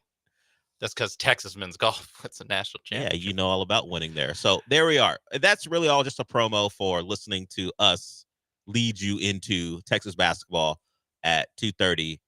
Actually, at 2 o'clock, the pregame show starts. Texas, it's not Texas basketball, by the way. It's A&M basketball featuring Texas starting at 2. Yeah, and then the game begins. We would have been 2:30. showing this game if Vanderbilt was in it. Yeah, yes, exactly, because we are the station for A&M football, basketball, and baseball. Yeah, we're all A&M all the time, so you can listen to that game at 2:30 here. But the pregame, as I said, begins at 2. Paul Gallant will take you to that, and certainly we'll get you to Paul Gallant. There was other basketball to focus on, if you so chose. I did. It was Rockets and Suns. It was another one of those games where it wasn't that entertaining. I never felt like the Rockets were at risk. Jalen Green had a great night. Got to the free throw line, which is not something he does at that clip. Double-digit free throws for Jalen Green in a win over the Suns and the Rockets, who seem to be somehow connected, but not really because of every time Booker or Durant is mentioned, the Rockets are mentioned. And, of course, their real connection is the Rockets owning Suns picks. So it's an easy thing for people to talk about. Get those picks back for the Suns and trade the likes of Booker or Durant. What's he doing in there? No, why is he in there? I'm just listening, Dad. I just want to enjoy your show in person. Okay. I appreciate the support. Thank you. So Rockets now playing better against bad basketball teams. You'll take it. You know what? I don't take anything from those performances other than thank goodness you're beating these teams. And with relative ease. Like the Suns were always somewhere between 7 and 10 points for the most part in the second half, and the Rockets kept them there. They limited Kevin Durant's shots, which is always good. I don't get the Suns at all. I know they're poorly constructed, but you would think there's enough talent there to be not a real contender, but deep into the play-in and maybe battling for a 6 seed, they are out of the play-in. I believe there are 6 games under 500. I was listening to the Suns broadcast or watching it again, and they were talking about their team, and Bradley Beal was playing pretty well, and they mentioned that the Suns are 10-10 without him because they're talking about his absences. So the Suns now are 6 games under 500 when Bradley Beal plays. Now, I don't know what the record is when all 3 of the guys that they're paying a lot of money to play, Beal, Durant, and Booker. They didn't give me that stat, but it was interesting that they're a better team when he doesn't step foot on the floor. They're pulling out the knives on Bradley Beal. I don't think that's what they meant. No, that's what they're doing. But that's how it came across to me. And as I said, there is context. How many games of those where Bradley Beal is absent are Durant and Booker playing, and how many games when Bradley Beal is on the floor are Booker and Durant? Maybe one of them is gone, maybe both of them are gone. So it isn't exactly fair to Bradley Beal without getting more into the weeds on the numbers, but they're not good when he plays. We know that much, and they weren't good last night. We also have to talk about the Plumlee Adams dust up, mostly because there is a history there. There's a clip that was floating around yesterday where it says Steven Adams. Remember that time Steven Adams saved Plumlee's life because Steven Adams had the ball in the low post. I think Plumlee went for a pump fake. He jumps and he nearly crashed to the ground, but Steven Adams kind of braces his fall because Steven Adams just stayed on the floor. So it was just a foul. Plumlee did not get injured, and people were referencing that clip. There's also a clip of them where they're battling for a rebound. Plumlee shoves Steven Adams to the ground, and once the whistle's blown and Plumlee has the ball, he kind of rolls the ball right at Steven Adams. So they've had this back and forth over the course of the last 5 years or so, mostly with Adams in Memphis and Plumlee in different locations because that's just kind of the life of a vagabond big man. But those 2 were thrown out. They went to the floor. Plumlee wound up with a little cut. But most importantly, the Rockets win.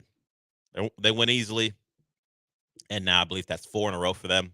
With the Nuggets getting blasted by the Wolves at home, the Rockets are now 1 game behind the Nuggets and the Grizz for the 2 seed. So it helps to play bad teams. Helps more when you beat them. So Rockets doing okay. Fred VanVleet came back. That was nice.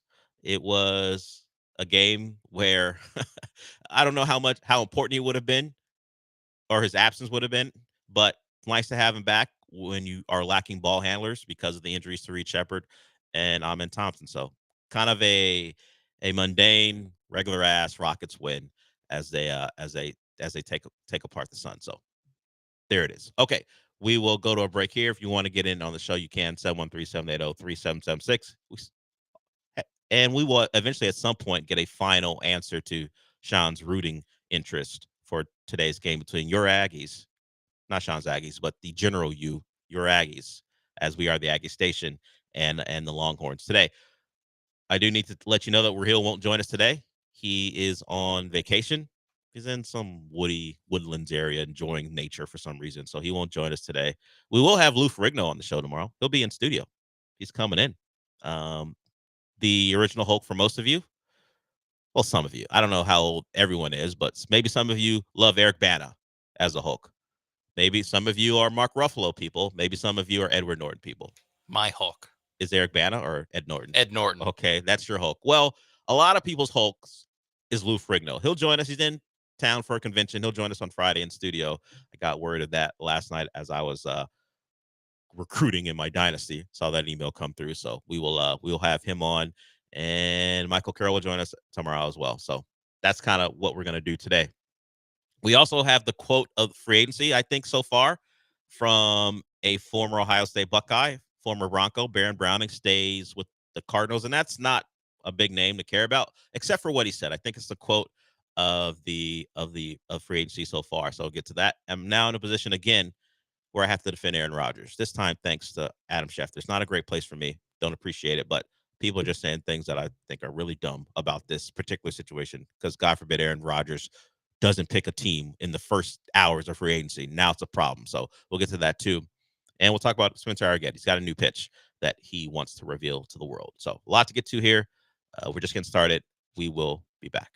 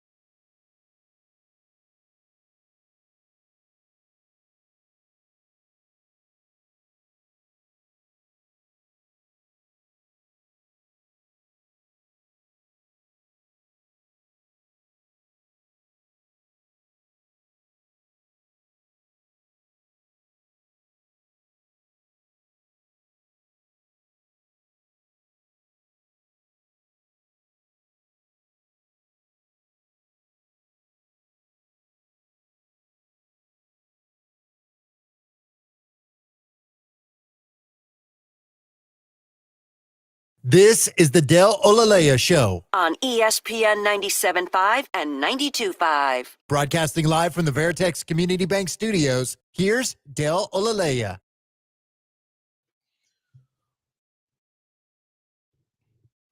One other thing that popped out to me involving the Rockets game last night, as I was watching the Suns broadcast, they gave this number.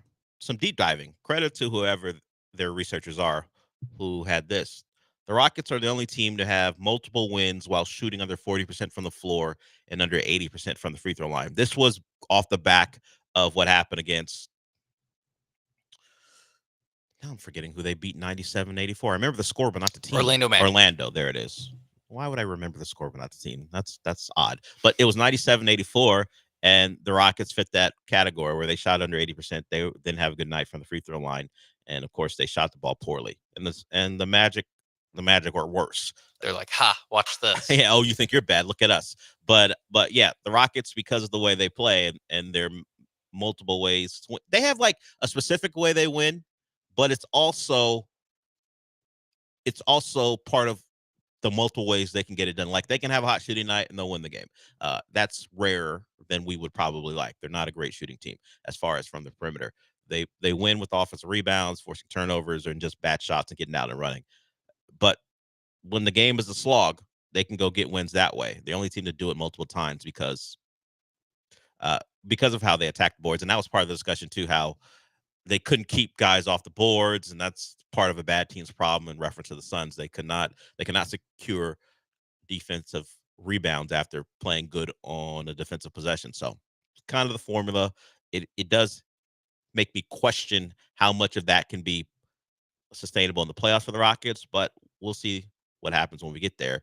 And they're battling for a favorable seed as we go down the home stretch. So another win for the Houston Rockets as they kind of smacked the Suns around to a point where you never felt like that game was in real danger. Okay, moving away from that. So if you are a content creator, Sean, let's say this wasn't your line of profession. Like you want to still be in media. I was going to say, we do create content. Yes, you want to still be in media, but not necessarily coming in every day doing sports. Maybe you more want it to be a Sam, per se, who is our social media person, who grabs clips, edits them, puts them up on social media, and highlights the best of us. Well, we give her stuff. I would highlight the best. What Sam does is what she does. So to be fair to her, we are giving her directions about what we think is the best thing to happen on the show. Throughout all our shows do that, and it's up to her to kind of put it together. No, she does that well. It's just the other stuff where no one told you to grab this. Why are you grabbing this? Yeah, when she does that stuff, it's a little perturbing, I would say. Yes, you are right about that. I put the clip over there. I don't think you've listened to it. It's a blind audio clip, but it's over there. It's on the computer under Carson Beck's whatever. I forgot exactly what I labeled it. John and Lance played a clip earlier about the San Francisco Wags, the wives of the San Francisco 49ers, having a little issue. Kyle Juszczyk, 49er legend, gets released after, I think, 9 years with the team, and it led to an apparent celebration by Fred Warner's wife, for reasons. I don't know why. People are speculating, but people think that the wives didn't get along, and there's a clique over there, and then the Warners aren't part of it. And so she celebrated one of the clique members getting told to beat it. Well, that is one way of doing it. The woman who did the sleuthing, I don't think she does this for a living. Now, the gentleman who did the sleuthing here, that's part of his job. He works for a site I think it's called Better, BETR, whatever. That's where I found it. So, Sean, you haven't heard the clip. I did all the cleanup. It's edited. Don't worry about it. I want you to listen to it and think, could this be my job? Could this be my life? This is about Carson Beck, the former Georgia quarterback, now Miami Hurricane quarterback, and the breakup with his girlfriend, one of the Cavender twins. Listen to this, and all of you can listen to it and go, how big would the bag have to be for this to be my life? All right, so I'm almost positive that Carson Beck and Hannah Cavender are broken up because some dumb shit this dude did on Snapchat. Which, oh, shocker, Carson Beck got in trouble for saying some stupid shit on Snapchat again. The first time that pointed to them breaking up was looking at Hannah's Instagram, and there's absolutely nothing posted with him. Like, everything of him is erased. After just this weekend, they were posting with Carson Beck when they were on a little boyfriend-girlfriend trip in Nashville. Here's another post where Carson Beck's right there. And peep this when it was posted, by the way, 3 days ago. That would be Sunday. We got this DM saying that Carson Beck added this one girl on Snapchat on Sunday, look at it, 9:34 p.m. So just after they were posting all this on Sunday in Nashville together. And as soon as he adds that one girl on Snapchat, he sends her this. While him and Hannah are like very much together on a trip together. Girl asks like, oh, like, don't you have a girlfriend? And y'all break up? He goes, literally this past weekend, LOL. Boldface ass lie. And then here's another Snapchat that he sent her saying things just not working out. He could see it coming. This looks like a really brand new hat, right? Real new, real nice. The same exact one he was wearing on that trip in Nashville. So I'm gonna be so real. Like this dude 1000% sent this while he was on a trip and he had a little away time. Hannah doesn't even follow this dude anymore. So you already know they broke up. And like I said, from this really trusty source, it was because he said some dumb shit on Snapchat. Just delete the app, Carson. It's not that hard. If this is what you had to put together, Sean mimicked putting a bullet in his brain. I mean, come on. I don't know if he was directed to do that or he decided I want to do this, but if that was my life, like we've talked about dumb stuff here all the time, but if I had to do internet detective stuff on the goings on of a college quarterback and the girl he broke up with, because who would have suspected that a college quarterback may not be loyal? And that's what you have to put together. I'm out. Or just like a 22-year-old. Yeah, any kid. College person. I mean, just the phrase like my trusty source, and you're talking about Snapchat DMs. I'm like, oh man. Again, how big would like the bag? You can find a big enough bag, but I will say this for what I would have to like triple what I make. Like it would just be like so like it's definitely more than what this guy makes. Yes. Also, I wouldn't have as big of a potty mouth as this guy. No, you can't get through a minute 15 without me having to beep you like 5 times. Yeah, like come, dude, not that important. No, yes. I don't know what that gentleman's making. I know what I make here. You say triple. Pretty probably about triple for me to say yes to do that. Yes, to do that job. which is more than what. So he maybe makes. Should I be applauding him for doing that job? No. Okay. No. Why would you applaud this for having what service is he doing for having the Constitution to actually put something like that together? No. He wants to listen to him. He did seem He's very. excited. He did seem very into it. I can't do it, man. There's a level to things where I won't reach, and that's one of them. Like, you want me to break down Spencer Arrigetti's new secret pitch? We can talk about how silly it was for him to pretend like this was something we've never seen before. We'll get to that. Okay, at least it's sports related and actual baseball stuff. That it's like I can just read an article or listen to him talk about it. I don't need to look at people's Instagram posts and see what hat he's wearing to see. Oh, same hat. Get out of here. So I don't want a job where I have to know which Cavender twin is. By the way, I don't know which one it is. Yeah, I don't. He said it several times. I don't want to like have my job depend on me knowing which one is. And if I get it wrong, having the internet call me out on it and have to say like myself. I don't know ball. Yeah. Well. I don't know which one of these random blondes. So who one of them is kind of good at college basketball. The other one isn't. They were both good at Fresno State. And then when there was a jumping competition, one of them kept being good and the other was like, whatever. Not great. You know what? Snapchat's pretty good too. Yeah. Okay, man. Credit to you. If you can get it back that way, so be it. He's getting a salary. He's not I wouldn't say he's getting a bag. I doubt he's getting a bag. If he's getting a bag, maybe, then maybe he's the owner of the site. Feels unlikely though. Feels like all those. Yeah, why would you do this if you're? Surely there's a more important thing for you to be doing if you own. I don't know. I've seen Dave Portnoy and what he's up to, so he's the owner of that thing. He does things you would say. Why would you do that? So who knows? Okay, we'll come back with what the Spencer Arrigetti thing. We'll also talk about Cam Smith in the lineup. The Astros lineup is out, and guess where Altuve and Cam Smith are? Doesn't take much. We talked about it quite a bit yesterday. So we got a new look at our outfield. Brian McTaggart always tweets it 4 hours before the games are played, or maybe more than that. But we do know that Altuve and Cam Smith will both be in the outfield. And we'll talk about Spencer Arrigetti in our camp update when we come back. If you want to get in on the show, you can 713-780-3776. For the first time really all week, there's not a lot of Texan stuff unless you care about them signing maybe the fifth defensive end in their rotation who was a Bill. But other than that, pretty quiet.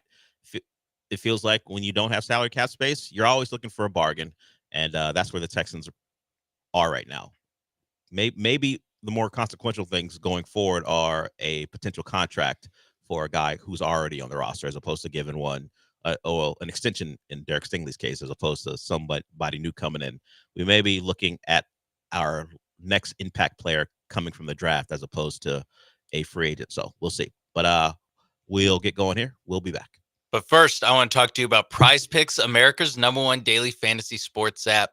They have all the basketball action during the month of March, whether it's the NBA, whether it's college. They have you covered. If you want more than that, they have NHL, they have golf, they have tennis, they have soccer, they have whatever you want. You can mix and match and make your lineups accordingly and make some money. Today, this afternoon, not tonight, this afternoon at 2 o'clock, 2:30. But 2 o'clock for me, because that's when the show ends for coverage of this game. Texas A&M, basketball. Wade Taylor, the fourth all-time leading scorer in Aggies basketball history. I say he scores at least 16 more points. Give me more on 15.5 for Wade Taylor against the Texas Longhorns. Give me Arthur Kaluma for Texas to score more than 10.5 points. One of the few players that I actually enjoy watching on this Longhorns team. And on the other side of other side of the spectrum, the guy that I hate watching the most, Caden Cedric, 12.5 points, rebounds, assists. Give me the less. I hope this is the last game he ever plays in a Longhorn uniform. You can follow my picks on ESPN 90 on Prize Picks. Dale did not like that. You can follow my picks on Prize Picks. Download the Prize Pick app today. Use promo code MAPES when you sign up to get $50 instantly when you play your first $5 lineup. That's promo code MAPES on Prize Picks to get $50 instantly when you play your first $5 lineup. You don't even have to win to get that money. It's guaranteed. Prize Picks, run your game.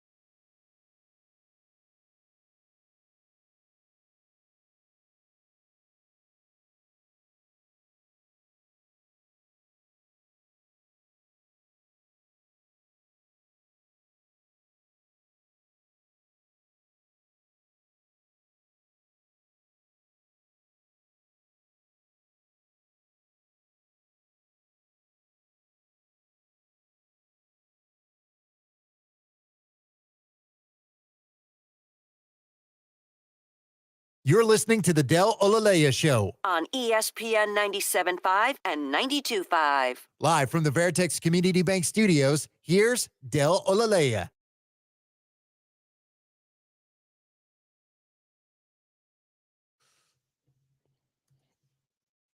Astros play today, which means we get a chance to see the outfield. I like to call them a duo because I don't care who's in center right now. Doesn't matter really.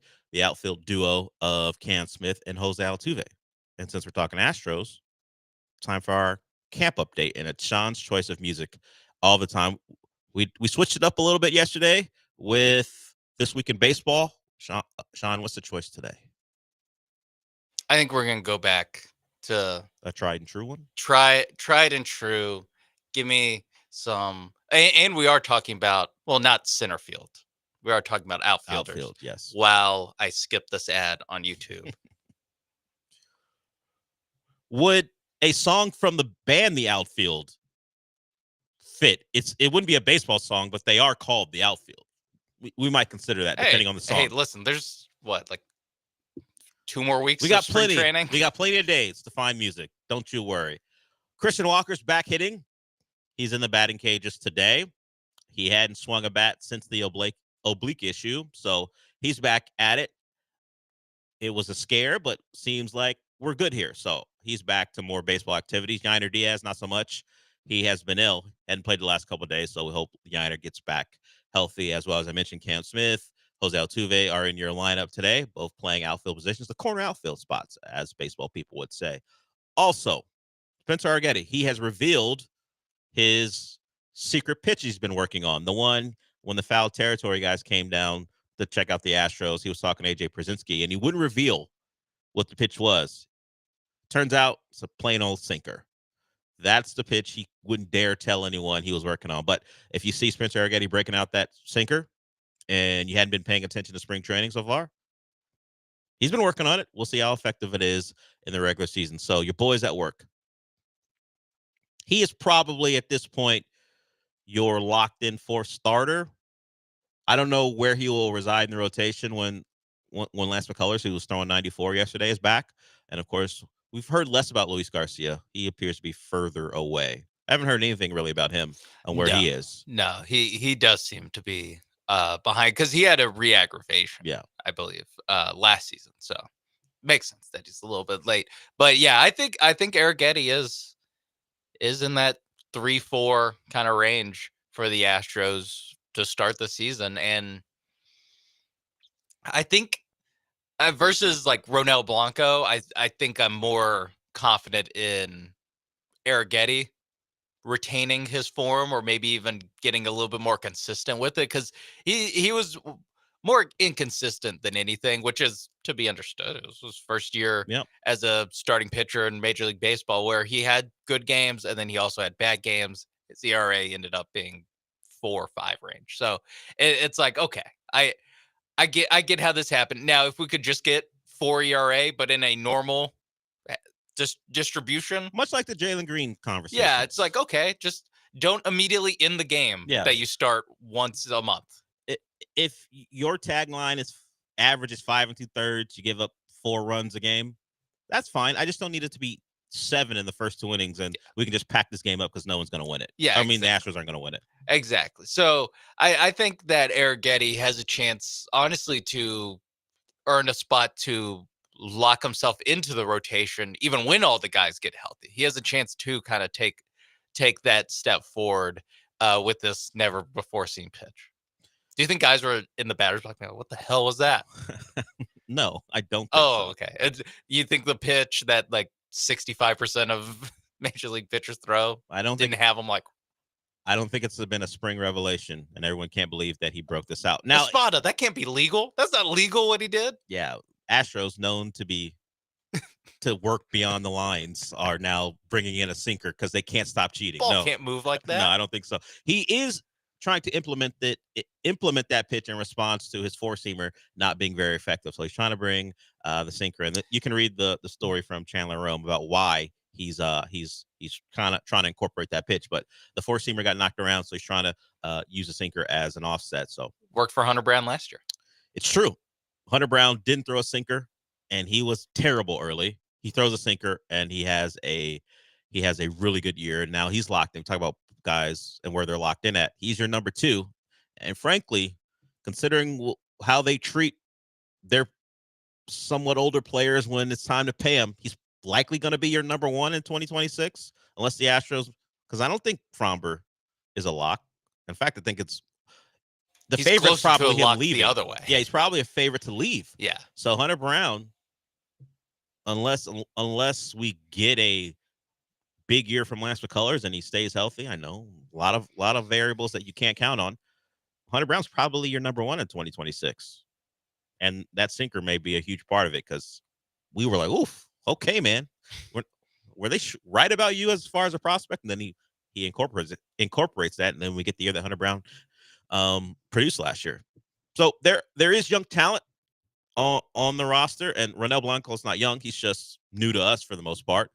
We will see if he can have the same type of year that he had, particularly early in the year, and then the Lance McCullers, Luis Garcia, Christian Javier stuff we'll figure out as we go along. Okay, that's our camp update with the Astros.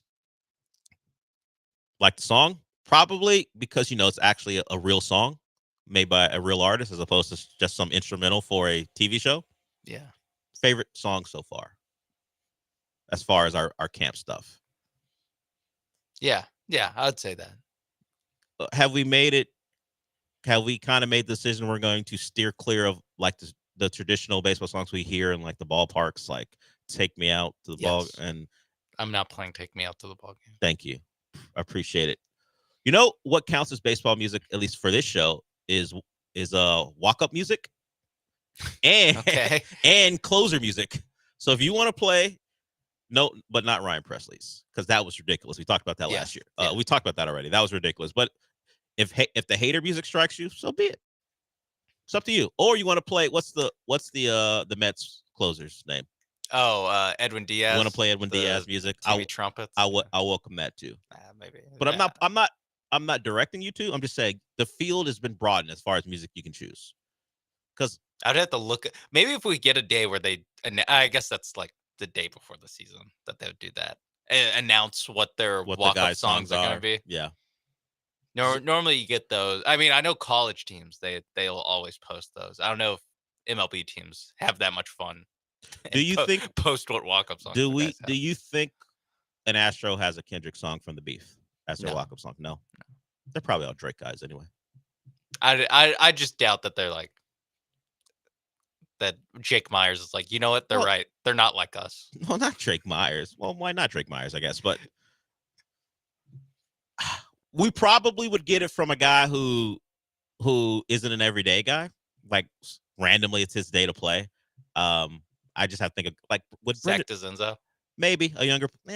Would Brendan Rodgers have a Kendrick song as his walk-up song? Unlikely. We will see. I think the song certainly has a shelf life that has gone beyond what we thought it would. So maybe we will find an Astro who thinks it's actually. What are you saying? That's perfect. Not like us for the Astros. They're the kind of the excluded black sheep of baseball. Someone might adapt it. We'll see. Or maybe they're all Drake stans and they would never. Family Matters might be someone's song. We will see. All right. We're done with our camp update. Perfect timing. We'll get to a break here. We'll play that sound from Baron Browning. I think it's the quote of the free agency period so far. And particularly because he's talking about the Cardinals, which makes it even funnier for me. We will get to that when we come back.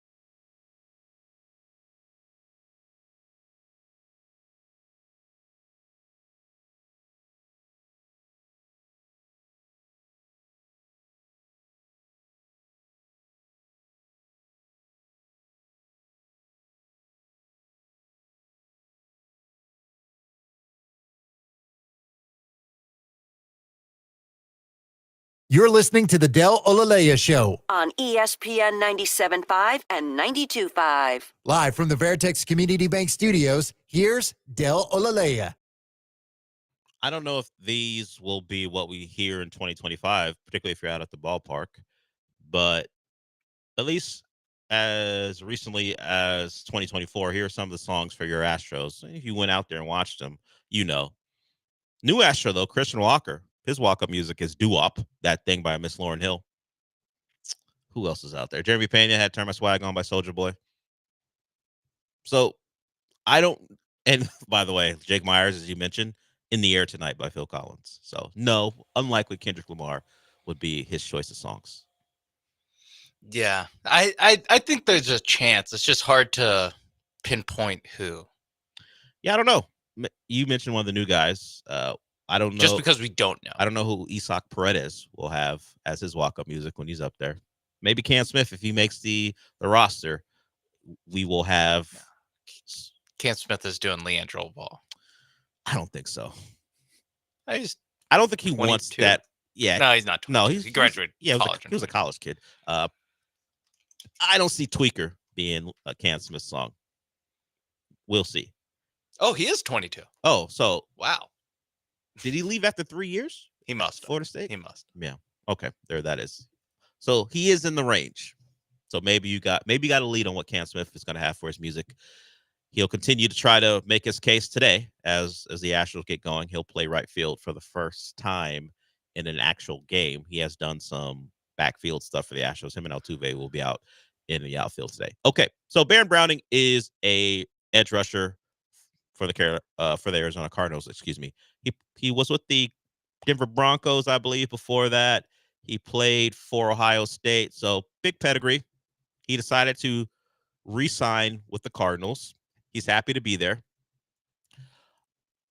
And he offers some sage advice. I'm not sure it should apply to the Cardinals, but here's Baron Browning on why he decided to return. I mean, if you got a girlfriend who's a 10, why play around? That's right. Take that advice, gentlemen. If your girl's a 10, maybe he's talking directly to Carson Beck. But if your girlfriend's a 10, why play around? The question for me is, are the Cardinals the 10? Are we sure about that? It's a great line to get people laughing. I cut off the media laugh, but it came. Don't worry about it. I mean, the Cardinals are they have a great personality. That doesn't mean a 10, though. Once you get to you don't lead, but once you get to know the Cardinals, you don't lead with you led with great personality. Well, Kyler. What does that mean? They're exciting. Good. They're exciting with the great personality. Marvin Harrison Jr. Yeah, but the Cardinals as a whole. I'm not talking about their past. I'm just talking about their current situation. What are they? They're funny. They are funny. They're funny. Jonathan Gannon shots. Pew, pew, pew. That's funny. They'll make you laugh. They're easy to talk to. They are easy to talk to. They're non-offensive, so you don't have to worry about that. You can bring them home and not worry about them clashing with family members. They go along to get along. I'm not sure they're a 10 though. Not in NFL parlances. How many wins do they have? Are they higher or lower than their wins from last year? Is that a Prize Picks thing you can do? Are the Cardinals a 7 on Prize Picks? But Baron Browning back with the Cardinals. I hope everybody feels that way about their team they re-signed with. Are they an 8? No. They won 8 games. They're 8-9. 8 would suggest you're average in the NFL world. So you're more like a 5 if you're an 8. With the good personality, maybe you're 6 or a 7. The Cardinals are on a upward trajectory. Yeah, they're young. So maybe one more makeover. Take the glasses off, and maybe look, the Cardinals are hot. Okay, so they are all that. Yes, the Cardinals are all that. I don't know who their Freddie Prinze is going to be, but they need to find Brandon Brown. No, he's already on the team. No, you need someone from the outside to turn them into what Rachel Lee Cook turned it. The 90s really got stuff like that off. Like, am I supposed to believe this woman's unattractive? Yeah. Or she's too nerdy because she's into the arts. Yeah, she has glasses on. I know. And a sweater. Yes, she doesn't wear a dress. I can't tell that she's supremely attractive. Oh, she put the dress on. She took the glasses off. It's like Superman. Yeah, that basically was a genre of like teen movies. Yeah. Was you have to assume that the Clark Kent Superman logic applies to the most attractive and famous young women in Hollywood playing high school students. Yeah, you give them bad bangs, stringy hair. Yeah, they just don't brush their hair. Yeah, just run them out there on set. Go look. People will be fooled. Ugh. Rachel Lee Cook as a 20-something. I'm trying to think of the comparison today because they don't really do that anymore because you can't get that off anymore. No one buys it. But if you tried to, if you wanted to do a throwback, who would be the person that they would use at this point?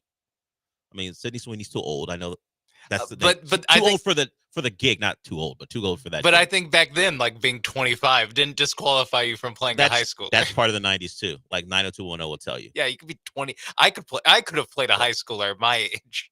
You could be on Stranger Things right now. I mean, yeah.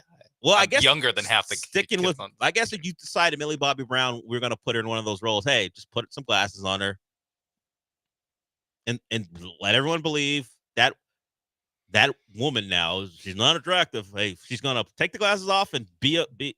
I don't want to say hot because she's like 20 something, but whatever. Shout out to the 90s. So it was a good time, and even late 90s into the 2000s. I wouldn't say it's an era we're ever gonna go back to. But I like their willingness to try to do stuff like that over and over again, by the way. So much so that the parodies began shortly after. It was so wild because the parodies would happen like towards the tail end of that run, but not after the run was over. Like people would parody it, and then they would still make those movies like earnestly for a couple more years. Yeah, like we're gonna ignore that everyone is in on the joke. Everyone thinks this is ridiculous. Yeah, what we're doing. Yeah, because we want to keep making these movies because people seem to want to watch them. So there it is. Hey, something's got to be in the $2 DVD bin at Walmart. All right, so why not this Freddie Prinze vehicle? That was kind of his bag for a while, wasn't it? Yeah. And now like the high level stuff was the live action Scooby Doo. That was the hits. I love Scrappy Doo and Scooby Doo too. When he turned into an evil giant puppy dog. And credit to Freddie Prinze, one of those Hollywood success stories. Married Sarah Michelle Gellar, still with her. Don't see that every day. That guy's like, just leave me alone. I'm married to Buffy. Just leave me alone.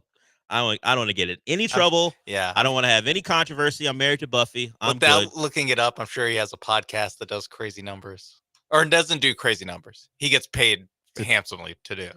What does he do now? He has to have a podcast. I guarantee you he has a podcast.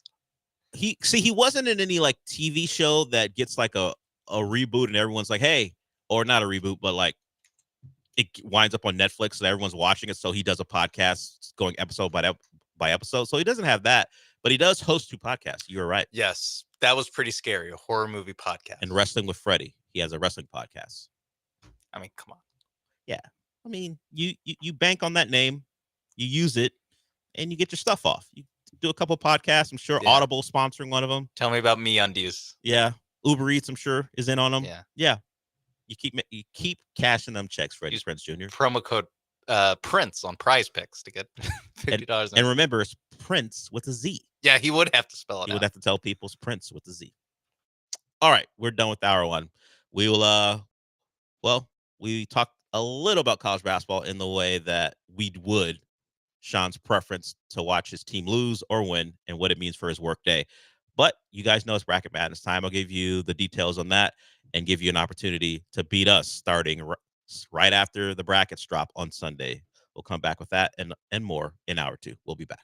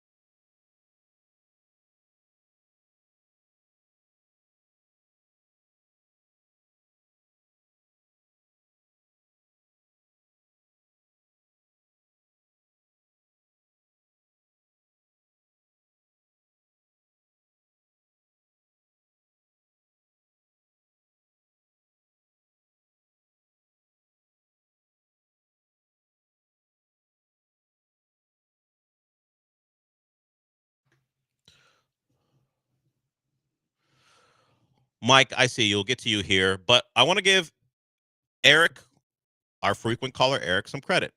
He added something to the show. He didn't want to get on air. I'm sure if he does, it'll be about something that's not additive to the show a little bit later. But he let us know that Freddie Prinze Jr. sometimes writes storylines. I don't know if he still does it, but at a time he wrote storylines for WWE. Did not know Freddie had that in his bag. I just thought he was simply the makeover king. Yeah, he's good with the pin too. People underrate his pin. I like how we're talking about him like he's Freddie Gibbs. People underrate Freddie. People that they only know him for the hits. Yeah, but we underrate both Freddie's pins, Prince and Gibbs. Let's get to Mike. Who wants to talk about Steven Adams? What's up, Mike? Hey, now, I don't know if y'all went over the Steven Adams thing, but I was looking online earlier, and they're saying that they shouldn't have got ejected or whatever. But then I was also seeing, I guess it was somehow I got on Sun's Twitter, and they were all defending Mason Plumlee, saying that Steven Adams is just a big good for nothing or whatever, and that Plumlee's now this savior for the Suns, and he's giving it all and all that. I don't know. It didn't even. Something about Mason Plumlee, maybe it's his big forehead. I'm not buying it. But yeah, I wanted to see what you thought on the whole. I don't know if you talked about it earlier, but Steven Adams, I kind of like that he's so gritty. Our team's not, we have Dylan Brooks, but he just, I don't know, sometimes he gets annoying. So I feel like Steven Adams is more genuine with his passion.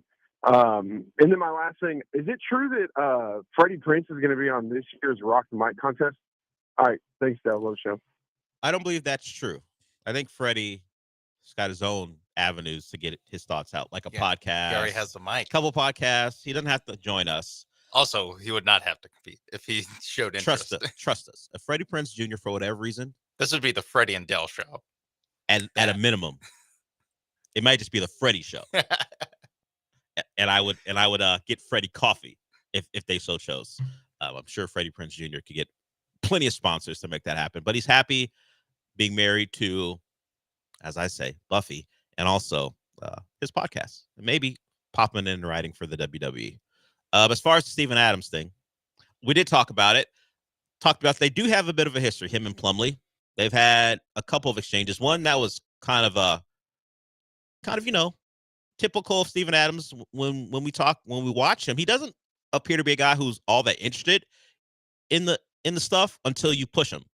Like Plumlee jumped because of a pump fake of all things by Steven Adams, and was going to fall possibly very hard. This was a couple years ago now, and Steven Adams kind of caught him, kind of kept him from hitting flush on the floor. Another time they got into it a little bit was when they were battling for a board. Plumlee shoved Steven Adams, got called for a loose ball foul, and then as Steven Adams was on the floor, Plumlee grabbed the ball and then rolled it right at Steven Adams. That didn't result in anything. For the most part, you watch Steven Adams in any NBA dust-up, he's most of the time being, sure, a protector of his teammates, but he's also a guy who's like, all right, guys, what are you doing? Relax. It doesn't really ever get to the point, what we saw yesterday, where guys hit the floor, there's blood, and even at that point, it's not like Steven Adams threw a punch. He kind of locked up Plumlee's arms. Yeah. And then it led to a hip toss. Yeah, and it led to Plumlee not being able to brace himself as he got kind of nicked up on the head. So I get it. Steven Adams is an enforcer, but he's more like one of those guys who we always say, man, if he was really an a-hole, you know how much damage he could cause? He's just a guy who understands that he's got a job to do, and don't push him. I don't think he's looking for anything. But if you want to start something, he'll be there to possibly finish it. He is in direct opposite of Dylan Brooks, who was a teammate of his in Memphis as well. Yeah, it's perfectly balanced, as all things should be. A guy willing Thank you, Thanos.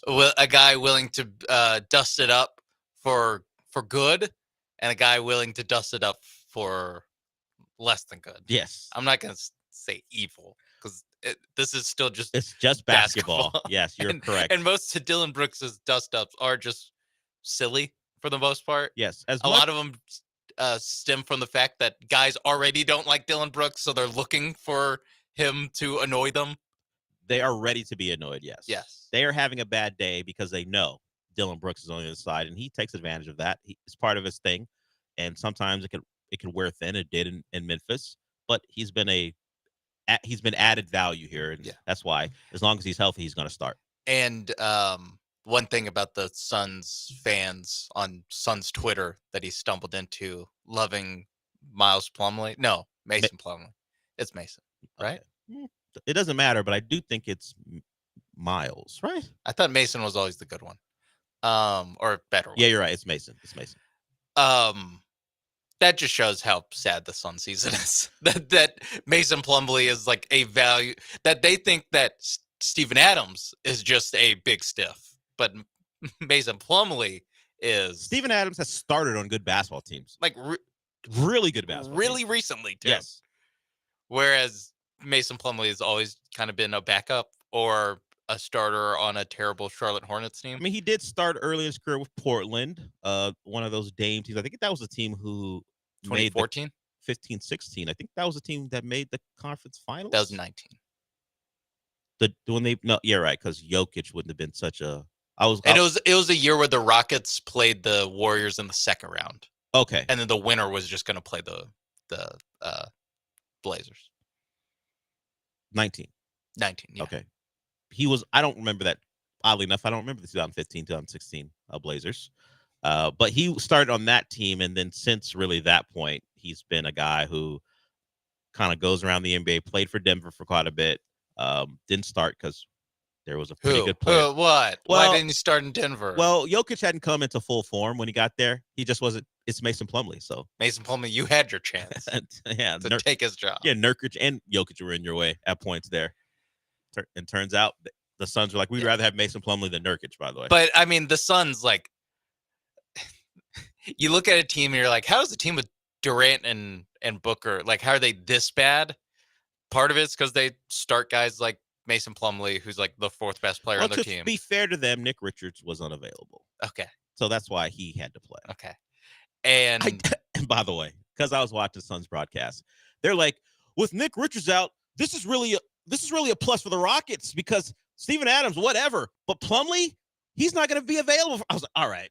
Exactly. Relax. Exactly. What are you talking about? And last night, Kevin Durant, 37 minutes. Do you know how many shots he took? 12. I remember. 12 shots in 37 minutes. I think his last one was with like 10 minutes left in the fourth, and it was an 8-point game still. So they do. It's just a very interesting development where you're like, wait, who is taking all these shots? The answer is Bradley Beal, and then more bench guys than you would want. Because I think Booker only took like 15 or 16 too. So the two best guys are really the two really good guys on the team. Everyone else is kind of like okay starter or worse. They're not involved enough. If you're going to go stars and scrubs, you need your stars to actually carry it. Yeah. 20 shots per game for those stars. That's kind of the motto. And don't depend on, as Sean put it, the scrubs. And they were even scrubbier because Mason Plumlee was starting and not Nick Richards. That 2015-2016 Portland team beat the Clippers in the first round and then lost to the Warriors in the semifinals. So Mason Plumlee was a starter on the team and won a playoff series. That was the high point of his career. And to do it, he beat Doc Rivers' Clippers team. Hey, don't give all the Was that a Vinny Del Negro team? Or 15, Doc Rivers 16? Team? That might have been early Doc. Yeah, it was early Doc. You're right, early Doc. When Doc was coach and the Clippers before we're up on what Doc's Clippers are all about. Yeah, yes. When the Clippers we really need some stability, and I get it. Let's hire Doc and give him all the power. That worked out well for them. They were fine, just never got over the hump because, well, Doc Rivers was their coach. Lazy J, I see you. You're really fortunate if you're going to call in about Real Madrid.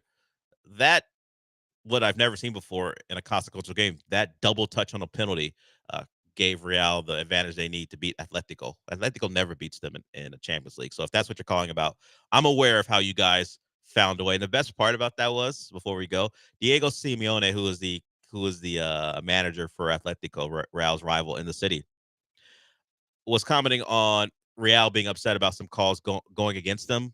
And he goes, before the game, he's like, well, they've had 70 years of calls going their way. A couple can go against them. And then in the biggest moments of the game, another one went in Real's favor, because that's just how it is when you're, well, kind of your preeminent team in Europe. Things go your way. We'll get to that when we come back.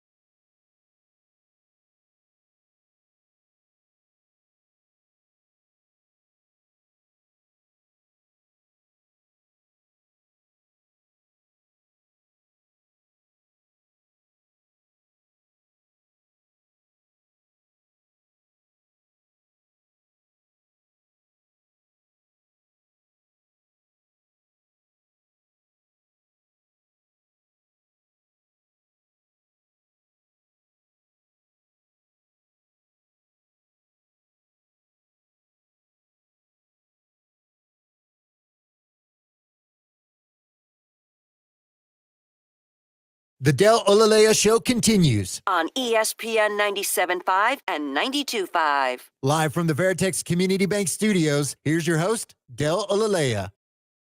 I've been asked to help with a social post and making a prediction about the Astros lineup. My first thought was on March 13th. I responded with, don't we have 2 weeks until opening day? Apparently it's going to be a prediction post. So we're being set up for failure is pretty much the case. Look, I know there's still 2 weeks of this left, so things can happen, but I need an answer from you now because we can showcase how wrong you are. if you miss on like 3 guys. Yeah. If you're like, I didn't know Taylor Trammell was really turning heads. Yeah, what if some guy turns an ankle? Then I look stupid because I couldn't predict someone turned an ankle. What do you think about Christian Walker's oblique? Do you think he'll be ready in time? I've been told he's back in the cage. Okay. But does that mean he'll be ready to play? Yeah. On March 27th? Okay. Astros doctor is going to handle this right. All right. That's what you're betting on. That's where you're staking your reputation as a person who works in sports media. Yes, that's my reputation. I happen to work in sports media. What a reputation I've built. Hey, at least she's not asking about like, hey, Dale, do you think you could recap the Carson Beck, Hannah Cavender story? Ooh, we played that sound. That's a dark path I don't want any part of. Like, no. Yeah, I'd rather reach out to some sources about some my sources, Snapchat activity. All my sources reside on the Miami message board. I'll just read what they wrote. I'm not gonna reach out to anyone. Hey, Mario, what's up with your boy? It's not. I don't have that type of access. I'm not a booster. Let's hear from Lazy J. He wants to talk some soccer. What's up, Lazy J? Hey, Dale, what's going on, brother? Yeah, I want to talk some soccer, but first, man, I heard that intro, man. Isn't that Drake Family Matters? No, that as your intro? No, that's. I thought you were a Kendrick fan. That's Childish Gambino. You mean the intro to the show every hour, or just music? No, the one this second. Well, I don't control what. The one that you just played. I don't control what Sean plays. That's up to him. Stop trying to. Stop trying to find things. Sean plays what he wants. No, I was on hold for like 15 minutes. Shortest wait time in the game. I've never said that. That was. I heard that. I was like, oh, okay, it's Family Matters. First of all, I've never said that. That's a different show that no longer exists. I've never said that about this show. In fact, when it's you, I kind of extend your wait time. But go ahead. I got you. Undercover Drake fan. But anyways, man, I want to talk about, the dynasty team with your hating ass. They're 15 Champions League. So, that game was awesome. Yeah, you were talking, you said something about the manager. If the manager would have been stopped hyping up the crowd and hype up his team to play, maybe they would have had a chance. And first off, that game wasn't even close. It was a penalty that wasn't called on a handball. That wasn't a normal, he extended his hand out. So that should have been called. That wasn't called. The defense in that game was awesome. Bellingham came to play. Didn't you guys give up a goal in the first minute? You said the game wasn't close. Didn't you guys give up a goal in the first minute of that game? Okay. What that mean? That means it wouldn't even got that. By the way, if the coach didn't feel bad for Vinny. You did not score a goal in open play or with the set piece. The only time you put the ball in the net was during penalties. Consider yourself fortunate that you won. Why? You're That's one game. You stop complaining. Exactly. You're Real Madrid. It's understood. Champions of Europe, done it more than anyone else. Stop saying it wasn't close. It went to penalties. It wasn't close. No, I give them that. Atletico, I give them their defense, their wall that they put up against. And Vinny was going back to his Brazil days where he doesn't pass the ball and think that he can just go through 4 defenders, which was crazy through that whole game. But man, that was a good game. You hating like always. 90% Real's team is black, so get on board. I know Black History Month was last month, but get on board. Why would I? Because Rudiger, why? the Black Panther, shows up again. Come on, man. So you root. Hold on. Go ahead. I should root for a team. Although I don't have a rooting interest with Atletico either. I just watched the game. I should root for Real because of the color of their players. That's how sports should work. Of course. Huh. You black. You supposed to, stick black power, baby. Huh. So I should root for. Hold on. I should root for Antonio Rudiger, who's of German descent because he's black. I should root for Mbappe because he's of French descent. Because he's black. I should just root. What's the ancestors though? What's the ancestors? So can I find a blacker team and root for them? Can I do that? If they you go for France, right? I don't go and for half France. of them is your people. I don't go for France actually. I root for the US because it's international soccer. And they're France 2.0. And they're France 2.0 with the black that they're getting from overseas. Okay. You're right. To be clear, if Real comes up against a blacker team in the rest of the Champions League, I can root for that team instead. It'd be 50-50. Oh, okay. Whoever wins that. Okay. I'm trying to figure out what are the rules here. Thank you, ladies and gentlemen. This is why I make you home. When we win the Champions League for 16 times, the dynasty, can I get you to sing the song? No, I'm not saying a la Madrid. No, why would I sing that song? You a hater. I'm not a hater. I just don't root for them. If I don't root for the team, I'm not singing your theme song. Shout out Raheel, the real MVP of the show. Rahil's a Messi fan. Sorry. He's a hater too. Oh, okay. Now things have changed. Bye, Lazy. Love the show. Thanks, Lazy J. Bye. I didn't know that those are the rules. I got to root for a team I have no connection to because of how black the lineup is. I got to figure some things out going forward. Sean, you probably can't take part in this conversation. No, I was fine sitting it out and watching my Duke Blue Devils take the court. They playing Georgia Tech today? Yeah, love this Cooper Flag. Future Concanipple. Texan Cooper Cup? Yeah. I think you should have to root for Real Madrid, and I should have to root for Duke, who's down 11 right now. To Georgia Tech? What the hell is going on with them? Chris Bosh is out there. Derek Favors. Javaris Crittenton? Yeah. What, Dennis Scott's out there too? Travis Best? They got all the Georgia Tech legends in their prime. I will say what he said was ridiculous. Unless I can find a blacker team. And then I'll just root against Real Madrid. I gotta root for Vinny because he's Brazilian but black. I gotta root for Mbappe. He's French but black. I didn't know those were the rules, but I'm glad I've been informed. Yeah. Lazy J and I will just never root for the same team. That's just how it has to be. No, I don't think I think you can root for Real, but I specifically have to, at least over Atletico, because Atletico is more white than Real. Griezmann, who's also French like Mbappe, white guy. So I got to choose Real. Okay. Those are the rules. Them's the rules. Man, I'm trying to think of teams I rooted for that I shouldn't have in my time. I mean, the current Miami Heat, you're very white, and they're not very good. So maybe there's some correlation there. Who knows? Bam is Nigerian, though. Nigerian descent. So that kind of leans into why I should root for them. Yeah. Yeah. At one point, that team, it was one of the early Jimmy Butler's teams. They had Oladipo, Adebayo, Gabe Vincent's first name is Nnamdi. He's Nigerian. They had Iguodala on the team as well. Wow. I was living the life. Well, national team. Yeah. If they could get those guys together instead of having them play for America, who knows what Nigeria could do in basketball. Bam, traitor. You know, everyone's focused on Joel Embiid. And no one's looking at Bam. Think what Nigeria could be with him. And Iguodala was past his prime, but they had a lot. They had like 7 guys at one point. Oladipo never stays healthy. But hey, he's making a comeback. He could probably make the Nigerian national team if he wanted to. Guys, take Lazy J's approach. Root by race and race alone. All right. Don't take his approach. Yeah, it's pretty stupid. Let me just disclaimer. Don't do this. Yeah, by the way, I was being sarcastic. Just in case. Or at least white guys, if you're doing it, don't tread carefully. Don't say it out loud. Don't be too proud about it. Although some of us kind of figure you're doing that anyway, but you're not saying it out loud. You're not very discreet sometimes. That's all. Okay.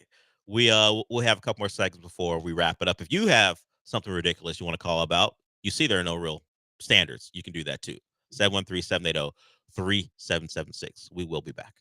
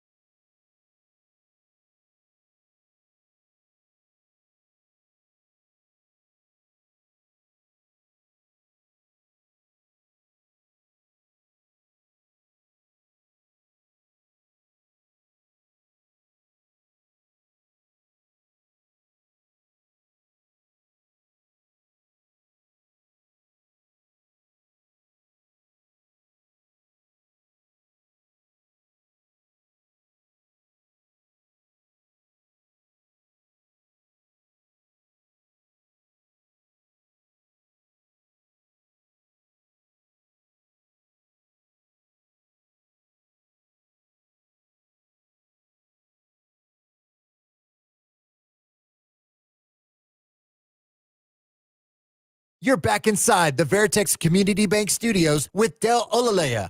I mean, you're not actually in the studio, but if you watch ESPN Houston's YouTube channel, it's kind of like you are. No, not really? Okay.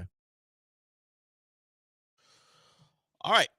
We'll get to Eric here. He called in to give us a Freddie Prinze fact off air, but he's back. What's up, Eric? Hey, Dale. Yeah. I think Freddie Prinze was in that movie Summer Catch with Jessica Biel. He is. I think it won the Oscar for the greatest scene ever made when she comes out of the pool. Also, his dad was a comedian who killed himself. Also, who do you think looks better, Jessica Biel or Abigail Dye? I'll hang up for the scene. So I do remember the scene. Don't think the Oscars have an award for best scene. Best scene ever. Yes. So it would be one Oscar ceremony, one time, and Summer Catch would win it. It is a scene that if you're a man of my age who remembers Jessica Biel when she was not, a writer and director and creator of things, she was, hey, you're that attractive girl from Seventh Heaven who wants to break out of being the Seventh Heaven girl. You want to be in a bikini? Cool. We'll put you in a bikini. That was a time as well. I remember that scene. She was also like in a fighter pilot movie with Jamie Foxx. I forgot what it was called. They also put her in a bikini there. What? In a fighter pilot? I guess Top Gun also basically has that. What are we talking about? How could they possibly have done that? Never mind. And then there was one more where she's in a comedy with Kevin James. It became a GIF on the internet for a while where he pretends to be things that we don't do anymore. I think he pretended to be gay. I now pronounce you Chuck and Larry. I think that's what it was. We don't do those movies anymore either. And she was that was a late. It was pretty late to get that one off. Yeah. I didn't see it in theater, but I remember seeing it like when it was still new. But yes, there's a famous scene in there where she is changing, but because look, he's gay, so it doesn't matter. She's changing in there. As far as her versus Abigail Dye, I barely remember what Abigail Dye looks like, because despite how many times you've mentioned her on the show, she probably has more mentions than several Rockets. More than Nate Williams. Yeah. More. I mean, Steven Adams, up until maybe even today, it was neck and neck. It was neck and neck. Yeah. But Jessica Alba was one of them ones when I was growing up. She got put on all the men's magazines, not Playboy, but if you remember Maxim and Stuff and FHM, she got put on those covers. So I would still take Jessica Alba because, frankly, that's more nostalgia than anything else for me. If we're going into this conversation where we pit women against each other. Yeah. Tell Abigail Dye to get her numbers up. Start getting mentioned with the likes of Jay Sean Tate more. Actually, Jay Sean Tate probably less mentions for Jay Sean Tate than Abigail Dye. Because of all the times this season I've said Jay Sean Tate enter the game, so I stopped. I knew it was safe for me to stop watching this game. Okay, you've probably mentioned Jay Sean Tate more than Abigail Dye. But I haven't said his name more than he said Abigail Dye. I think that's where we can land. And was there anything else? Besides all the facts about Freddie Prinze Jr.? Yeah. I didn't know his father killed himself and was a comedian. I appreciate the rundown of all the Freddie Prinze facts, Eric. Summer Catch, huh? Yeah. Hey, we all have a thing, a small detail or a person, a celebrity that we just weirdly know a bunch of trivia about. So today is the last day. Well, the last day on this show. I was going to say the last day ever. Last day on this show to empty the notebook on what you got on Freddie Prinze. I doubt he becomes a main character of the show going forward. So I don't know what his podcast sounds like. Yeah, you don't know the next time we'll talk about Freddie Prinze. So you got to mention that his dad was a comedian who killed himself. You got to. Yes, you have to. Also that he wrote WWE episodes. That was my favorite fact that Eric's ever provided. More than the fact that his dad was a I already comedian? knew that one, and that one got dark and grim. I wasn't looking for that, even though I knew it. The WWE thing, I appreciate it. The other stuff, it's just Eric being Eric for the most part. Summer Catch. I do like the reminder of that scene that's still replaying in my head right now. Less scene, more of a GIF. Shout out to Jessica Biel. Okay. A guy who is less thrilled about things right now is Adam Schefter, and particularly when it comes to Aaron Rodgers. They have had a back and forth before. Aaron Rodgers has shown he's not a giant fan of Adam Schefter. Well, Adam Schefter was on ESPN Milwaukee, and a discussion was asked. The people in Milwaukee and Wisconsin still care about Aaron Rodgers, so they asked him about Aaron Rodgers' next stop. And we talked yesterday about Doug Whaley, the former GM, saying Aaron Rodgers was holding the Steelers hostage. Doug Whaley, former Bills GM.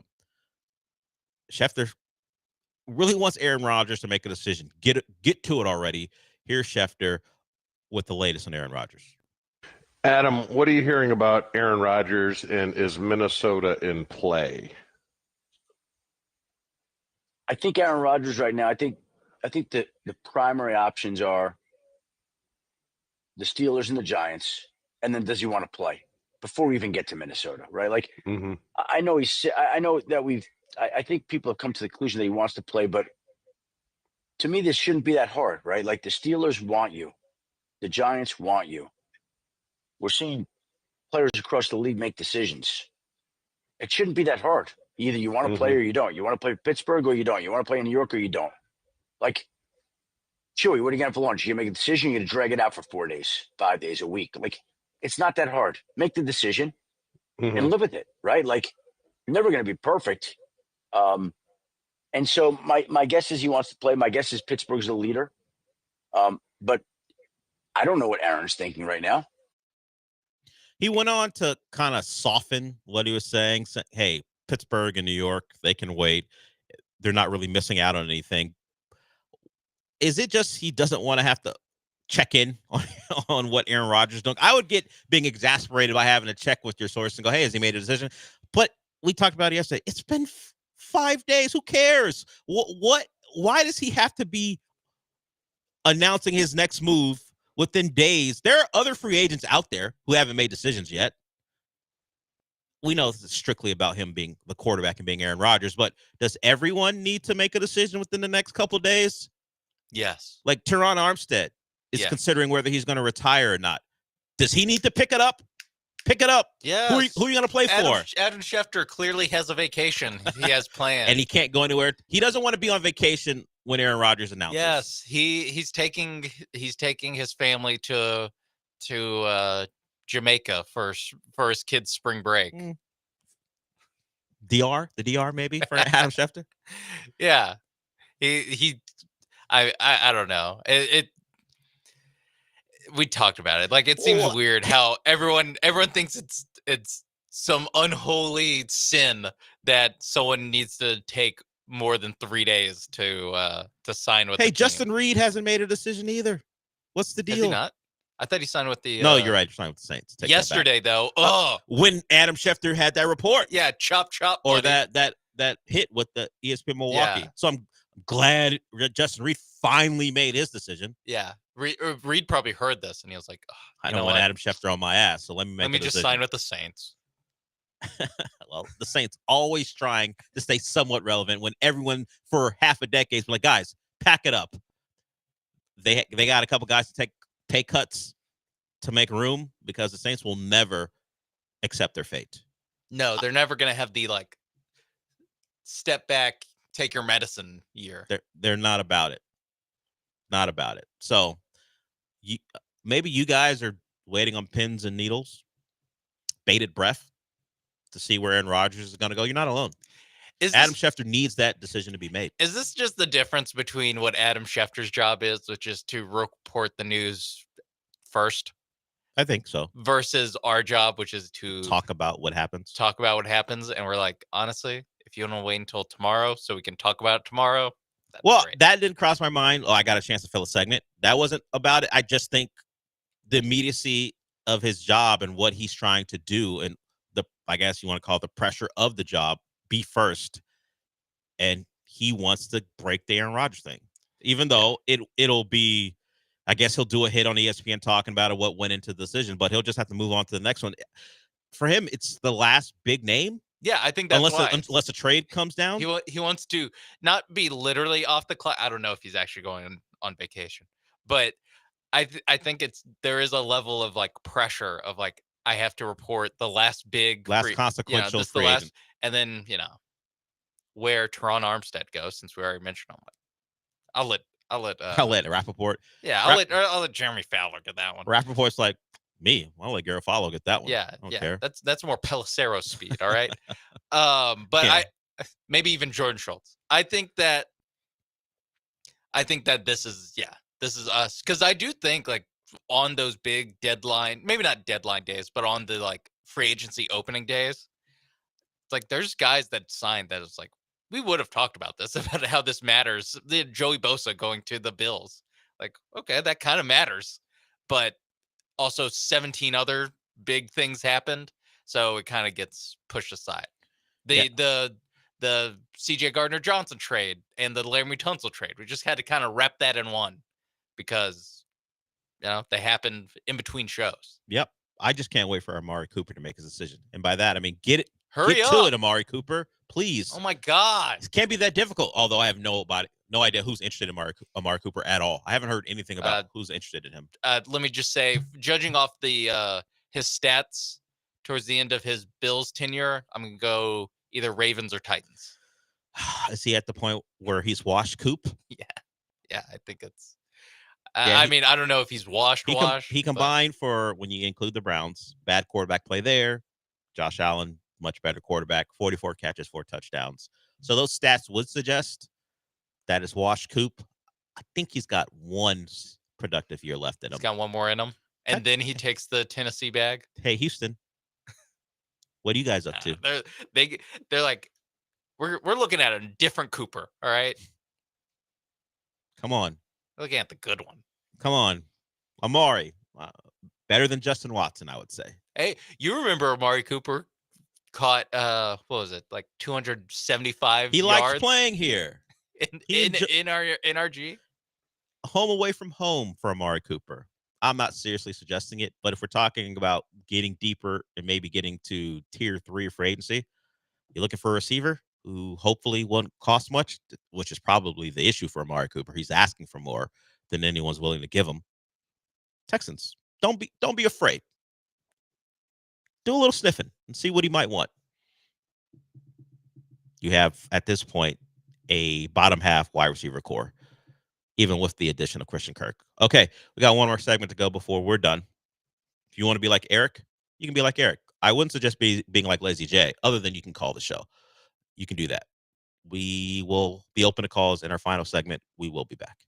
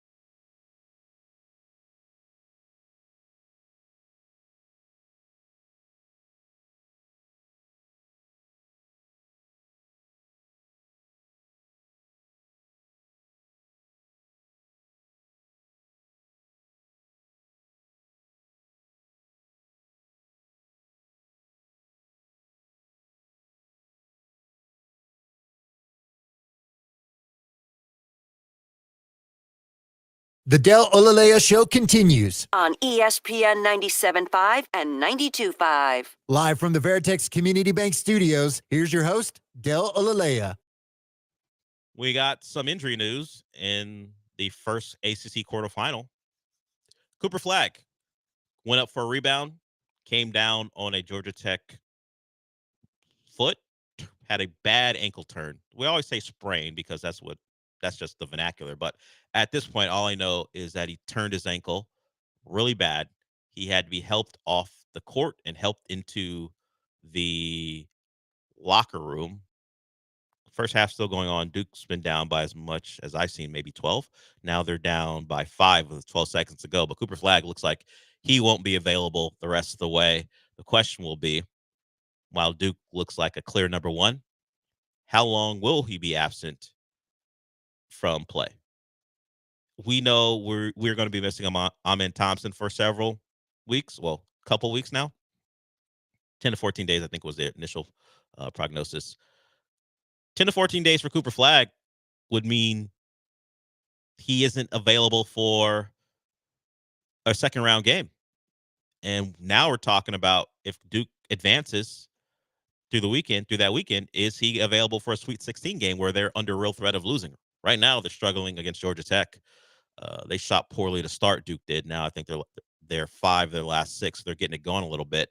But Georgia Tech in their zone is causing Duke some issues as they go into the half down 5. So that is big news regarding the tournament. Not really the draft. It's just an ankle turn. We'll see if it results in an actual sprain. But as far as who's going to win the tournament, I'm not doom casting the future of Duke in the tournament, but we'll see. Yeah, no Jay Lucas either. So no Jay Lucas, no Cooper Flagg. Things falling apart for Duke. Upset alert. And one of the names from the past, Damon Stoudemire, the head coach at Georgia Tech. I had no idea. Yeah. So this is a great time of year for this. It's true to realize, oh yeah, that's where he is. Damon Stoudemire, wow. So Damon Stoudemire has this Georgia Tech team up on Duke by 5. And that leads me to this. Julian, hold on. I see you. We'll get to you. ESPN 97.5's Bracket Madness is back and brought to you by the Golden Nugget Lake Charles, East River 9, and the Two Creeks Crossing Resort.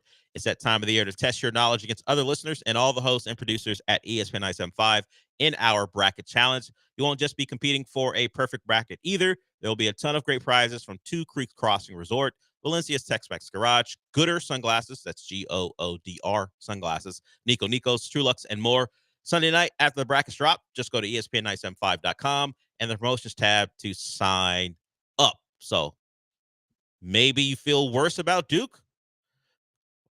We'll have more information. Well, we won't. We're about done. But more information will come out about Cooper Flagg over the next 24 to 48 hours. We will see if his absence stretches through the rest of the ACC tournament, if Duke gets through this game, and whether he will be under that questionable tag going into their first round matchup. Gotta feel like if it's bad enough for him to potentially miss the rest of the ACC tournament, he's not playing in game 1 as they face off against a likely 16 seed. I guess the only thing right now is him not playing and Duke maybe losing in the first round. Does that change their status as a 1? I don't think it does. But maybe they drop among Duke, the ones. Yes, as opposed to being the top one. Yeah. Well, we've seen the committee now, like 20-something years ago, treat Cincinnati a certain way, but Kenyon Martin was going to be out for the entire. Yeah. Did they drop them from a 1? Did they make them a 2, or are they still on 1? And they lost in the second round. It's a long time ago. It's been a long time. But it's also, I assume they're going to treat Cincinnati differently than Duke. It's probably a good call on your part. I don't remember exactly how that played out. But Kenyon Martin had a season-ending injury late in the season, as opposed to Cooper Flagg, who just at this point has an ankle turn. All right, let's get to Julian before we go. What's up, Julian? What it is, Jive Turkeys. Stay with me now. It's a 2-part. Okay, MIB, original. You remember where the roach took the guy's skin off his body and was wearing it? Sure. And he was walking, looking for Orion's bell, talking like this. You mean Vincent D'Onofrio? Huh? You mean Vincent D'Onofrio? What? I don't know the guy's name. The brother. Kingpin, the I actor. just know that the guy. They're the same guy. Right. So, Kingpin talks like that. on Daredevil, and every time I watch it, all I hear is the roach, and it just bothers me. I can't get into it. Well, the Kingpin talks like that because generally that's how Vincent D'Onofrio talks. He's throwing a little extra for the role. I didn't notice that. I don't have the recall of the moments from the original Men in Black. Maybe it's because I've seen 2 and 3. So I don't know. Yeah, you're right though. There is something there. I think it's mostly because they're the same guy. So you haven't been able to lock in on the show though. All right. Well, also, Reacher. Are you caught up with Reacher? I am. I got to watch the latest episode tonight, the one that came out today. So I'll watch that one. Man, my fiance didn't want to watch it the whole 2 seasons it was out. I finally get her to watch it, and now I have to wait. So now I'm on episode 3 or 4, and I'm just chomping at the bit to watch, but we're catching up on the rest. Anyways, you guys have a great day. Thank you, Julian. I got to watch the latest episode of Daredevil Born Again as well. We'll talk about that tomorrow with Michael Carroll. We'll also have Lou Ferrigno, who is in town for a con, one of the conventions. So he'll be in studio joining us as well. Kind of work out whether we have Michael's segment come on a little earlier so we can talk movies and TV and then talk to Lou Ferrigno, at least in my eyes, the first Hulk. There have been several since, including Harrison Ford of all people. Think about that. We've gone. It's a different Hulk, but it's still a Hulk. It's a badass Hulk, the best Hulk I've seen in a while, the one who actually do stuff as opposed to wear a cardigan. But from Lou Ferrigno to Harrison Ford, the Hulk legacy lives on. Okay, that wraps it up for us.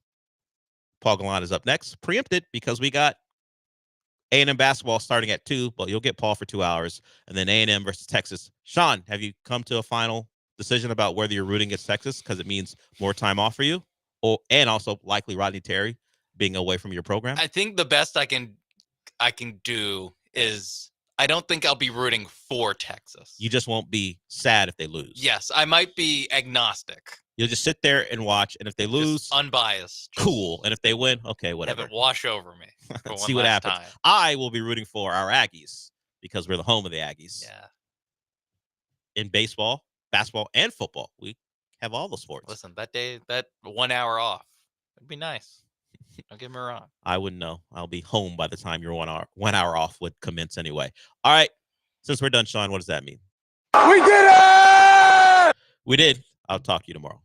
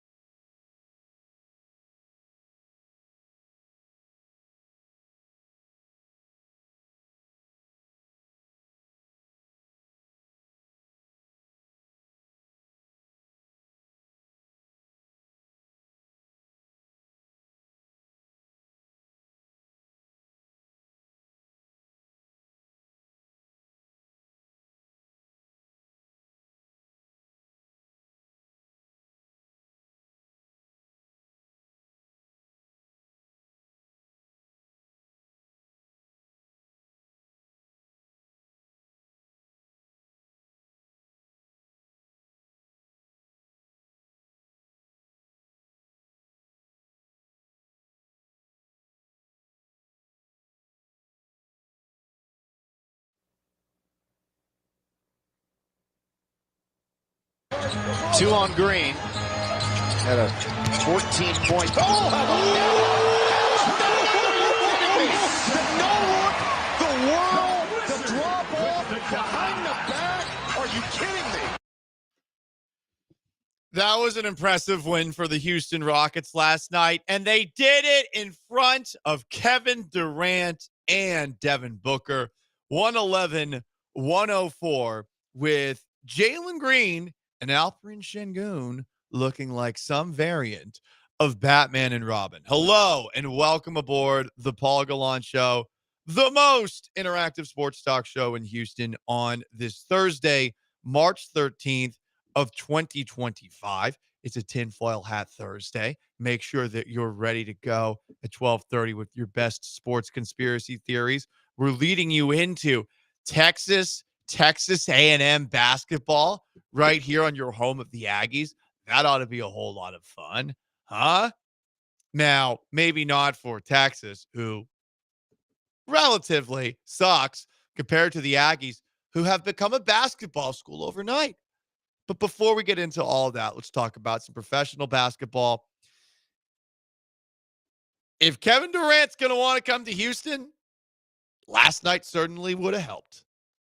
Because last night, I saw a Kevin Durant that seemed aloof, that seemed checked out.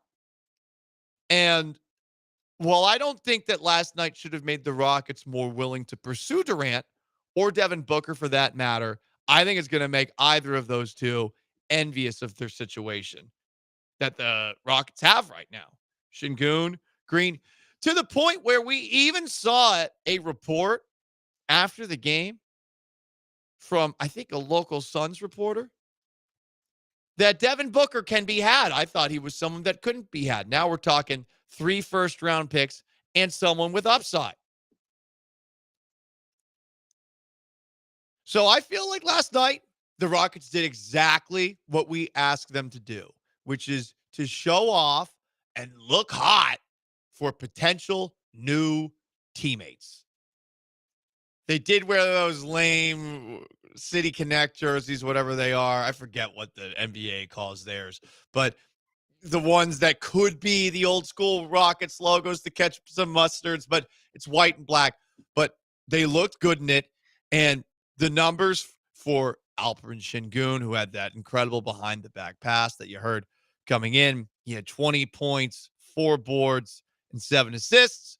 And Jalen Green, an efficient night, 8 of 16 from the field, 50% from three-point land, 10 of 11 from the line, and just 2 turnovers. And it was great to see Fred VanVleet back, because Fred VanVleet, you put him back in there, and the Rockets just look like they have their head screwed on straight.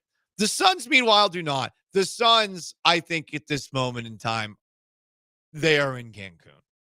Not physically, but mentally for sure. After the game, I was listening to the post-game show, and Calvin Murphy brought up, hey, Kevin Durant had 13 shots tonight? That's it? Not even. He had 12. And there were several moments in this game where I just saw a guy who clearly is thinking about where the next destination is going to be. One moment where I really noticed it was when the best thing that happened last night took place. Steven Adams versus a Plumlee. Which Plumlee, you might ask? Doesn't matter. They all look the same. I'm just kidding. It was Mason Plumlee. In the middle of this game, Mason Plumlee and Steven Adams were jostling for position to get a rebound underneath the hoop.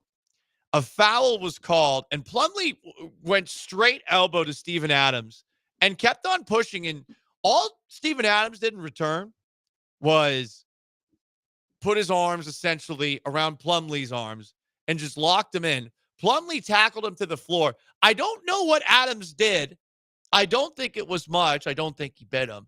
But all I know is when the two towering human beings got back up off the court, Mason Plumlee was bleeding and Steven Adams was not. So that's an extra victory. You got to see Steven Adams in Kiwi fighting action last night. And I guess we could have seen a little bit more. Ime Udoka thinks that way. Here is the Rockets head coach talking about the kerfuffle between Steven Adams and Mason Plumlee, which was the best part of last night's game. What did you think of the rest of the match? Much. Steven could do a lot more if he was really trying to wrestle. So, like I said, it looked like they got in a little bear hug and fell down, and I thought that'd be maybe a technical at best, but surprised to be ejected. I was surprised that Adams was ejected as well. He seemed so calm when he got up, and this is one of the moments where I noticed Kevin Durant didn't exactly seem to be very Phoenix sunny. Kevin Durant went up to Steven Adams right after he got off the floor, and they talked a little bit. Go back and watch the replay. They chatted. And I think whatever Durant said, it made Adams laugh. So I think that Kevin Durant was on Steven Adams' side there. And he should have been. Go watch the replay. Plumlee's the only guy who should have been ejected there. I think the reason Adams got ejected too is because Plumlee started bleeding. I don't even know how he started bleeding. But I do know I would never want to fight a New Zealander. You know, they do the haka, which is absolutely terrifying. Ever seen that in action? The rugby team does that. You know, they're doing all these hand movements and and I'm sorry if that's culturally offensive. It's not intended to be. I don't know the actual words to the haka, but Steven Adams would be the guy who is first in the charge of a New Zealand army of men. That's number one New Zealander. Yeah, number one draft pick if you had to draft guys to defend the island. Correct. For war. Hand-to-hand combat, Sean, Steven Adams is number one. Also, the next 17 picks might all be related to Steven Adams because Steven Adams has 18 siblings. 18 siblings? I think a lot of them are half siblings. Gotcha. Okay. Jeez. But yeah. Yeah, he has a ton of brothers 18 full-blooded brothers and sisters. That's a lot of work. There's a grandparent of mine who was one, check that. One of my great-grandparents on my dad's side was one of 24. I believe that was all by the same woman. And I understand why, because back in the day, you know, when you've got a farm in Prince Edward Island or Nova Scotia, wherever they were, you know, you might have your children taken off by bears or wolves or eagles. I don't know. Or just like whooping cough. Yeah. Or like some little dysentery. Yeah. Right. Some 1800s disease. But Steven Adams was 18. Yeah, his dad fathered 18 kids. Yes, not Steven Adams with 18, but that is a one-man army. Excuse me, that is an 18-man army. Every single Adams, I'm assuming, is over 6 feet tall. The women, the men. 2 of his half-sisters were Olympians. Holy crap. One's a shot putter. Wow. Okay, so yeah. Actually, they're both shot putters. This family truly could have been a family of warlords, a family of... They would have taken over the island back in the day. For sure. I don't know how far back in the day. Maybe the 1600s. Pre-guns. Maybe 1960. I don't know. 1960. Just very recently. Pre-guns, they would have taken over the entirety of the island. So that was fun to watch last night. Steven Adams getting into it with Mason Plumlee. And I noticed during that Adams-Plumlee squab, Kevin Durant was chatting with Steven Adams afterwards in a way that it felt like he was just completely disconnected from the sunshine. Yeah, even going back to what Murphy pointed out in the postgame, that like Kevin Durant shot the ball 12 times in a game his team was leading or was down basically the entire time, and he played 37 minutes. Yeah. 37 minutes, took 12 shots. 8 for 12, too. It was good. Bull and I think it's Royce O'Neal combined to shoot 13 times. They're 3 for 13 combined. So 3 for 13. So they had 2 guys that made 3 shots combined for more attempts than Kevin Durant. That speaks to, I think, a little bit of how disconnected Kevin Durant is and how he is, hey, listen, I'm out here to do my thing. What happens, happens. Shot 75% for what it's worth on those 12 shots, 2 of 2 from outside. But yeah, Trill O'Reilly agrees. on YouTube on the most interactive sports talk show in Houston. KD was just standing behind the 3-point line on offensive possessions.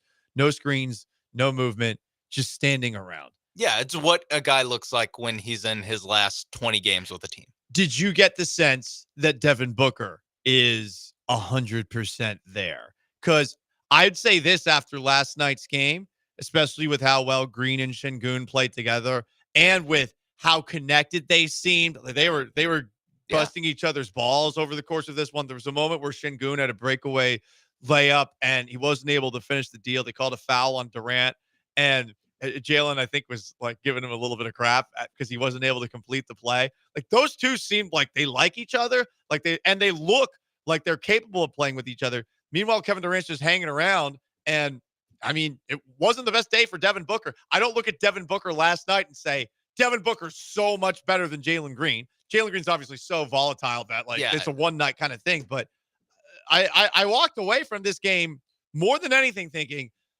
the Suns should want to play for you, Durant, Booker, but this shouldn't make you feel like you need to go get either of those two. No, I don't think the Rockets have to be desperate this offseason to get one of these guys.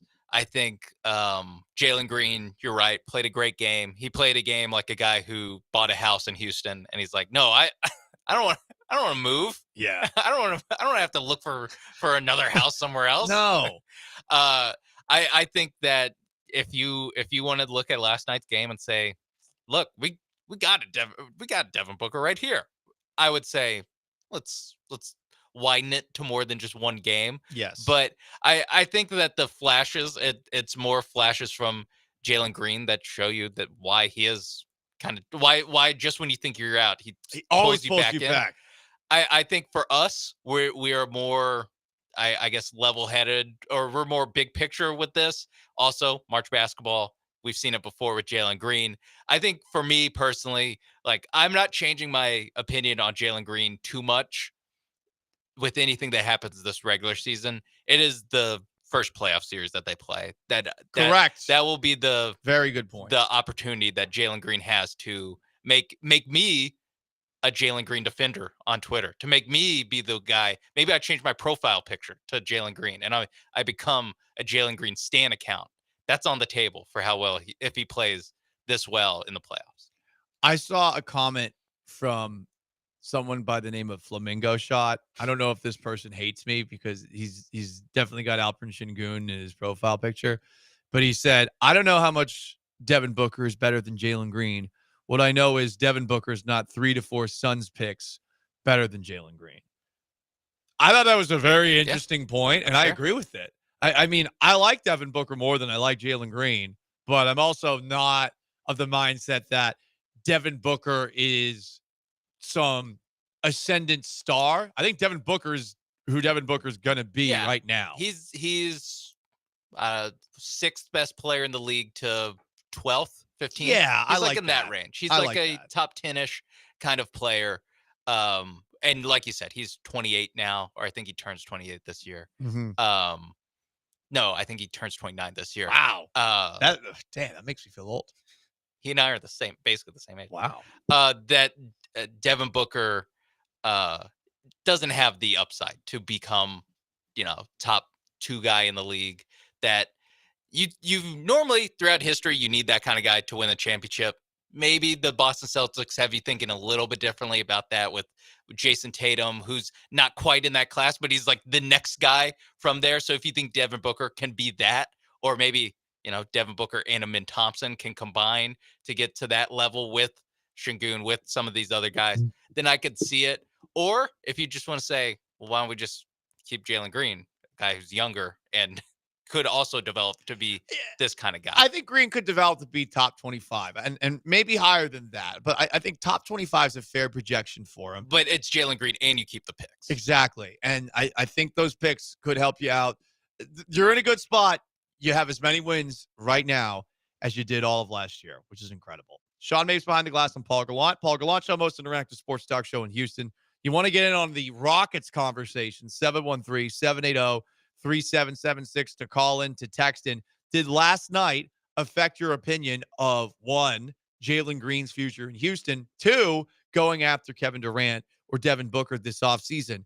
Up next, everyone and their mother is pissed at the Texans for something they didn't do yesterday. We'll talk about it. Stay put.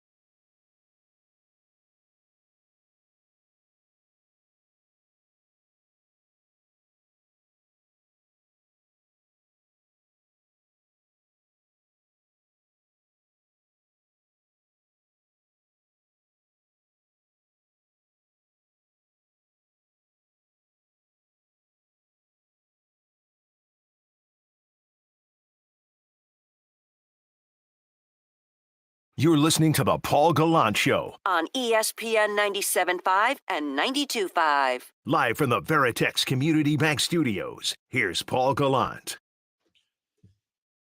We're going to be at Cobos on St. Patty's Day, celebrating my people's holiday in Edo. Party begins at 7.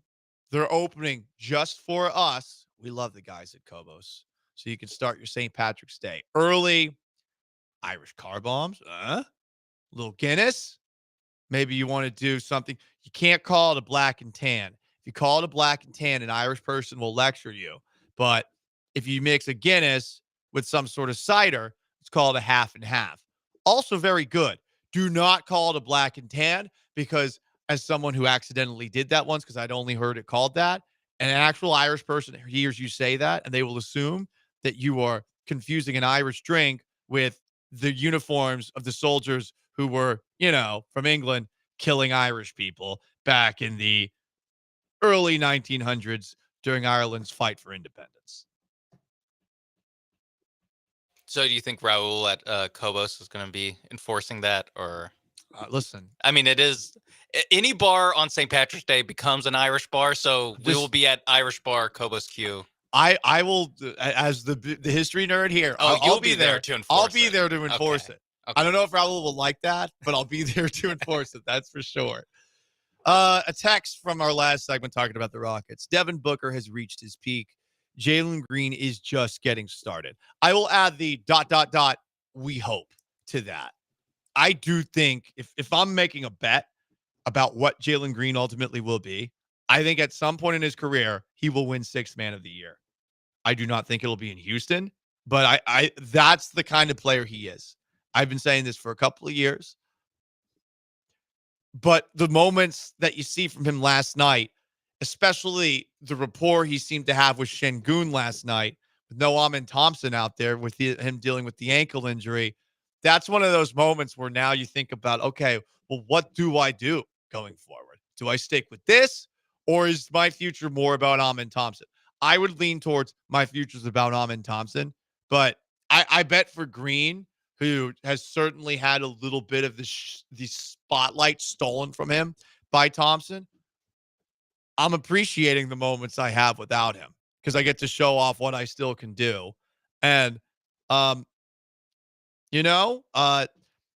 Smith, on a night where Amin Thompson's there, you can't go off for 6 from outside. Can't miss all your threes. Got to be better. But there we go, guys. Rockets talk on the Paul Gallant Show. I think people are mad at Nick Caserio. Not a lot of people, but some people. They're mad at Nick Caserio. Why? Because the Texans did not sign a guy that C.J. Stroud had a pants tent about in terms of his offensive line playing ability yesterday. Lions offensive lineman Kevin Zeitler signed a 1-year deal with the Tennessee Titans. And it wasn't for much. This wasn't the kind of contract that would have been unaffordable for the Texans. He is 35, but last year he did play in 16 of 17 games for Detroit. And Detroit had arguably the best offensive line in the league last year. Philadelphia also had a strong case, as they always do.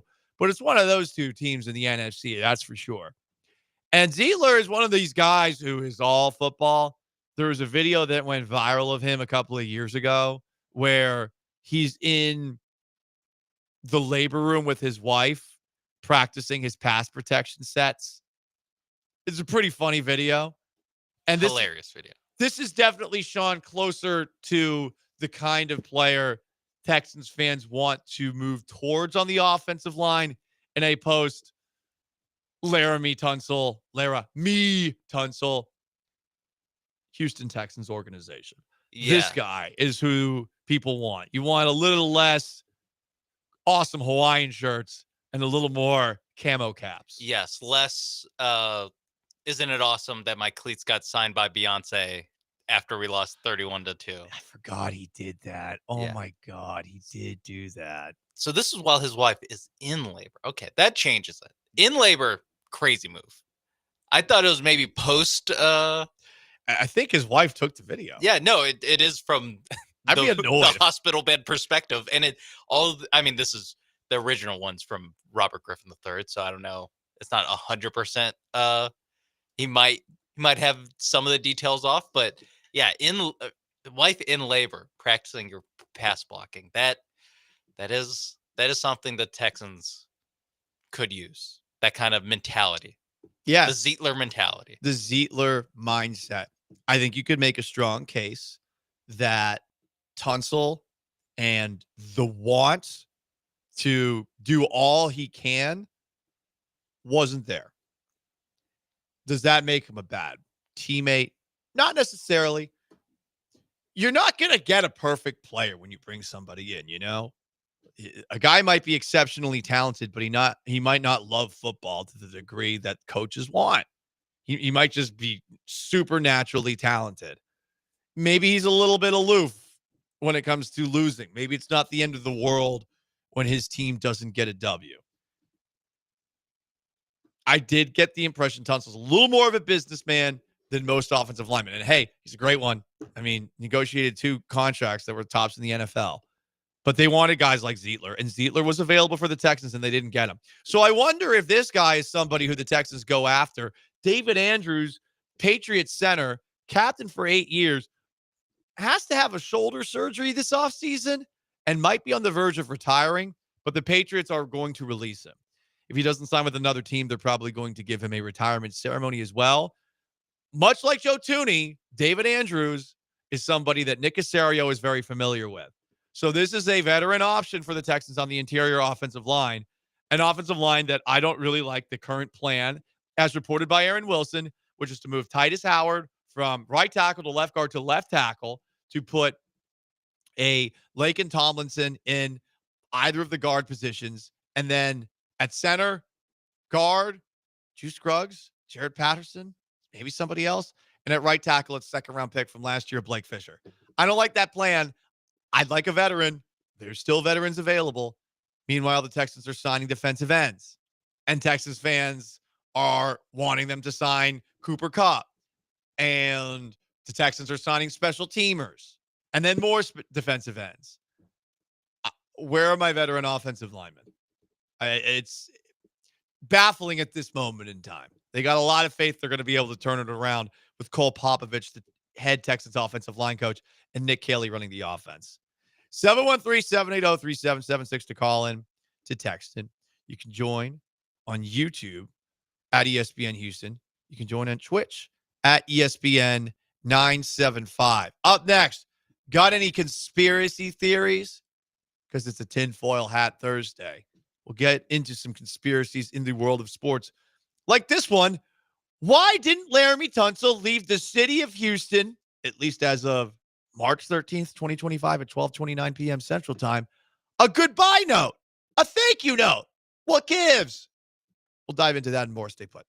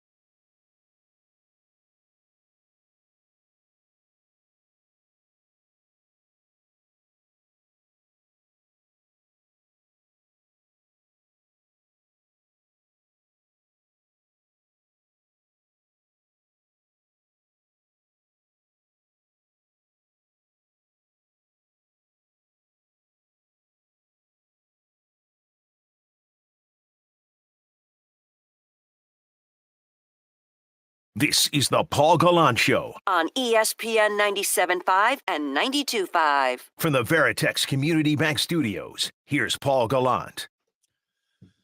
And we're going to be at Cobos all day for St. Patty's Day.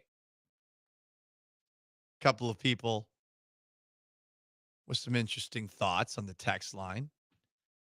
Talking about the colonizers of England and all that jazz. Yeah, I'm not a fan of England. England has persecuted my blood, my Irish blood, my Scottish blood, and my French Canadian blood.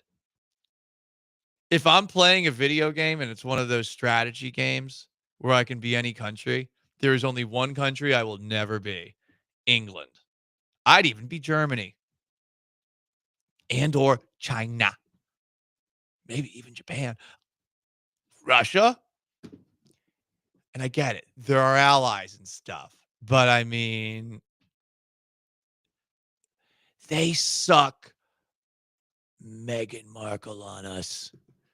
We got Meghan Markle on that Netflix TV show. Have you watched it? I've hate watched it. I think it is worth the hate watch, to be perfectly honest. But that's what they left us with. Also, somebody asked me, hey, Paul, any date update? Last night's date postponed. There might be a date tonight. We shall see. I really don't know with this one. Met her at a bar at Moonshine Deck on Friday. She thought I looked good in a cowboy hat. But how will she think I look without a cowboy hat? Does she want me for my cowboy hat? Should have been a cowboy. Great song by Toby Keith. Maybe I need to read into the lyrics of that song and find a way to show up and look like the cowboy of her dreams. I made that couldn't hurt. Could not hurt to look to Toby Keith for direction at this time. Mm-hmm. Very important. It is, yeah. She met you with a cowboy hat on. Now you have a tinfoil hat on. Right. And it's time. Maybe don't wear this to the date. Don't wear the tinfoil hat? Okay. Well, it's time for a tinfoil hat Thursday.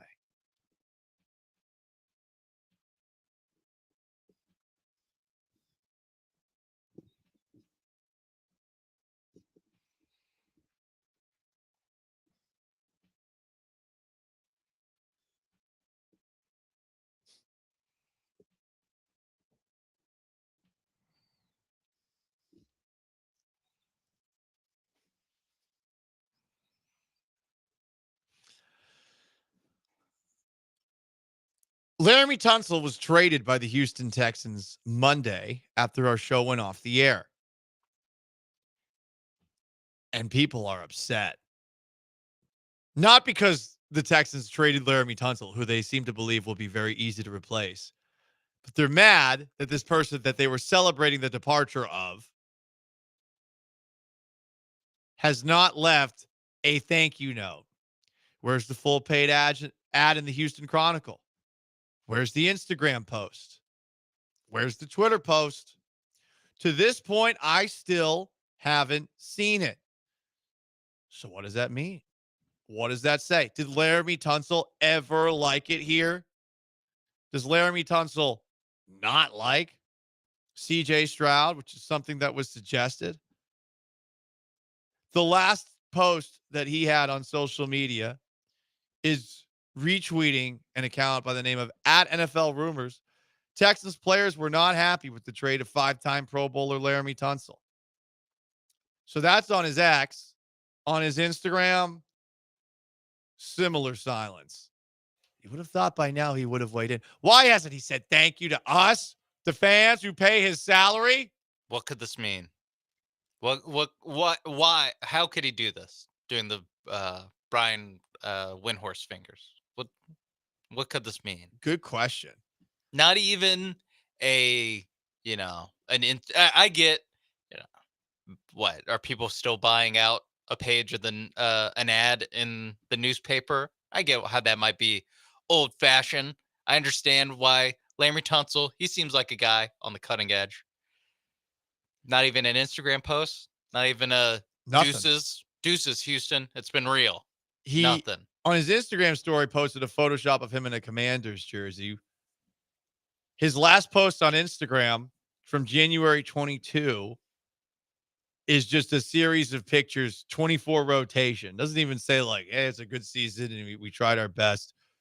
It's just a bunch of pictures of Laramie Tunsil and Laramie Tunsil alone. Truly is. Except for like one picture where he's high-fiving Stroud.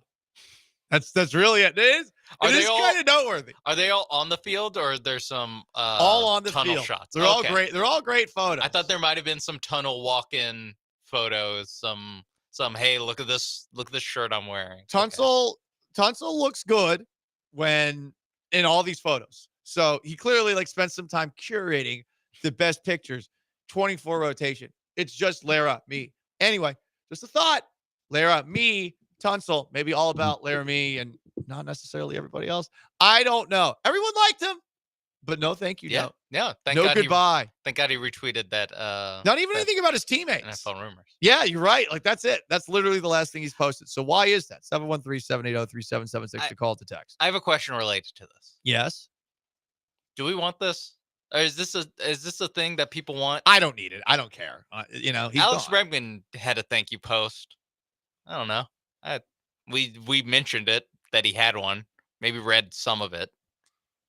I just it's one of those things that's a nice gesture, but no one really loves it. No one's like, oh, thank God. You know what? I like him more now that he's not on my favorite team. Tinfoil Hat Thursday continues. I'm wearing a tinfoil hat if you're watching along on YouTube or Twitch. Red Sox legend Jim Rice had a heated conversation with a Red Sox staffer in Fort Myers after a player asked for his advice. The staffer told him that his advice didn't align with the team's approach. Rice replied, "Look at the monitor. Do what you do and don't talk to me." Is it possible that Jim Rice was talking to Alex Bregman in this moment? I like to believe yes. One, because I believe the Red Sox are a bunch of dummies. They didn't even really appreciate Jim Rice when he played for them back in the day. And two, Alex Bregman strikes me as one of the few people on the Boston Red Sox who might have a clue who Jim Rice is. Seriously. I mean, Jim Rice played a very long time ago, and he was a very good player for the Red Sox. I think his numbers retired there. He hasn't played since 1989. And the staffer's just disrespecting him. I'm wondering if that was in front of Alex Bregman. And once again, I'm wondering if Alex Bregman has regrets.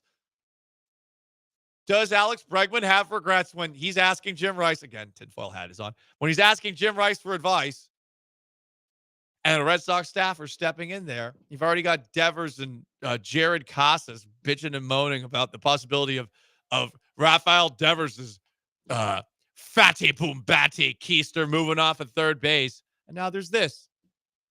Interesting. And yes, tinfoil hat is on. I don't know that this definitively happened. Jim Rice was talking to a Red Sox player. Yes, because at the same time, while Alex Bregman would walk up to Jim Rice and ask for, ask him, it also is he's relatively new, so I don't know if he's that involved. So there, I could think of reasons why it is and isn't. Either way, the staffer, like, what? Yeah, shut up. Hey, video boy. Like, hey, don't tell this hitter how it was back in your day. Yeah. Hey, dweeb. This is where Jim Crane, the Red Sox could maybe use him. A little jock Jim Crane in the mix. This guy would have been stuffed on a locker if he tried that with, for sure. Tried that with Bagwell or Brantley. Yeah, and Crane. We talked about Crane last week. Jim Crane was an incredible pitcher in college. He really was. Yeah. That's not he had set the record for strikeouts in the World Series. He had 18 strikeouts in a game once in the Division II World Series. It's insane. I would love to know what happens inside those Astros meetings where there is like one guy who's like the quant. He's the Jonah Hill's character in Moneyball of this, and it actually is just the scene from Moneyball where they're sitting in with all the old school scouts who are like, I don't like this prospect. He has an ugly girlfriend. It means he has no confidence. And Jeff Bagwell's nodding along and someone goes, "Well, his OPS is very high." Shut up. Who brought you in here? Get out of here. Yeah. Get this dork out. Yeah. Hey, Craig Biggio needs a coffee. All right. And then they lock him out once he gets the coffee. Exactly. One last one.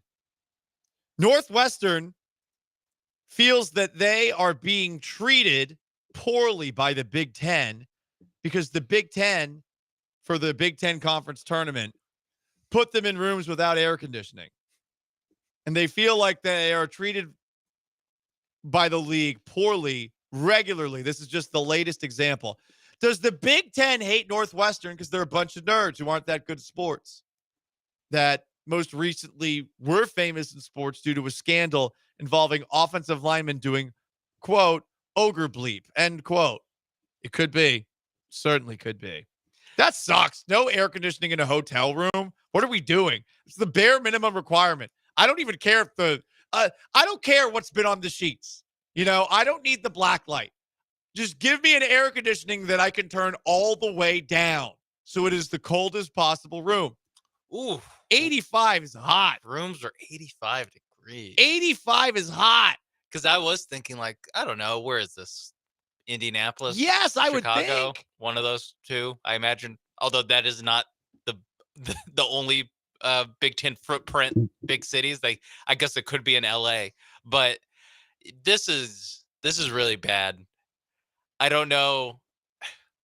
What's is Northwestern fighting to get in the tournament? Because if they were, you'd think that the Big Ten would be trying to set them up to succeed because just more teams in the tournament work like that helps. They're them. not making the tournament. Okay. They're Okay. playing Wisconsin today. They're 17 and 15. Oh, okay. They're Then yeah, out. bleep them. No Yeah. AC. Yeah. Nerd. Yeah, they want Wisconsin to actually go places. They don't care about Northwestern. Yeah. I do think this is a Northwestern's the nerdy school and we all hate them. Well, I don't know if it's because they're a nerdy school. I think it's because they're not good. But I think they're not good because they're a nerd. Exactly. I think the rest of the conference doesn't like them because they're the smart school. But like Michigan thinks that they're the smart school, and it is a good school, right? But they also have some like, oh, we are high-minded Michigan men. But I mean, it's a giant state school versus a private institution. That's true. Northwestern is bouge central. Like that is there's money there, and on top of that, it's one of the top schools in the country. So I do think that there is a little bit of discrimination going on here. Tinfoil Hat Thursday take from Todd the Show on Twitch. Jake Myers ends up with a better batting average in spring training than Cam Smith.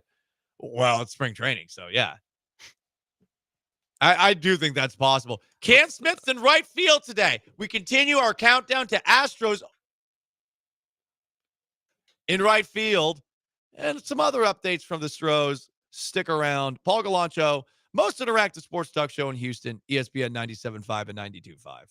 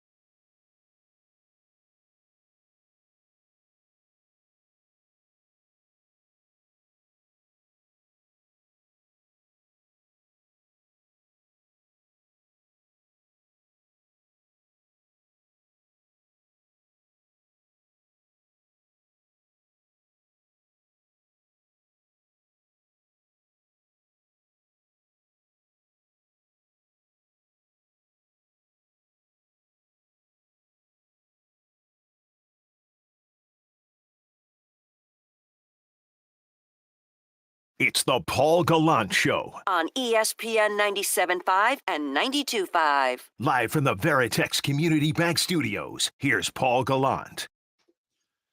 Better come hang out with us at Kobos on St. Patty's Day, opening bright and early at 7 a.m. just for us. Take the day off. Take the day off. It's the day that we remember that St. Patrick chased the snakes out of Ireland or something. I don't know, man. Just drink. Just drink. Just put it up another Guinness, baby. Just put it up another one. I don't know why we celebrate it. We just do.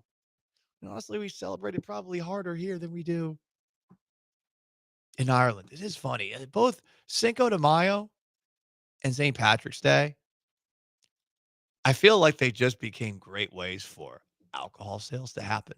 But guess what? You can get some alcohol and watch/listen to us in person at Kobos. It's going to be a whole lot of fun all day long on Monday the 17th. All right, guys. Astros spring training. We're 2 weeks away from the end. And then as we continue our countdown to opening day right now, I'm a little bit sad about a news I have to share with you about something that happened today in the outfield for the Astros. Give me that bone.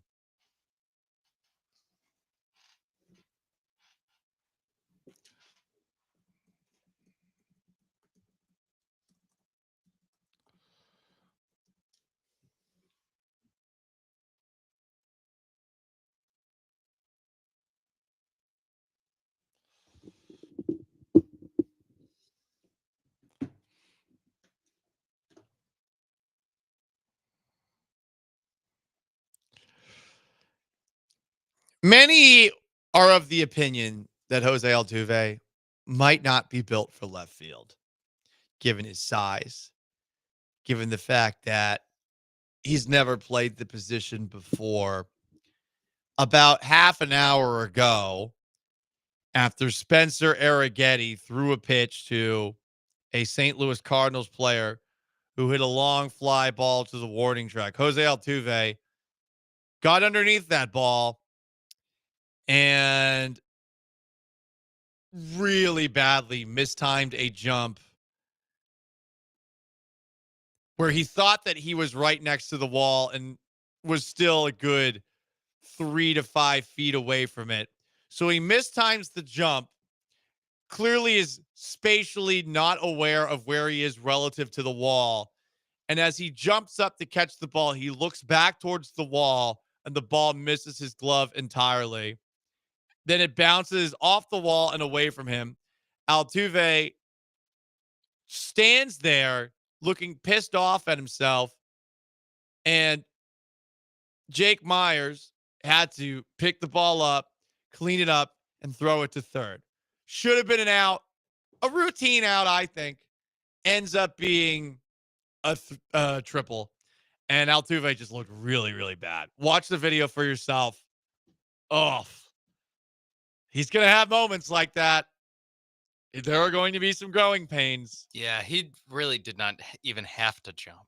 No, he didn't have to jump at all. I think he thought he was at the wall. Yeah. And he was like a step or two. He was maybe like 3 Altuve steps away from the actual, or the ball was from actually having to get to the wall.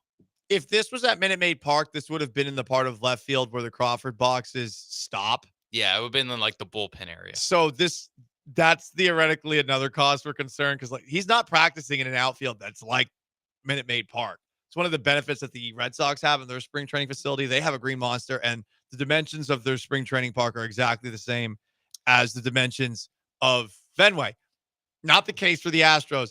This is a really rough play. And for now, since we haven't seen Cam Smith bat yet, this is the concern that you have when you have a couple of infielders that are perhaps going to be your opening day starters in the outfield. Yeah. No, this is exactly the type of play that we were talking about Altuve needing to avoid in the outfield, where we don't need him to make the jump diving catches, the like Gold Glove winning catch. We just need you to avoid the complete embarrassing stuff. I'm not even asking you to make this play. I'm saying just play it off the wall, and then it hits the dirt in the on the warning track, and we're like, oh, could he have maybe gotten that? I don't know. Not jump for it, not get it. It almost hit you. You kind of look around, not know where it is, and Jake Myers has to come and throw it. That's bad. Don't do that again. Don't do that. Brian McTaggart quote tweeted it 2 minutes later, saying as soon as Altuve got to the dugout at the end of the half inning, he was greeted by Coach Dave Clark. It looked like they were talking about this play. I would hope so. If there's one thing about Altuve, it's hey, I trust him to work on it. I do too. But this is an ugly image. Not good. We have 14 days to clean this up, Jose. Please clean it up. Just a little bit. Please. Just a little bit. Please. As far as Jake Myers, who cleaned it up, this is a funny post also from Brian McTaggart from spring training. He tweeted out Jake Myers, country strong, and then asked Grok, which is the artificial intelligence on X. Country strong means Jake Myers has that raw, gritty power. Think farm boy strength from his Nebraska roots.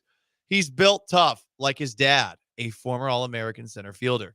Myers channels that into his game, smashing hits and playing solid defense for the Astros and cleaning up when Jose Altuve has one of the more embarrassing attempts at trying to catch the ball in the outfield. I really think that I might have looked less embarrassing in that spot if put out there, and I'm scared of baseballs. So, it's a rough one. Yeah, I just wouldn't have left my feet.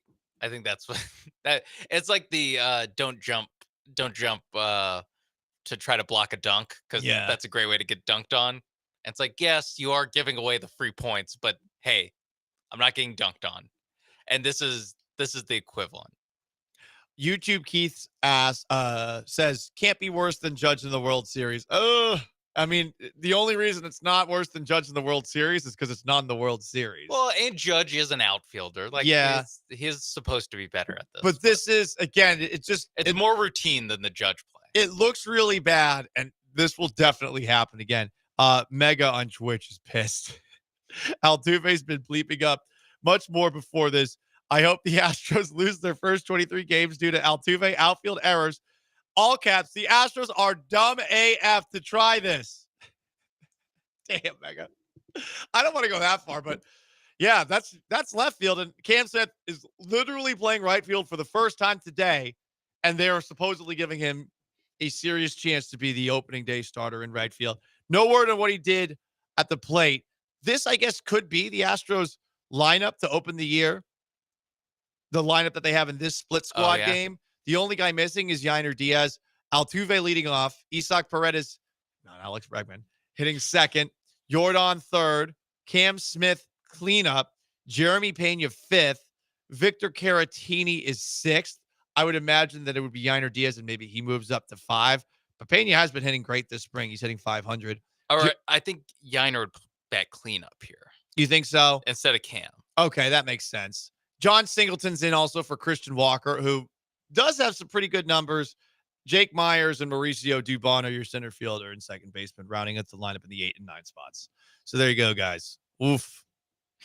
Hey, we have to report the news. All right. We have to report the news. Altuve did not look good today. It was not what you want to see out there.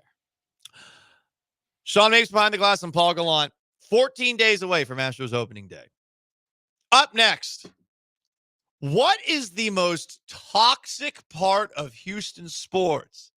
I ask that because one of the oft criticized groups, more than any group in Houston sports, is the subject of a report where they were described as toxic. What? Who the hell are these people? And are they going to be fixed anytime soon? We'll talk about it on the other side. It's the Paul Gallant Show, ESPN 97.5 and 92.5.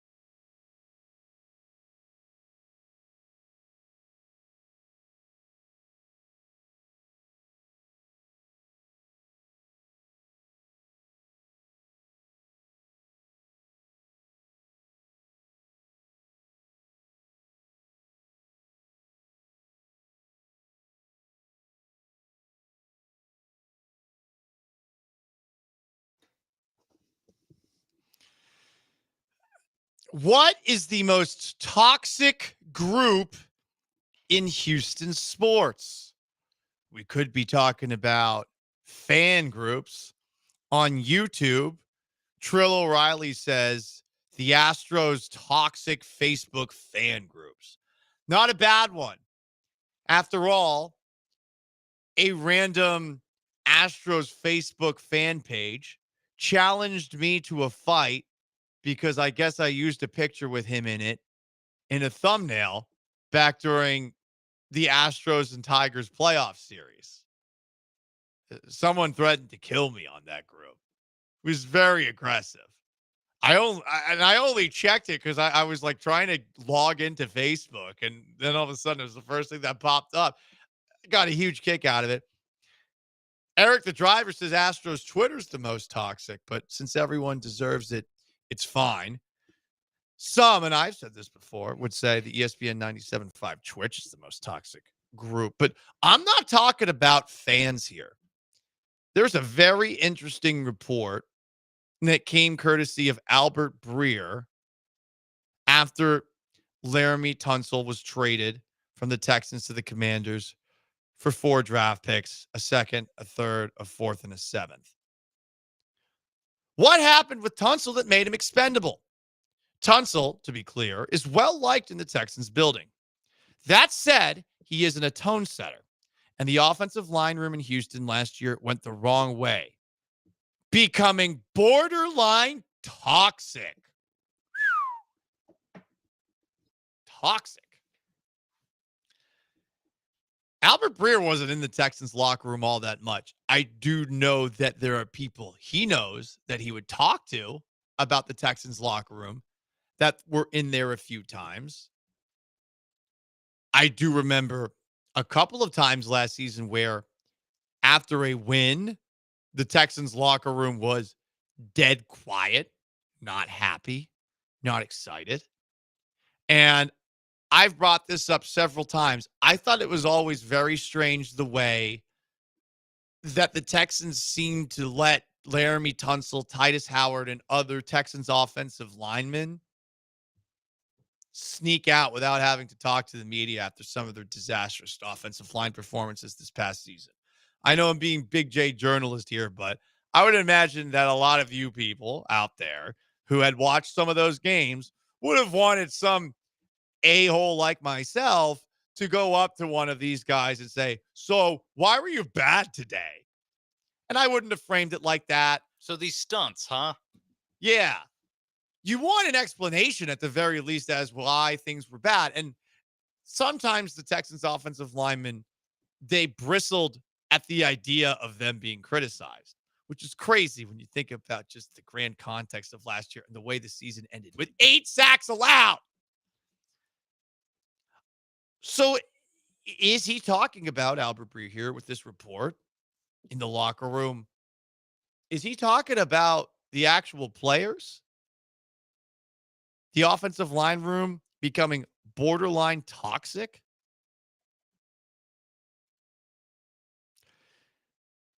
I think he's not talking about the actual offensive lineman here. I think he's talking about the actual room as a whole itself. And I do think that this is where the coaching side of things gets interesting. So, one, I know Cole Popovich, the current Texans offensive line coach, did not get along / did not see eye to eye with Bobby Slowick. 2, I think that Chris Strouser, the Texans offensive line coach,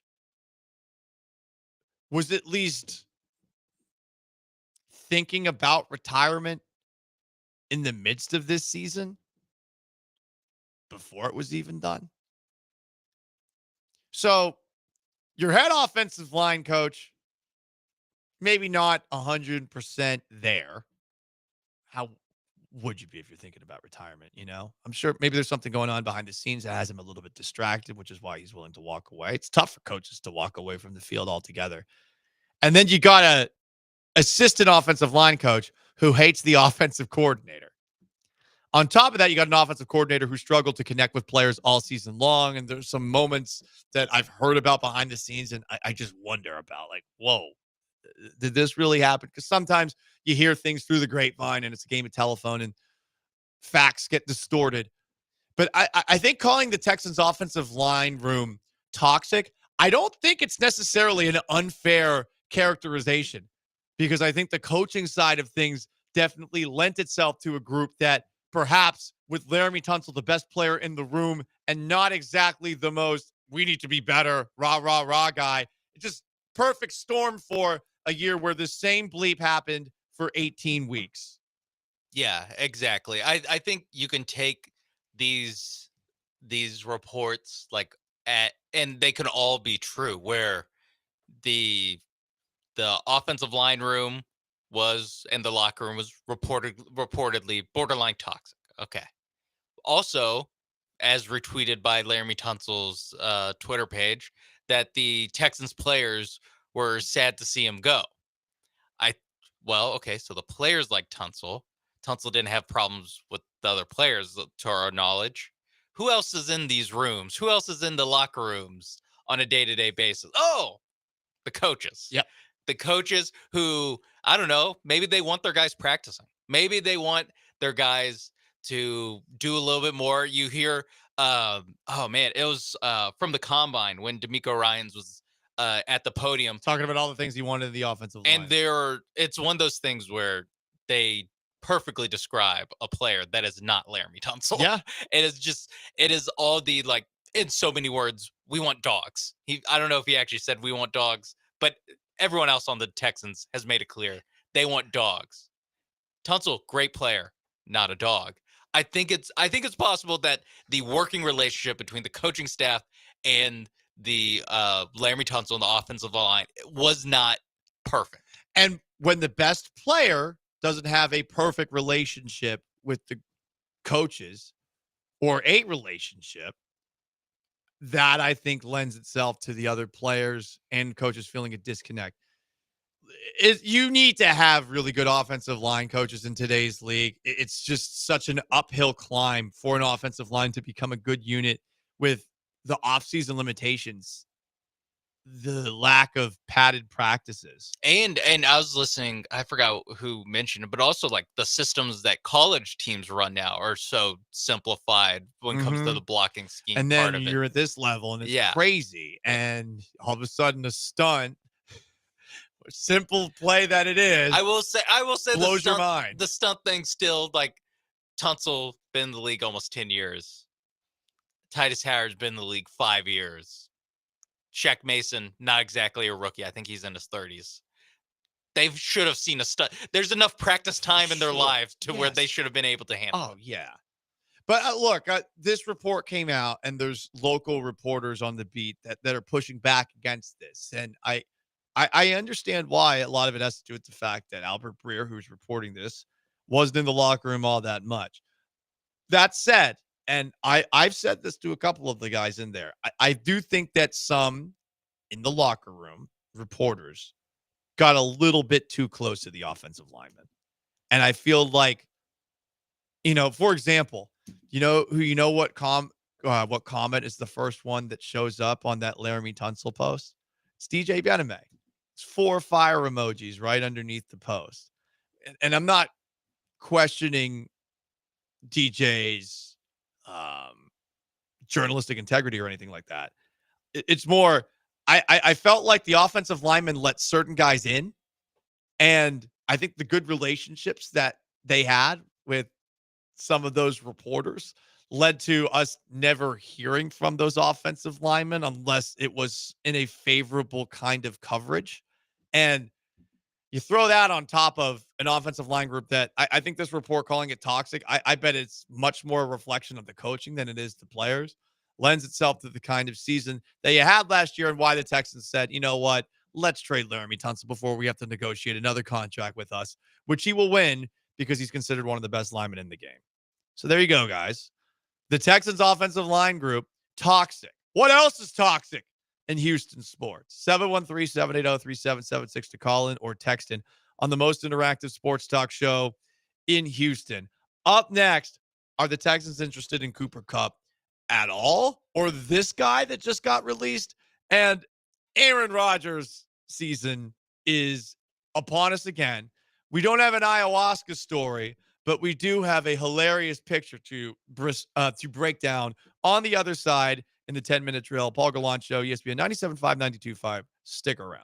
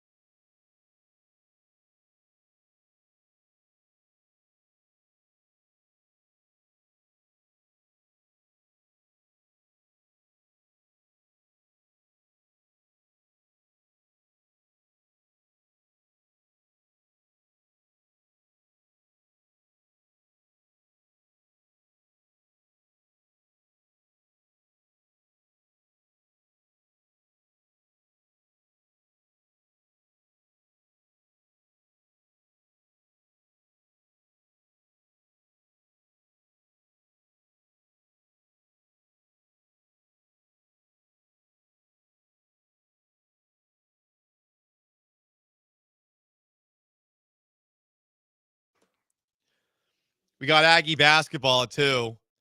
Aggies, Texas Longhorns. And make sure that you join us at Kobo's for St. Patrick's Day on Monday. Bright and early at 7. John and Lance will be there. It's going to be a whole lot of fun. The greatest holiday in March.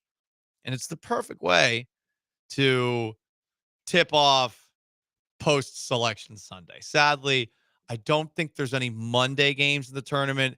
The playing games usually begin Tuesday Wednesday. Night. Right, yeah. But it'll be a whole lot of fun. All right, guys. Texans fans are not happy that the Texans missed out on signing Kevin Zeitler, who was a Lions offensive lineman last year. He signed with the Titans. He is 35. Maybe that's why the Texans didn't want to bring him in. But if you're trying to fix the culture of your offensive line, which supposedly had a toxic room, which I think might be more about the coaches than it was about the players, it would be nice to have some veterans who have been there and done that. So the Texans did not sign Zeitler. They theoretically could be interested in David Andrews, who the Patriots plan to release. As far as Cooper Kupp is concerned, it really depends on the price. I don't think you turn up your nose at Kupp, but I do think you wonder if he's ever going to be the guy that he was, or a version of the guy that he was in 2021. You might remember Robert Woods, who the Texans had just last year. Robert Woods also had some awesome numbers when he was in LA. I want to say 2018, maybe 2019, before Cooper Kupp took over as their best wide receiver in LA. Maybe, just maybe, receivers thrive in McVay's system compared to others. Now, Nick Caley is a disciple of the McVay tree, which should get you giddy. But, I mean, Puka Nacua comes in. Who the hell is this guy? And has an incredible season as a rookie wide receiver. 5th-round pick out of BYU. Yeah. Walks in and I think over 1,000 yards as a rookie year. He transferred from Washington to BYU. I remember him on Washington thinking to myself, the guy's got a cool name, but I didn't think much of him. Yeah. And so just some food for thought. I know a lot of people are beating the Cooper Kupp drum, and I'm not necessarily saying no. I'm just saying there's got to be a point of no return when it comes to asking price. The Texans are signing a bunch of special teamers and defensive ends. They signed another defensive end, Casey Toohill, who most recently played for the Bills, who joins Derek Barnett, Darrell Taylor, among others. Lots of defensive ends in Houston. I think you never can have too many. You want to be able to sub guys in and out.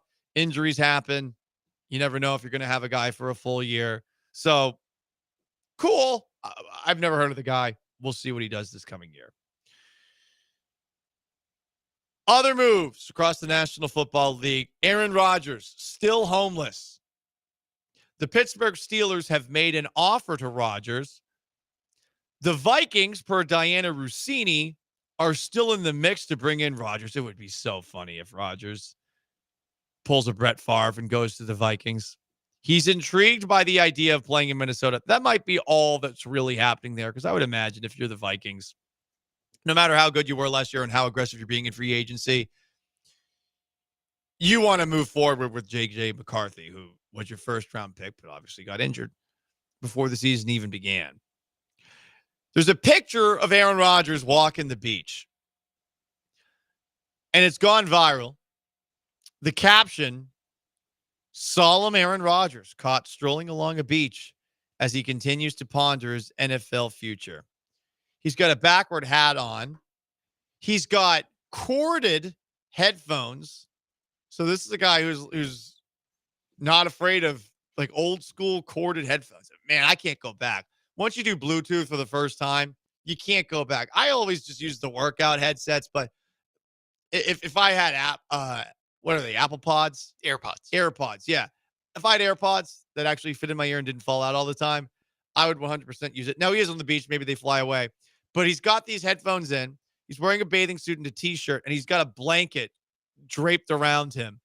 He looks like he has just been evacuated from a fire, like with the blanket over his shoulders. Yeah. He looks like his parents have been murdered outside of a theater, like Thomas and Martha Wayne were in Batman's origin story. Like it's a very interesting look. And he does look solemn in that picture. Not a great picture. Ian Rappaport believes he's not solemn, more reflective, taking his time. Sure. Thanks, Rappaport. Thanks, Ian. Appreciate that. So we'll see what Rodgers does. Other moves. DeMarcus Lawrence leaves the Cowboys for the Seahawks. Selectively aggressive, the Cowboys. Not when it comes to keeping their guys around. Darius Slay, Super Bowl champion corner for the Eagles, but of course the Eagles have drafted so many young corners, this made sense. He signed a one-year deal with the Pittsburgh Steelers. The Saints, who are in cap hell, restructured contracts for Tyrann Mathieu and Cam Jordan. So, hey, at the very least, you'll have Tyrann Mathieu and Cam Jordan if you go to a Saints game this year. Woo! For a team like the Saints, that actually probably does mean a little bit of hey, here's a couple guys that you like. You can still see them. When the offense has the ball, go get a pretzel or something. Go to the bathroom. Take your time. But hey, Tyrann Mathieu. How many people watch for defense these days, though? You know, I know, not many. I mean, you got Cameron Jordan, been on the Saints his entire career. Yeah. You got Tyrann Mathieu, was on LSU, so probably has a fan base. It's the fan favorites. Derek Carr, less so, I would say. Fan least favorite. Yes. I don't know. I'm really trying to. It's gonna be rough for the Saints. The Saints, it's tough. It's gonna be rough. You gotta stumble into an incredible quarterback at some point. You got to find your next Drew Brees. Mac Jones, not the next Drew Brees, but he is the next backup quarterback for Brock Purdy in San Francisco. Finally, all these years later, Kyle Shanahan gets the quarterback that he wanted instead of Trey Lance. Championship? Yeah. What if they don't pay Brock Purdy and we got Mac Jones? Yeah, is this the leverage? It's a 2-year, $7 million deal. So I mean, Mac Jones was pretty awful when he came in relief of Trevor Lawrence, as we all saw, because Azeez Al-Shaair killed him in the middle of a game. It was just unnecessary roughness. It wasn't dirty. But Mac Jones is not a good player. I'm a little shocked he's still in the league. Like between Mac Jones and Zach Wilson, good job, guys. Sticking around, hanging around. Yeah, kicking those checks. So all you can do at a certain point as a backup quarterback. We have some Aaron Rodgers gossip on the text line. Key from LA on the 747 on the most interactive sports talk show in Houston. On Good Morning America's ticker, it said a merchandise receipt was leaked that indicates Aaron Rodgers is going to Pittsburgh. A merchandise receipt. Interesting. What would he have bought that would allow someone to potentially narc on his location? Well, if it's merchandise, is it Steelers merchandise? Yeah, I'm maybe they're about to sell some Rodgers jerseys and they're just waiting to press the send button. Or something. Yeah. Must be something like that. I don't know. I think people are because there's yesterday Adam Schefter was saying like, I don't know what he's waiting on. I don't know, like, how long does it take to make this decision? I think people are kind of overblowing. Like, today is the first real day of free agency. I guess yesterday at 3:00, but like, guys, it's okay if he takes 4 days to make a decision. I don't think this is some crime that he hasn't already signed with the Steelers. I'm with you, but it's such a privilege to play with the Steelers. More NFL news. Browns quarterback Kenny Pickett is saying he has been given a chance to compete for the starting gig. Oof, yikes, Browns fans. And Mason Rudolph, speaking of the Browns, victim of assault courtesy of one Myles Garrett, helmet to the head, might have been deserved. He is back with the Pittsburgh Steelers. So pressure. Some pressure on Aaron Rodgers to maybe make a move. Yeah. Has he been told that he'll be able to compete for the starting job or no?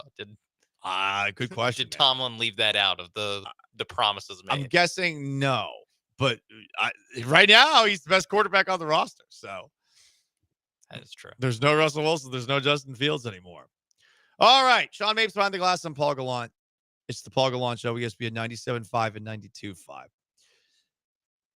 The Houston Cougars' path to a national championship may have gotten a little bit easier before they kick off the Big 12 tournament in a couple of minutes. We've also got Aggie basketball coming up at 2:00 here.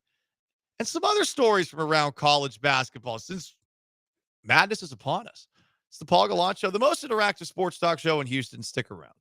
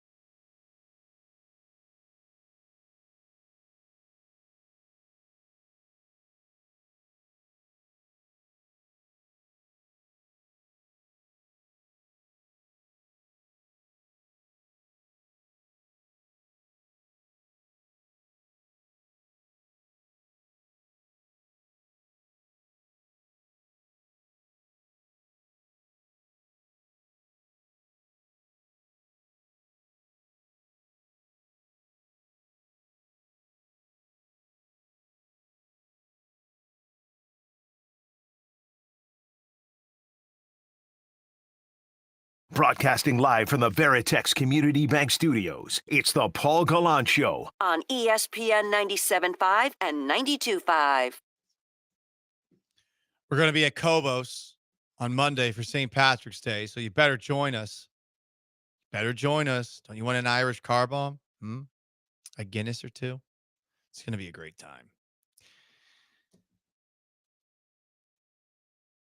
Astros action in spring training. Jose Altuve had a just truly awful looking play defensively in left field in the game where he's in left field and Cam Smith's in right.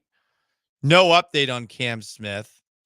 Jeremy Pena's had a couple of hard hit balls to right field. Cesar Salazar, meanwhile, in the other Astros split squad game, hit a grand slam. The Astros had an 8-0 lead with their B team against the Marlins in spring training. I want a Cam Smith update. I want to hear what Cam Smith is doing, either as a fielder or as a hitter, because the Altuve video of him trying to catch that ball in left field, where he clearly misjudged where he was relative to the wall, jumped thinking he had to because he was against the wall, mistimed the jump, the ball drops right in front of him, bounces off the wall, and then rolls all the way out to Jake Myers as Altuve just stood there clearly pissed at himself. It was a rough moment. I hope it's just an isolated moment. I doubt it will be an isolated moment, just given the way that one looked. We need some eye wash, Cam Smith. Can you hit a home run? Can you RBI double? I'll settle for that. Let's put the bad stuff behind us. Right, exactly. I would like an eye wash, and not just because I woke up this morning with a little Forrest Whitaker-y in the eye. Got some swelling on an eyelid. Is it pink eye? I don't know. Hanging around the cat too much? I don't know. Yeah. She fall asleep on your head or something? Dude, I don't know. I don't know what happened. I just woke up this morning and it was painful. So I've been doing like warm compresses on and off all morning. Yeah, pain in the ass. The Cougs tip off Big 12 conference play in terms of the conference tournament. This is their first game, right? They had the double bye. Yeah, they had a double bye. Gotcha. So they play the 14-19 Colorado Buffaloes. I think the spread's 18. MyBookie.ag, promo code BET975. Yeah, Colorado was last in the Big 12, but they won their first. They're on a miracle run that will probably end today. Is Shadur Sanders playing? No. Okay, I don't care. Is Travis Hunter playing? I think they're both preparing for the NFL draft. Gotcha. Well, if either of them played, I think they might have a chance. But you know what? Not in this world. Not against our beloved Cougs. The road to the finals for the Cougs might have gotten a little bit easier. Because remember, hey, wasn't that long ago that those evil Blue Devils took down the Cougs in the Sweet 16. It was March 29th of last year. 54-51 in a game where Jamal Shed turned his ankle and couldn't come back in. Duke might be without their best player in college basketball's arguably best player, Cooper Flagg. He was helped off the court with a left ankle injury late in the first half of Duke's ACC tournament quarterfinal victory against Georgia Tech. Flagg walked back to the bench under his own power without a boot, but he did not return. Duke did win 78-70. I'm seeing some on the Twitch say that Duke sucks even with Cooper Flagg. I don't know. Number one team in the country, right? They might be number 2. I think Auburn. Is Auburn still number 1? I forgot. They'll be a 1 seed. They Duke will definitely be a 1 seed. Yes. Duke, Auburn, and U of H are all 1 seed. Correct. Yeah. Even if the Cougs lost today, they'd be a 1 seed, right? I mean, they were the outright Big 12 champs during the regular season. They won't lose tonight, but yes. They won't lose tonight. But even if they do, they will. They'll still be that. That's how good they've been this year. But hey, path gets a little easier, right? Yeah. With Cooper Flagg. I know a lot of people say you want to play teams at their best. No, in this tournament, man, it is attrition. And obviously, you lost Jamal Shed in the Sweet 16 last year. And who knows what happens if you have Shed that entire game, because your offense, like, just could not function, period, after that moment. Yeah. And with Cooper Flag, obviously, like, we don't know the severity of it. Just looking at it and having seen a very recent ankle turn for the Rockets with Amin Thompson, his timeline being about 2 weeks. I would expect Cooper Flags to be about 2 weeks, which 2 weeks from right now that puts him in, like, he has to play his first game back would be Sweet 16 right. Games. So they still need to get past. I mean, they had to get past the 16 seed, and they have to win one game against probably a pretty good at large 8 or 9 seed. So it'll be tough. It'll be tough without Cooper Flag. They should be able to navigate it. It's just, do they get the good news that's only 2 weeks? Or I guess less would even be better. Or is it a worse injury? Yeah, is this worse than the Amin Thompson one? And it's like a month. The way he got, I mean, it's very quick. This game finished only a little bit ago. You really don't know with an ankle for generally a few hours after so it's much down. swelling. Yeah. Right. So if it's a high ankle sprain, I mean, that could be it for the entirety. And here's the other thing, too, if you're Cooper Flag, like, do you think to yourself, well, I'm the number 1 pick in the draft. Whatever. I'm out of here. You know, it doesn't seem like he's that guy. If it was like a knee, I would understand it. Ankle, not so much. Play on it. Ankle, it's a little bit less, just like the harm in re-aggravating it or anything like that. It's a little less dire than, like, if it was a knee injury that he's rushing back from. But it definitely makes Duke's, next 2 weeks a lot more interesting. They all of a sudden could lose in the second round. I'm not going to like it if Duke doesn't have a hateable white guy. Oh, they got one. Yeah, but this one's an elite player. And I guess he's not that hateable. Who is the replacement? It would be Con Knipple. Oh, what an ass. Yeah, I hate him already. He had I don't even know what he looks like. I think he had 30 today. Con Knipple? Yeah. That sounds like some sort of Irish pub. It's Kon Knipple too. Con Knipple. Yeah. So. Oh, okay. His last name is spelled. Looks a little. Middle European. Yes, and you want to not pronounce the K in Knipple, but I think you do pronounce the K. I'm looking at him. I don't know. He looks working class. He doesn't look like your traditional Duke, like my dad sues your dad guy. Okay. But yeah, Con to Nipple. Is his middle name I? What is going? I haven't looked at his Wikipedia. Okay, I'm just looking at it. It says online, Con I nipple or Con second nipple. I don't know. Well, Con two nipples. It's Knipple. My bad. Con two nipples. Yeah. See, his name's too funny. I can't hate him, and he doesn't look like an a-hole. Look, Duke's in a soft conference. They might not actually be that good, as fake Tony Stark brings up. Yeah, the ACC blows. I say that as Syracuse is a just truly horrible 14 I like seed. raising your hand. 14 and right 19. Here. I haven't watched any of them this year. Some of my friends watched them play SMU last night. SMU beat us by 20. I mean, kill me, right? That's a low point, I'd say, for Syracuse basketball. And now you got Jim Boeheim. He's like kind of cackling because they forced him out as a broadcaster. I mean, he would be like an 11 seed in the ACC tournament. Let's not act like no, you're right. He was some awesome you're coach right. at the end. Not at the end. It was pretty rough, but generally because of Boeheim, I'm sure money slid under the table. Syracuse found themselves in the tournament very often when they did not belong in the tournament.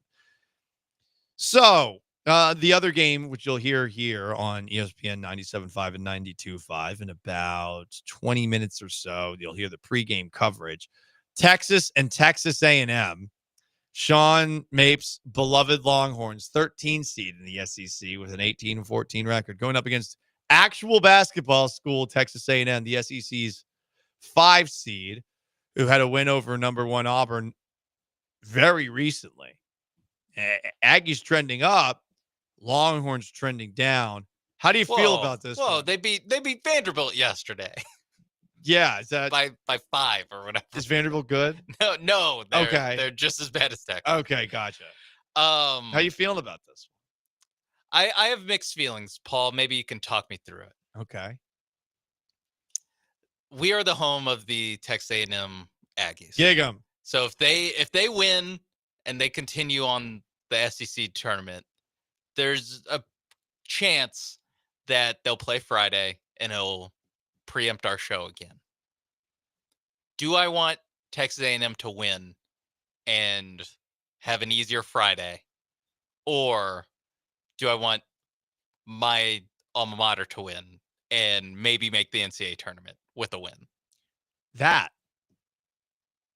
But I also you want 1 hour off on Friday? I also want them to fire the coach. Oh, that's a fair point. Gus Fring lookalike. Yeah. What's his face again? Rodney Terry. Rodney Terry, yeah. There's been a lot more clips of the I'll say Gus Fring's last appearance on Spoiler alert. On a lot of Texas fans have been posting that after adjusting his tie. After every loss, they just post that. Some body parts are missing, but he did adjust his tie on the way out. Yes. So I also kind of just want the season to be over. I hate watching this team play. Damn. This team sucks. Dude, how much do they suck? Do they suck this much?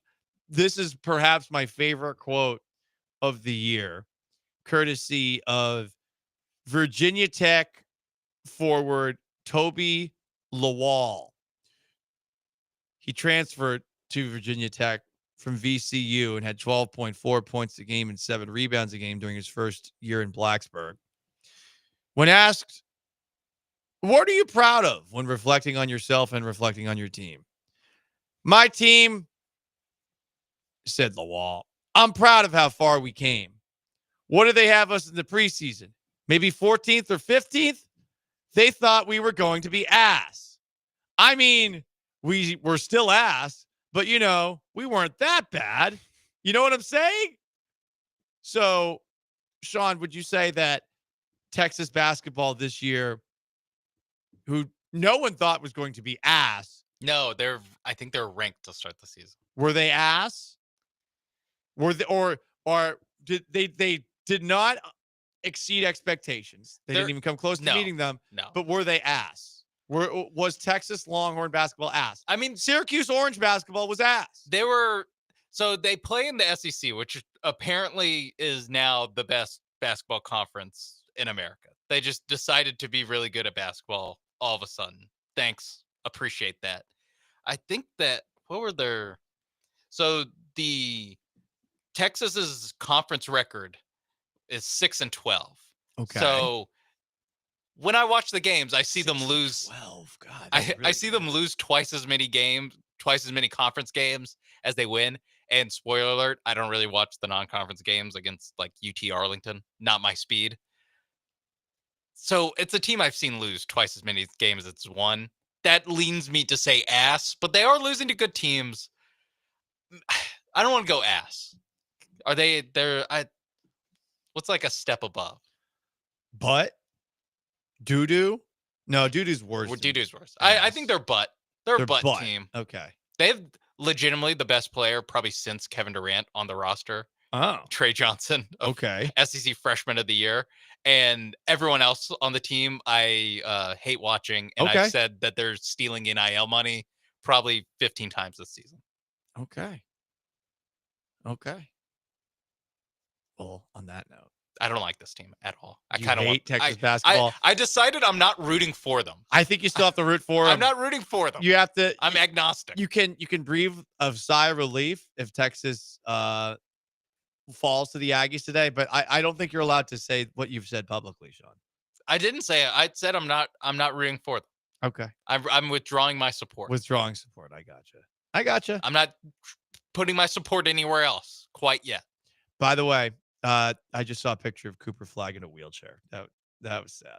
He got wheeled out, I guess. He was in a wheelchair, little Paul Pierce style. Minus pooping of the pants. minus pooping, but he was on the bench, like walking around. So I don't know if he needs a wheelchair. Okay. Just, I don't know. All right. Well, we'll see what happens for Cooper Flag, but I definitely think that's good for the Cougs. Garbage time is next. Before we wrap things up and turn things over to Texas A&M Aggies basketball, their showdown with Texas. It's the Paul Gallant Show, most interactive sports talk show in Houston. Stick around.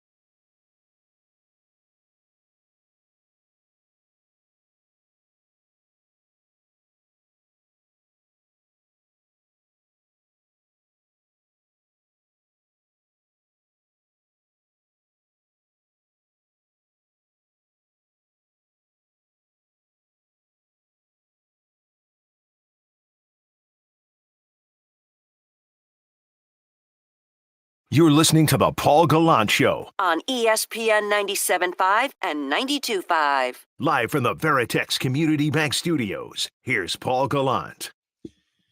Last chance to dance on the Paul Gallant Show, the most interactive sports talk show in Houston. It is a bummer.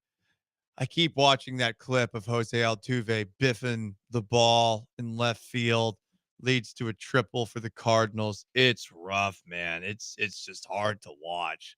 And since I don't see any fun updates, courtesy of Brian McTaggart from this Astros split squad game, where for the most part, outside of maybe Christian Walker and Yiner Diaz, this is the lineup that the Astros likely will have in the regular season. I don't see nothing that gets me going. You know, it's not giving me I don't know what the Astros colors are called. It's not tequila sunrising my pants, if you get what I'm saying. You're not brick red? No, sadly not. No, it's brick red pilling me. to a degree about the idea of having two infielders play outfield. But bit of a bummer.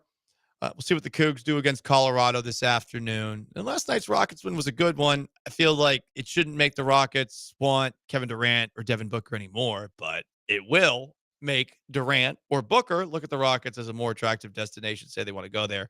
The real question is, are you going to make a trade to bring those guys in, giving up a bunch of first-round draft picks, at least 3 for Kevin Durant, 3 potentially, and a player for Devin Booker? That was a new wrinkle last night where maybe the Suns actually are not completely opposed to trading Devin Booker. And I don't blame them because everyone looks checked out there.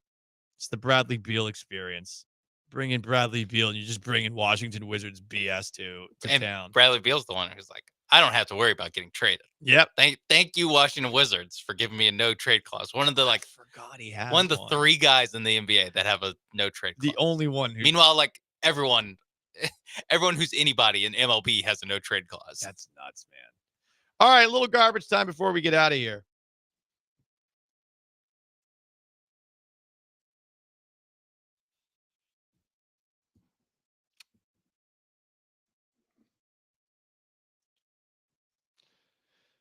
Not garbage, Chili's. Happy 50th birthday, Chili's. Happy birthday to you. Happy birthday to you.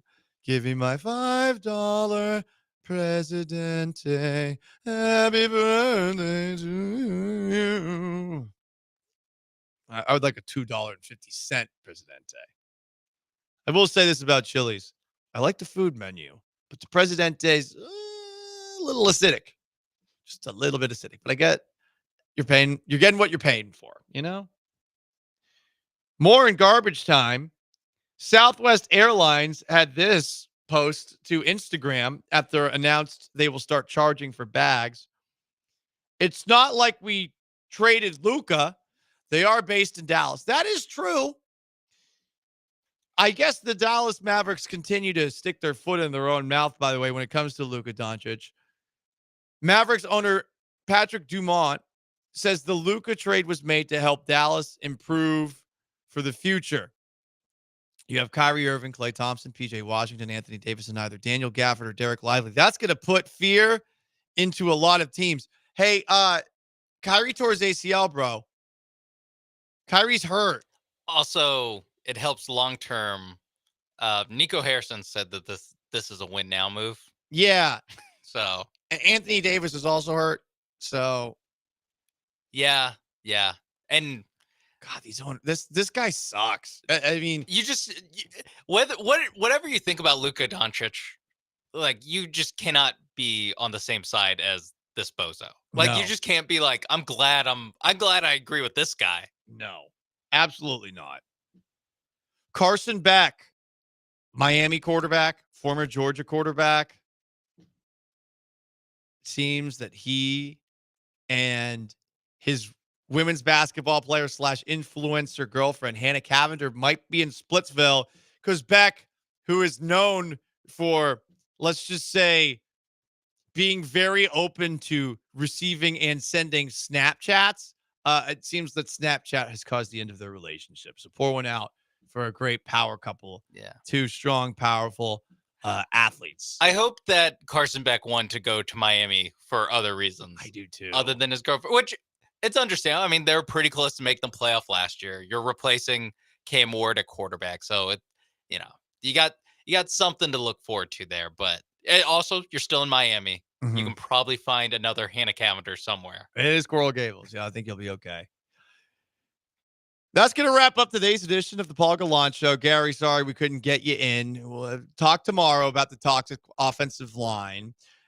Big thanks to our texters, YouTubers, Twitchers, and our callers and everyone else who listened. For Sean Mapes, I am merely Paul Gallant. So long. Farewell. Have yourselves a wonderful rest of your Thursday. Texas A&M Aggies basketball against the Horns is next. Stick around.